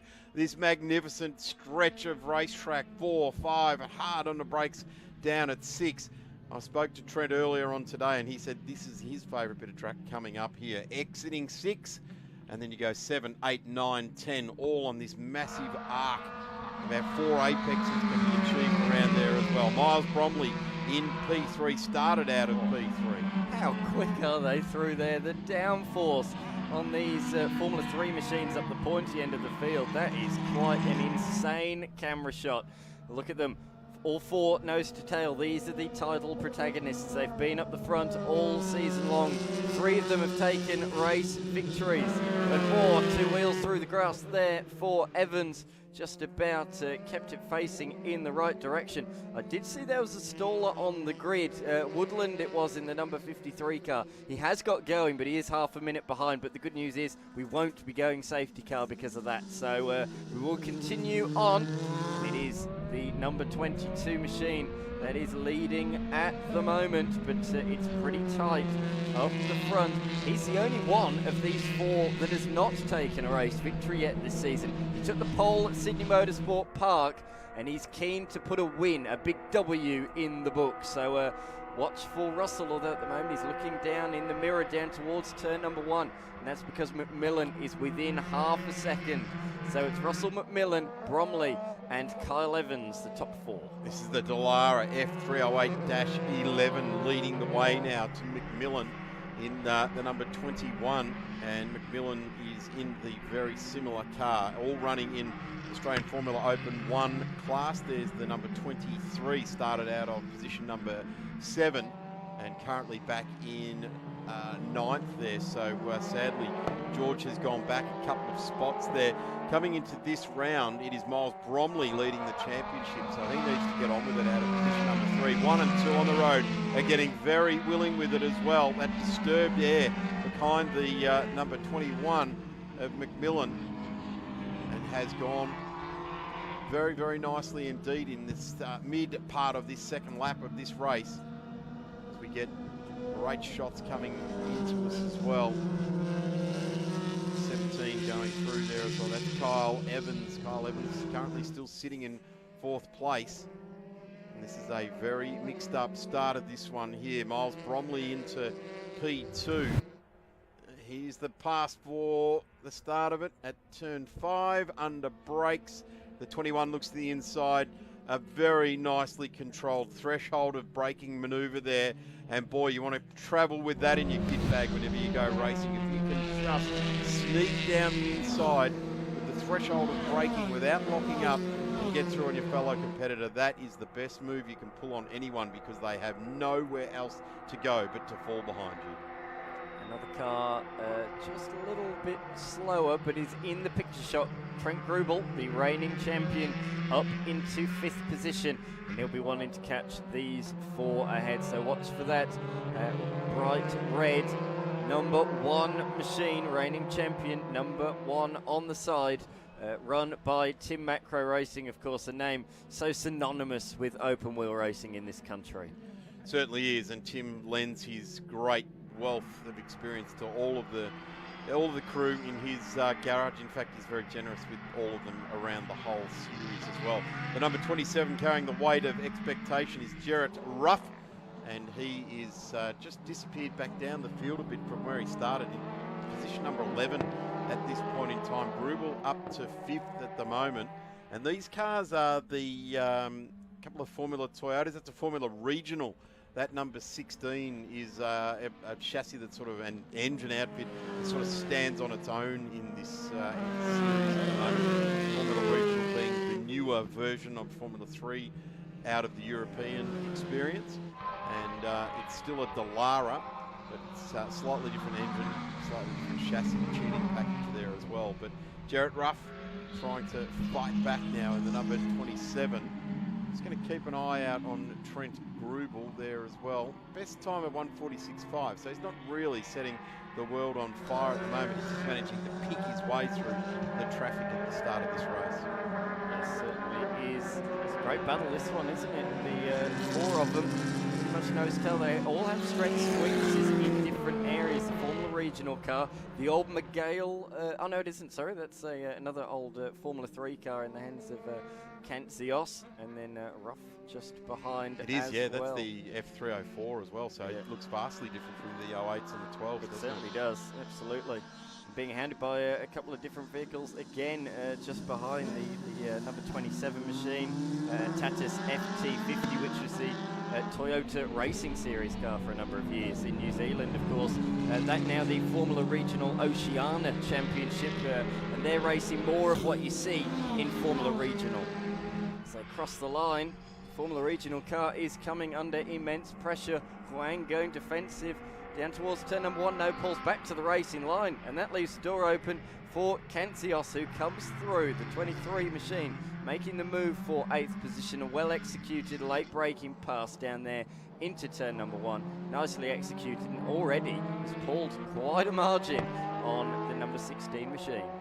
So I was looking at those points earlier on, so it's Miles Bromley leading the way in 1 to Ryan McMillan. Kyle Evans, now Kyle Evans at the moment is sitting in position number 4, needs to get some of those podium type results to drag some points. Bo Russell, who's doing a reasonable job at the moment, was on the front row of the grid, currently sitting in P3. George Kantsios there as well. Ryan Astley, Trent Grubel, obviously with only 1 appearance at round 1. And Trent Shervington hasn't made any more appearances, was at Sydney Motorsport Park. And Jarrett Ruff, first outing here this weekend. In AFO2, it's Matt Rosler to Chris Slaraski and Matt Woodland. At the moment, it's only Matt Rosler down in position number 11. No, it's Jarrett Ruff as well who's leading that. And then Woodland there as well. So that's pretty much how they sit in the title hunt. Ruff is all over the tail of Huang as they flick it around to the left. It's all about getting a good run down the hill into turn number 17. The difference in colours on the left-hand side of the screen. AF01, the orange boxes that you can see, they're effectively the Formula 3 cars that we've been talking about. AF02, those are the Toyota Racing Series cars that we can see on the screen. screen in front of us. The blue machine, the blue square, I should say, that is the Formula Regional Oceania car. So, and then the red one is Formula 4. So there's 4 different classes out there, 4 different types of vehicles, and it's, as you say, up the front it's all F3 cars. But our leader at the moment in the second, the AF02 class, is Slavarsky in the number 93 machine. So battling all the way up and down the field. And it's these 2 former Toyota Racing Series cars that are the closest on the track at the moment. They are 2nd and 3rd in the class. Or mistake from Huang, runs it a little bit deep down there into the turn 6 hairpin. Left the door open there for a moment for the car behind of Ruff, but he couldn't capitalise. And Rosela's right in there as well. So head down the hill. Such elevation on this track, you know, as a lot of modern circuits, a lot of people say, oh, there's too much runoff, there's not enough grass, it's all tarmac runoff, and there's not much character or elevation. Well, this track, it's only 6 years old. This has grass runoff areas. It's going to catch you out if you make a mistake, and it's got a hell of a lot of elevation as well. And actually, the elevation is very, very strategically placed. It's making it very difficult. It's put in all the right places to challenge the driver and the setup of the car. It's not just there for the sake of going up and down over a mountain, but it's making the cars work harder. I heard that this was previously the Mitsubishi Proving Ground. Correct, yes. And I heard that they moved it this way, further south, to really use the elevation of the land and build the track on that, rather than build it where the Mitsubishi Proving Ground was, a little bit further north of where we are. But it's still on the same bit of land. It's just a little bit further south on the same bit of land. The site is still part of that property as well. 3.5 minutes remain here, and it is Ryan McMillan that is leading the way to Miles Bromley. Good fight back from Miles Bromley out of position 3, down the inside there for the 27, and goes through. That's Jarrett Ruff, gets the move done there. So Jarrett Ruff will put himself back inside the top 10 of this race, and boy, doesn't he just drive away from it at the moment with the Formula Regional car there.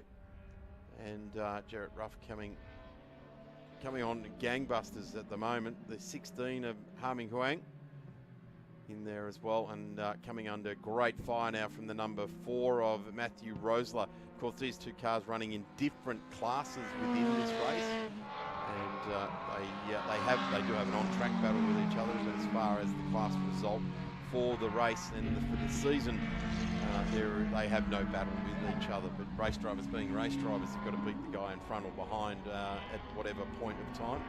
Rosler currently leads that class in the championship. He will not like being 3rd in the class currently, and losing time to Ruff ahead of him on the road as well. So Rosler will be keen to make his way past Huang, who's not in the same class, and really try and catch those cars ahead. The fight for second is closing up. We're looking on screen at Miles Bromley in position number 2, just ahead of Russell, who's certainly keeping within arm's reach, within a second of the number 9 car ahead. Both of them set PB laps last time through. They are both flying, but it was Russell half a second faster than Bromley that time through. Look, even since I've said it, the margin has come down further still. In fact, Russell purple through the middle sector. This number 22 car is coming on really strong at this stage of the race. He led early on, fell back to position number 3, but with just under 2 minutes left in this race, he is absolutely flying out there on the racetrack. Look at this now, they are nose to tail as they come onto the pit straight. 1:40 left on the clock. Is it a case of too little, too late? I'd say not. I think he's got opportunities still in this race. There is no doubt about it. And Kyle Evans is just sitting there in behind as well. If these 2 make a mistake, he is there to pick up the pieces. You mentioned that Evans is 3rd in the championship. He's a little bit further behind the 2 leading of McMillan and Bromley. Made a mistake at Winton and hit the wall, got stuck in the gravel. They got it back out there, but it did cost him a few championship points, and it's just mistakes like that, isn't it? In a championship like this, you have to limit your bad races. That's exactly the way to do it, isn't it? It's like if you're going to have a bad weekend, at least get the best result you possibly can. And the interesting thing with this is that Trent Grubel, he's just wanting to get race wins. He's not here for a championship, and really starting behind the 8 ball with only a couple of laps in Friday practice, chasing a gremlin in the car. They had an electric problem. It looks as though they've fixed it, but the issue they had was they just changed a whole lot of stuff. They didn't actually drill down on what the issue was, and it's great that they've found it, but the frustration for Trent and the team is that I wasn't quite sure which aspect of the bit of componentry it was, so that they could ward off any further issues with maybe an improvement or an upgrade of the componentry along the way. This is a pretty good battle, but at the moment our race leader is getting away with it very nicely. Bromley, Russell and Evans is where it's at, and I totally agree with you, Dan, although we're right near the end of the race now. At the start of the final lap, yeah, it's wide open. There's still a whole lap of racing to go with 17 corners to get wrong along the way. Absolutely. 4.95 kilometres in length. That is the amount of distance that Russell has to try and make a move on Miles Bromley, and here they are. This is it, the fight for second, both in Formula 3 machinery. They are very equally matched, and it's great to see them both pushing the cars to the absolute limit. Bromley actually set the fastest lap of the entire race last lap through, but he was less than 2/10 faster than Russell. These two are on the absolute limit, driving these Formula 3 cars around this circuit. A circuit, I think, in Australia, maybe apart from Phillip Island, I don't think there's a track apart from Phillip Island that suits these cars better. I agree, yeah, that it's a fast-flowing circuit, linking corners, high constant speed, or high speed, constant radius corners, I have to say. And that's what we see. That's what I'm talking to Trent Grubel about, that exiting of 6 to 7, 8, 9, 10. Very, very rewarding and trusting of the aero package. Car off there, it was a Formula Toyota Racing Series car. I can't quite see the number. It's a 27.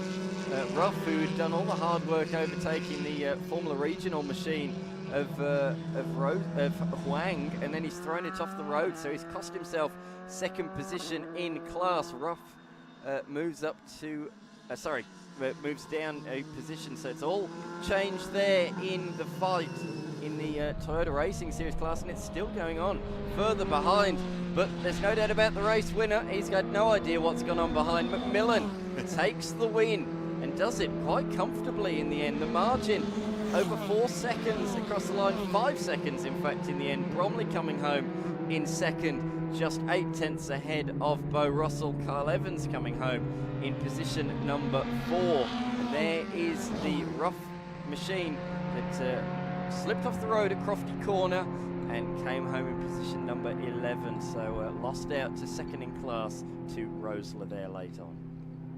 Terrific half point of this series. In fact, this is round 4 of 7, so we're well and truly past the halfway point. Queensland Raceway, they'll be running middle of July at the Shannon Speed Series, and City Motorsport Park in October at the Speed Series, and Island Magic rounding out the series on the 28th, 29th and 30th of November at Phillip Island. So still plenty of great AFO racing to come your way. Big thanks to Jitty, the tyre supplier and the naming rights sponsor for the series, as we go to a quick bit looking at the top of the screen there. That car was off well and truly before the corner. In fact, might have gone wide at the previous corner, looking to make up another extension of racetrack here.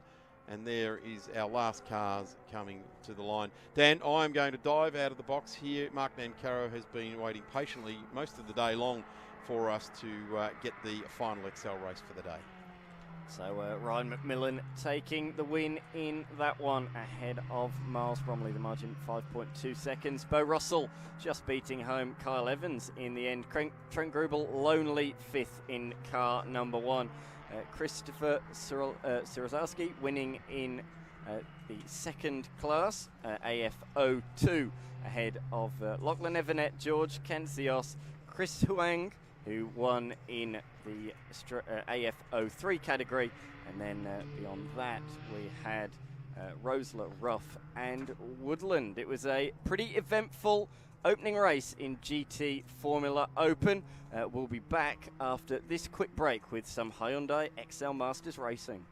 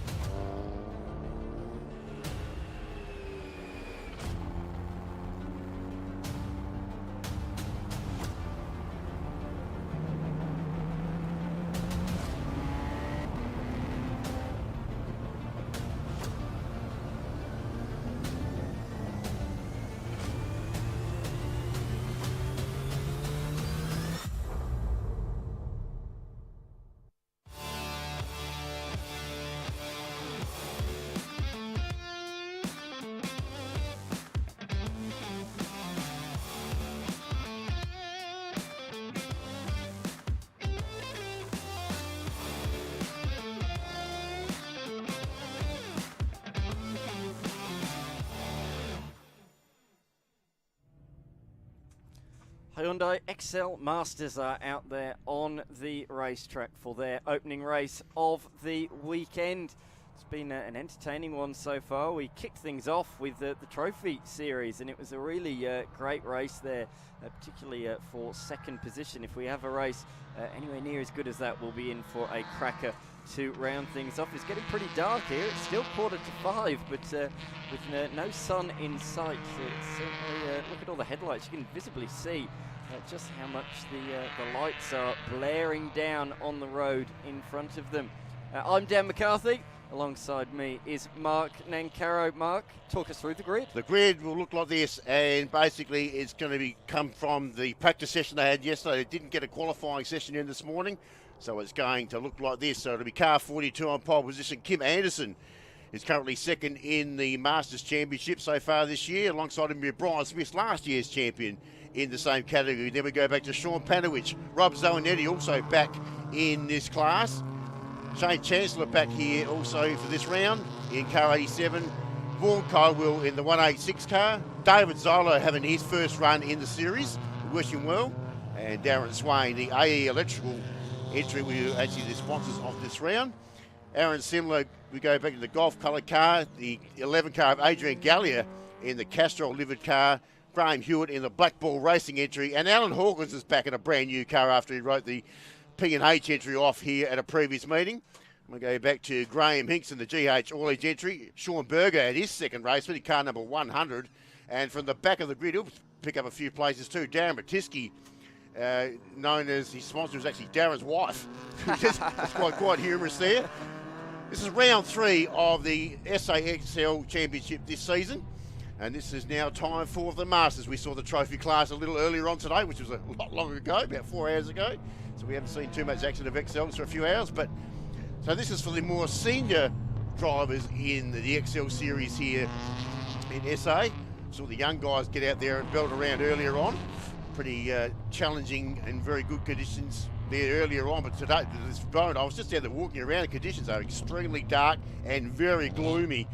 And so this, you can see a few. Look at the sky there. It's just absolutely grey and black, and there is no sun here, and it's very cold. Is it windy? Yes, quite a stiff southerly blowing down the track, which would be behind the grid. So it's, but it's very cold. It's a bit icy. So I'm looking for some bit of no track temperature here whatsoever. It's Rob Zoanetti in the Evolution Crash Repairs issue there on screen, but a long time stalwart in this category as well. Sean Panowich also the same.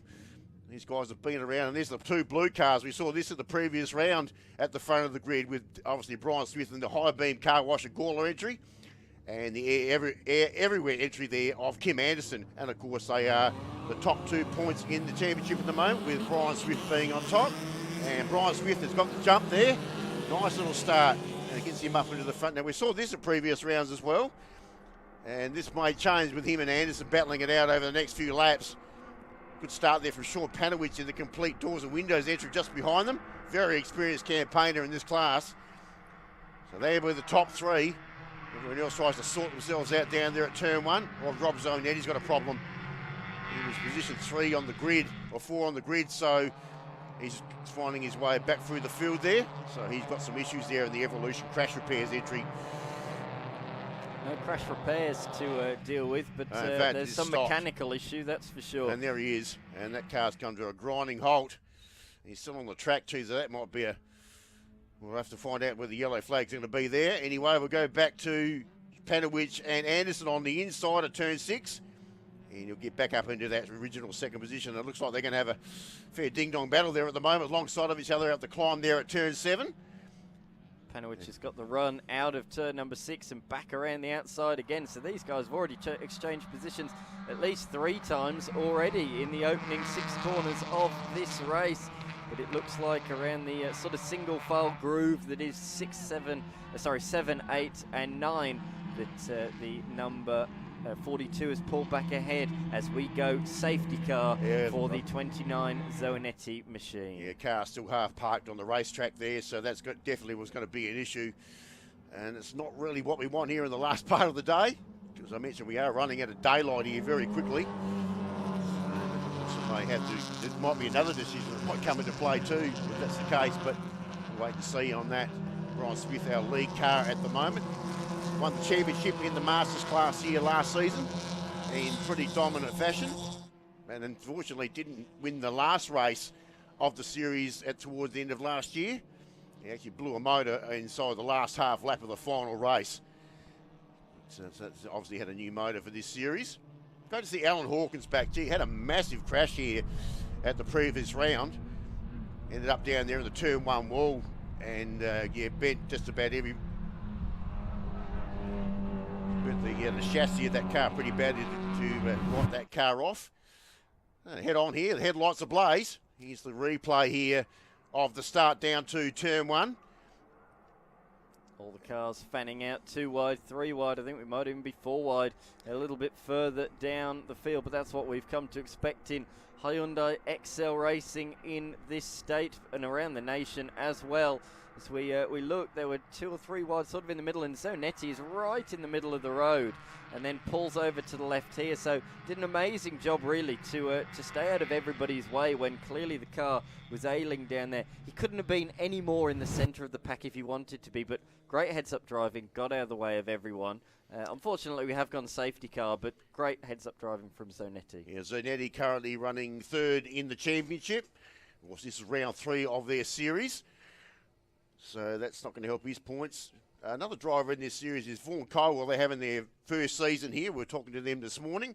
They're a Bordertown-based father and son combination. And obviously with Braden running in the trophy class and obviously Father Vaughan running in the Masters class. And they're going to be busy tomorrow because they've got races alongside of each other. So they're going to jump in one car and then the other. They do share the car. There'll just be a quick swap over drivers in that car between races. And there's not a lot of time involved, but we'll see how that pans out tomorrow as well.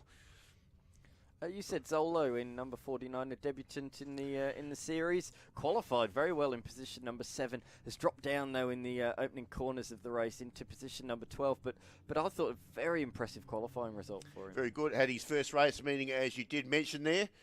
And he's actually sharing the Jordan Johnson car, which is also running in the Trophy Series. Yep. So that car has also been shared, just like the Cowell car is also in this series.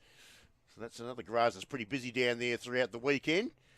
On a cold day, we've got to thank our officials and volunteers for everything they do. 13.0, you're on camera waving your yellow flag down there. So it's great to see so many. Again, we say it every time, don't we? Without them, we cannot go motor racing, and there's so many here this weekend that have made this possible. Very cold conditions there. Look at the beanies and the balaclavas on. It's big jackets on. It's very cold out there. And it's a huge shout out too. They were struggling once again to find some officials and volunteers up to midweek. So a few more have stuck their hand up and made the phone call and come in. So well done to all those involved again. We really have had a lot of trouble trying to get volunteers on board here throughout the series. This is a big track and it covers a lot of ground. There was a lot of points to cover. Yep. So good to have them on board. You see the left and right combination there. That's trying to get a bit of heat in the rubber. Track very cold. Safety car is in this lap. So well done to our recovery crews to get the Rob Zonetti car out of harm's way very quickly. Let's get into our volunteers down there. Done a great job throughout the series. They've really picked up a lot of these old cars around tracks through various races over the season very quickly. So it's good to see that job has been done. Look how dark it is there just on that screenshot. It's very gloomy here. We're 4 minutes to 5 o'clock here in SA time. Safety car is coming in. By the time they come back across the line, I think there'll be just over 7 minutes remaining. So it's going to be a sprint race to the finish. That is for certain. It's going to be all eyes, though, on this car. The number 99, the reigning champion in the Masters category, started from P2. He now leads them, and he looks like he's going to go early, is he? No. No, he won't do that. And I'll tell you what, it's brought him back to Kim Anderson. He'll be licking his lips, Anderson. He'll be loving this safety car intervention. So good to see all the headlights are functioning well on the XLs. Yes, they certainly stand out well. And there we go, and that is green. Swift to lead them through from Kim Anderson. And Shaw Panowitz was the top 3 as they go through. There's a 99 car there, the high beam car wash entry. And he'll have Kim Anderson peppering away there, and then Panowitz. Oh, a bit of a break lock there from Anderson. He nearly got into the back of Brian Smith there, very close. He had to use the curb to avoid him on the inside. There's a bit more brake locking further back. Semler has made up a place on Chancellor, I believe, or he's certainly... No, that's Graham in and Hewitt. around. Yes, Graham Hewitt, the Black Ball Racing entry there. There's the Hot Wheels inspired car there of... it's a Hinks car, which of course is Graham Hinks, of course, the senior there. Got the big flames down the side of that car. It's a pretty cool bit of livery. There he goes, and he's right up alongside his old mate there, Graham Hewitt. Right up on the inside. And they spar each other down this side of turn 6. Hewitt on the inside. And pushes Graham Hinks a little bit wide there in the GH haulage entry. Graham Hewitt, another long-time stalwart in this category. Now we'll just go back to the front. This is where it's all happening because Sean Panowich has actually got himself up into second position. Well, look on timing. Anderson briefly had the lead. He's now fallen back to third, and Smith's back up the front, and Panowich has followed through. So it's all changing almost corner upon corner for these 3 XLs at the front of the field. They've been the class of the field so far this year, and that is continuing here in race number 1 at the Shell V-Power Motorsport Park. Smith is now at the head of the train from Panowitz and Anderson. But you can't split them, can you? It's a bit like this. Let's have a look at the replay. This will tell us a bit of a story. There's Anderson on the inside there of Smith. Just up beyond the trees there. And what happens here? And then Panowich just followed him through, so just left the door open there. So that's the reason Sean Panowich got through to that position. And quite clear cut there as they come down the hill here. Look towards us. And it's still going to be Smith from Panowich, and these are the 3 that really did swap a few positions also at the previous round. It was fairly busy up the front with these 3, especially the 2 blue cars of Smith and Anderson. They were, got a little bit crossed up there, Sean Panowich. He got a little bit worried there, or worried out of there from Kim Anderson. And Anderson is right on his hammer too. Smith's fastest lap just gone to Sean Panowich, their car 39, and he's about to go on the attack here and look for the race lead from Brian Smith. Got up alongside him. I think he's going to get him here. Down inside of turn 1. Brake lock there from Smith, and so that hands it to him on a plate there. And so Sean Panowich gets up and takes back the lead. Anderson had a bit of a look out at turn 2, but didn't quite have enough overlap to swing it up the inside at turn number 3. So slots back in behind as they roar up the hill towards turn number 5. It's a game of chess at the moment, isn't it? These guys are so equally matched, but for the first time in the race, it's a number 39 at the front. But for how long as Smith looks up the inside, there's a bit of a lock-up. You can see the brakes. They're glowing down there into turn number 6. Panowitz holds on. In fact, 42's run 4 wheels through the grass. That's going to cost him plenty of time, plenty of momentum, and he has lost ground. It's also going to affect him on the next sequence of corners as well, because he's not going to have quite the level of grip he'd want with grass all over the rubber underneath him. 186 car there of Vaughan Cowell too. Not too far away from that trio in front of him. You'll be able to see the green car, and there it is. Doing a bit of hard charging too just behind them. He's dragging Chancellor Oh, along geez, as well. He's got a little bit untidy there in that corner. Yeah, Shane Chancellor, good to see that car back in this series as well. Haven't seen too much of Shane this season. And then followed by a couple of retro liveries, the Castrol car, and then as well, look there, we've got the Benson and Hedges car as well, so there's plenty of retro liveries out there as well. It's a real theme, isn't it, these days in XL racing? People love to put old liveries on these cars. I was at Winton the other day and I saw an XL in Shell V-Power liveries. Oh, well, why not? Yes. They're just got all the other bases covered. So it's Panowitz under the attack here. Smith down here at turn number 17.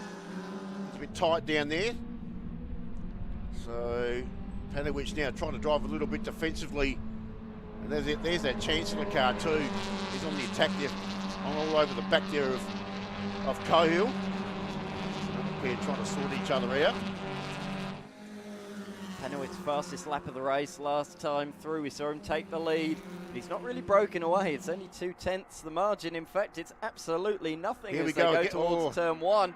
He thought about switching back to the inside, but he'd had too much of an overlap, so he decided to not pull out of it, keep his foot in. They still give him now the outside for turn number 3 if he can stay there. Can he cut back? Can he do the crisscross? He's trying, but the 42's there on the apex of the corner. Just when he wanted to swing it in to get the run up the hill, he can't because the 42's sitting on the apex of the turn. Look at how dark it is now. We are going into night time here at the Shell V-Power Motorsports Park. Here is Smith. Is he going to go up the inside? No, he had a good look though. There's the brakes. Glowing once again, the front brakes. That goes to show you how dark it is out there, because you would normally be able to see that in normal daylight hours. It's almost like a twilight affair at the moment. And so Panowicz and Anderson there in third position now on the back of Brian Smith. So he's on the attack as well, which will help Panowicz while Smith is driving a little bit more defensively.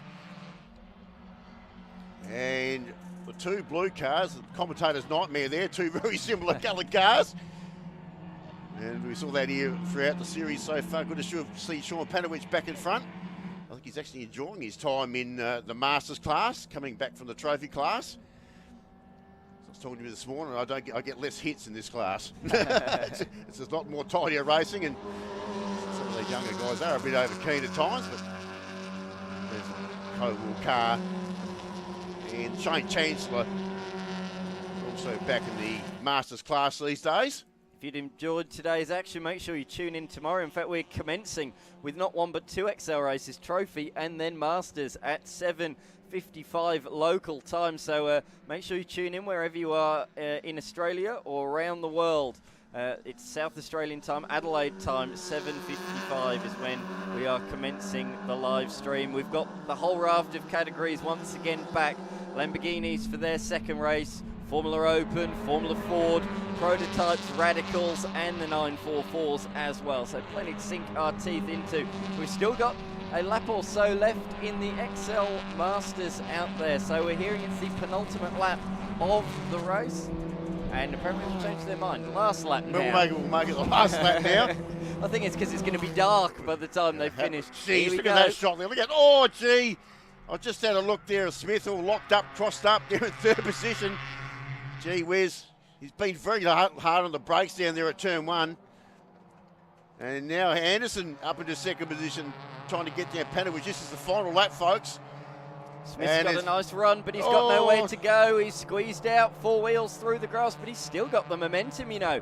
Is he going to go up the inside into turn number 5? He's going to have a crack. No, just slots in behind at the last minute. He certainly showed the nose, but thought better of it. The problem is when you make a half move like that, you lose momentum, you lose time. He's probably lost 3 or 4 car lengths, and it's not only allowed the 42 to break away, but it's certainly allowed the 39 to break away. Panowicz is over half a second clear as they head into the middle sector. The 2 blue machines, headlights ablaze. They're applying all the pressure they can to the number 39, but he'll be wise to that. He won't be put off by headlights. No, I wouldn't have thought so. So here we go down the back of the circuit. Sean Panowicz looking for his first win here for the weekend. Can he hold off the challenge of Kim Anderson? We've seen Anderson do this before. Just stalk to the very last part of the track and get up and win races. So the air everywhere entry, that's a bit of a mouthful late in the day, isn't it? To try and get down there. So we'll have a look as they come down. Panowicz still holding off all the challenges. This is down to 13. There's a passing opportunity there in the dark and gloom. Can't believe even on our TV screens how dark it is here. Anyway, we'll get into the last few corners. And the climb up to turn 17. Can he hold off the challenges for the checkered flag all over the back? He's looking for a pass here, Anderson. Inside of 17. Oh, it gets a bit tight. Oh, there was contact as well. Oh, geez. He's coming back across to squeeze him towards turn number 18, but Anderson's still there. He pulls out of it, does Anderson. Panowicz leads into the final corner. It's going to be a drag race to the line. Watch for Smith. He might get the number 42 across the line. It's going to be Panowicz, and it's a photo finish for second. It's gone the way of Anderson by 17 thousandths of a second. Oh, goodness me. How tight do you want it? Cowell comes home in position number 4, a massive 2/10 ahead of Chancellor in comparison. So Chancellor rounding out the top 5, Gallia in 6th, This is on the last lap, a little bit further down the field. Oh, the that's Hot Wheels Graham Hewitt. Oi, Hewitt as well. Yeah, Graham Hewitt on the opposite lock there. Trying to do a bit of drifting down there in that corner. Didn't quite make it work. The Hot Wheels car in front was having a moment, and he had an even bigger one a couple of cars behind as well. So, yeah, that was a frantic end to the race. They certainly kept their powder dry at the front of the field, but big dive from Anderson at 17. There's a bit of a touch, couldn't make it stick, had a bit of a run out the penultimate turn, but couldn't make it stick, and then the drag race to the line, and here it is. Here's the contact at 17. Have a look at this. Oh, that's what you got, door handle or door handle. Oh, it just got into the driver's door there a little bit, Anderson. Did a good job there, Panowich, and then to hold that all together. So that just comes down to sheer experience. I don't think he liked the move and really pulled up to the inside. Still left a car width, so there's nothing illegal in it. And then it was the drag race because Smith is the only one that took the regular race in line. Got a great run out the final corner and tried to take it, but just short in the end. Vaughan Colwell came home in 4th ahead of Shane Chancellor. Adrian Gallier came home a lonely 6th position. Darren Swain will be happy with that. That's a good result with 7th. Just ahead of Aaron Semler, Graham Hinks and Graham Hewitt rounding out the top 10. Beyond that, Darren Massick, Alan Hawkins, David Zollo on debut ahead of Sean Berger and the non-finishing Robert Zanetti, who crawled to a halt at the very first turn of the race with some sort of a mechanical problem there. Well, I hope you enjoyed that. That was all good. Let's have a look to see what's happening tomorrow there, Dan. Yeah, absolutely. So first up, we have a couple of XL races, Trophy and Masters, followed by the national categories, Prototype and Formula Open. 944s will be out there for their second race ahead of the second and final Radical Cup race. Then Formula 4 out on track. The headline act, Lamborghini Super Trofeo Asia race number 2 for their second 50-minute race. And then a large majority, all except Radicals, out for their third and final race of the weekend. Oh, in fact, XLs have a 4th race, don't they? XL Trophy and Masters, they'll be out to finish things off as they were today. So we book in the XLs there in that program, start and finish. Absolutely right, and plenty of action in the middle. Make sure you tune in 7:55 local time, that's Central Australian time, for the coverage commencing on Blendline TV. I'm Dan McCarthy. Got to thank Martin and Caro, Darren Smith, and of course Callum Brannigan in the lane, and all of the Blendline TV crew for the great job that they have done here today. We look forward to seeing you here at the Shell V-Power Motorsport Park tomorrow.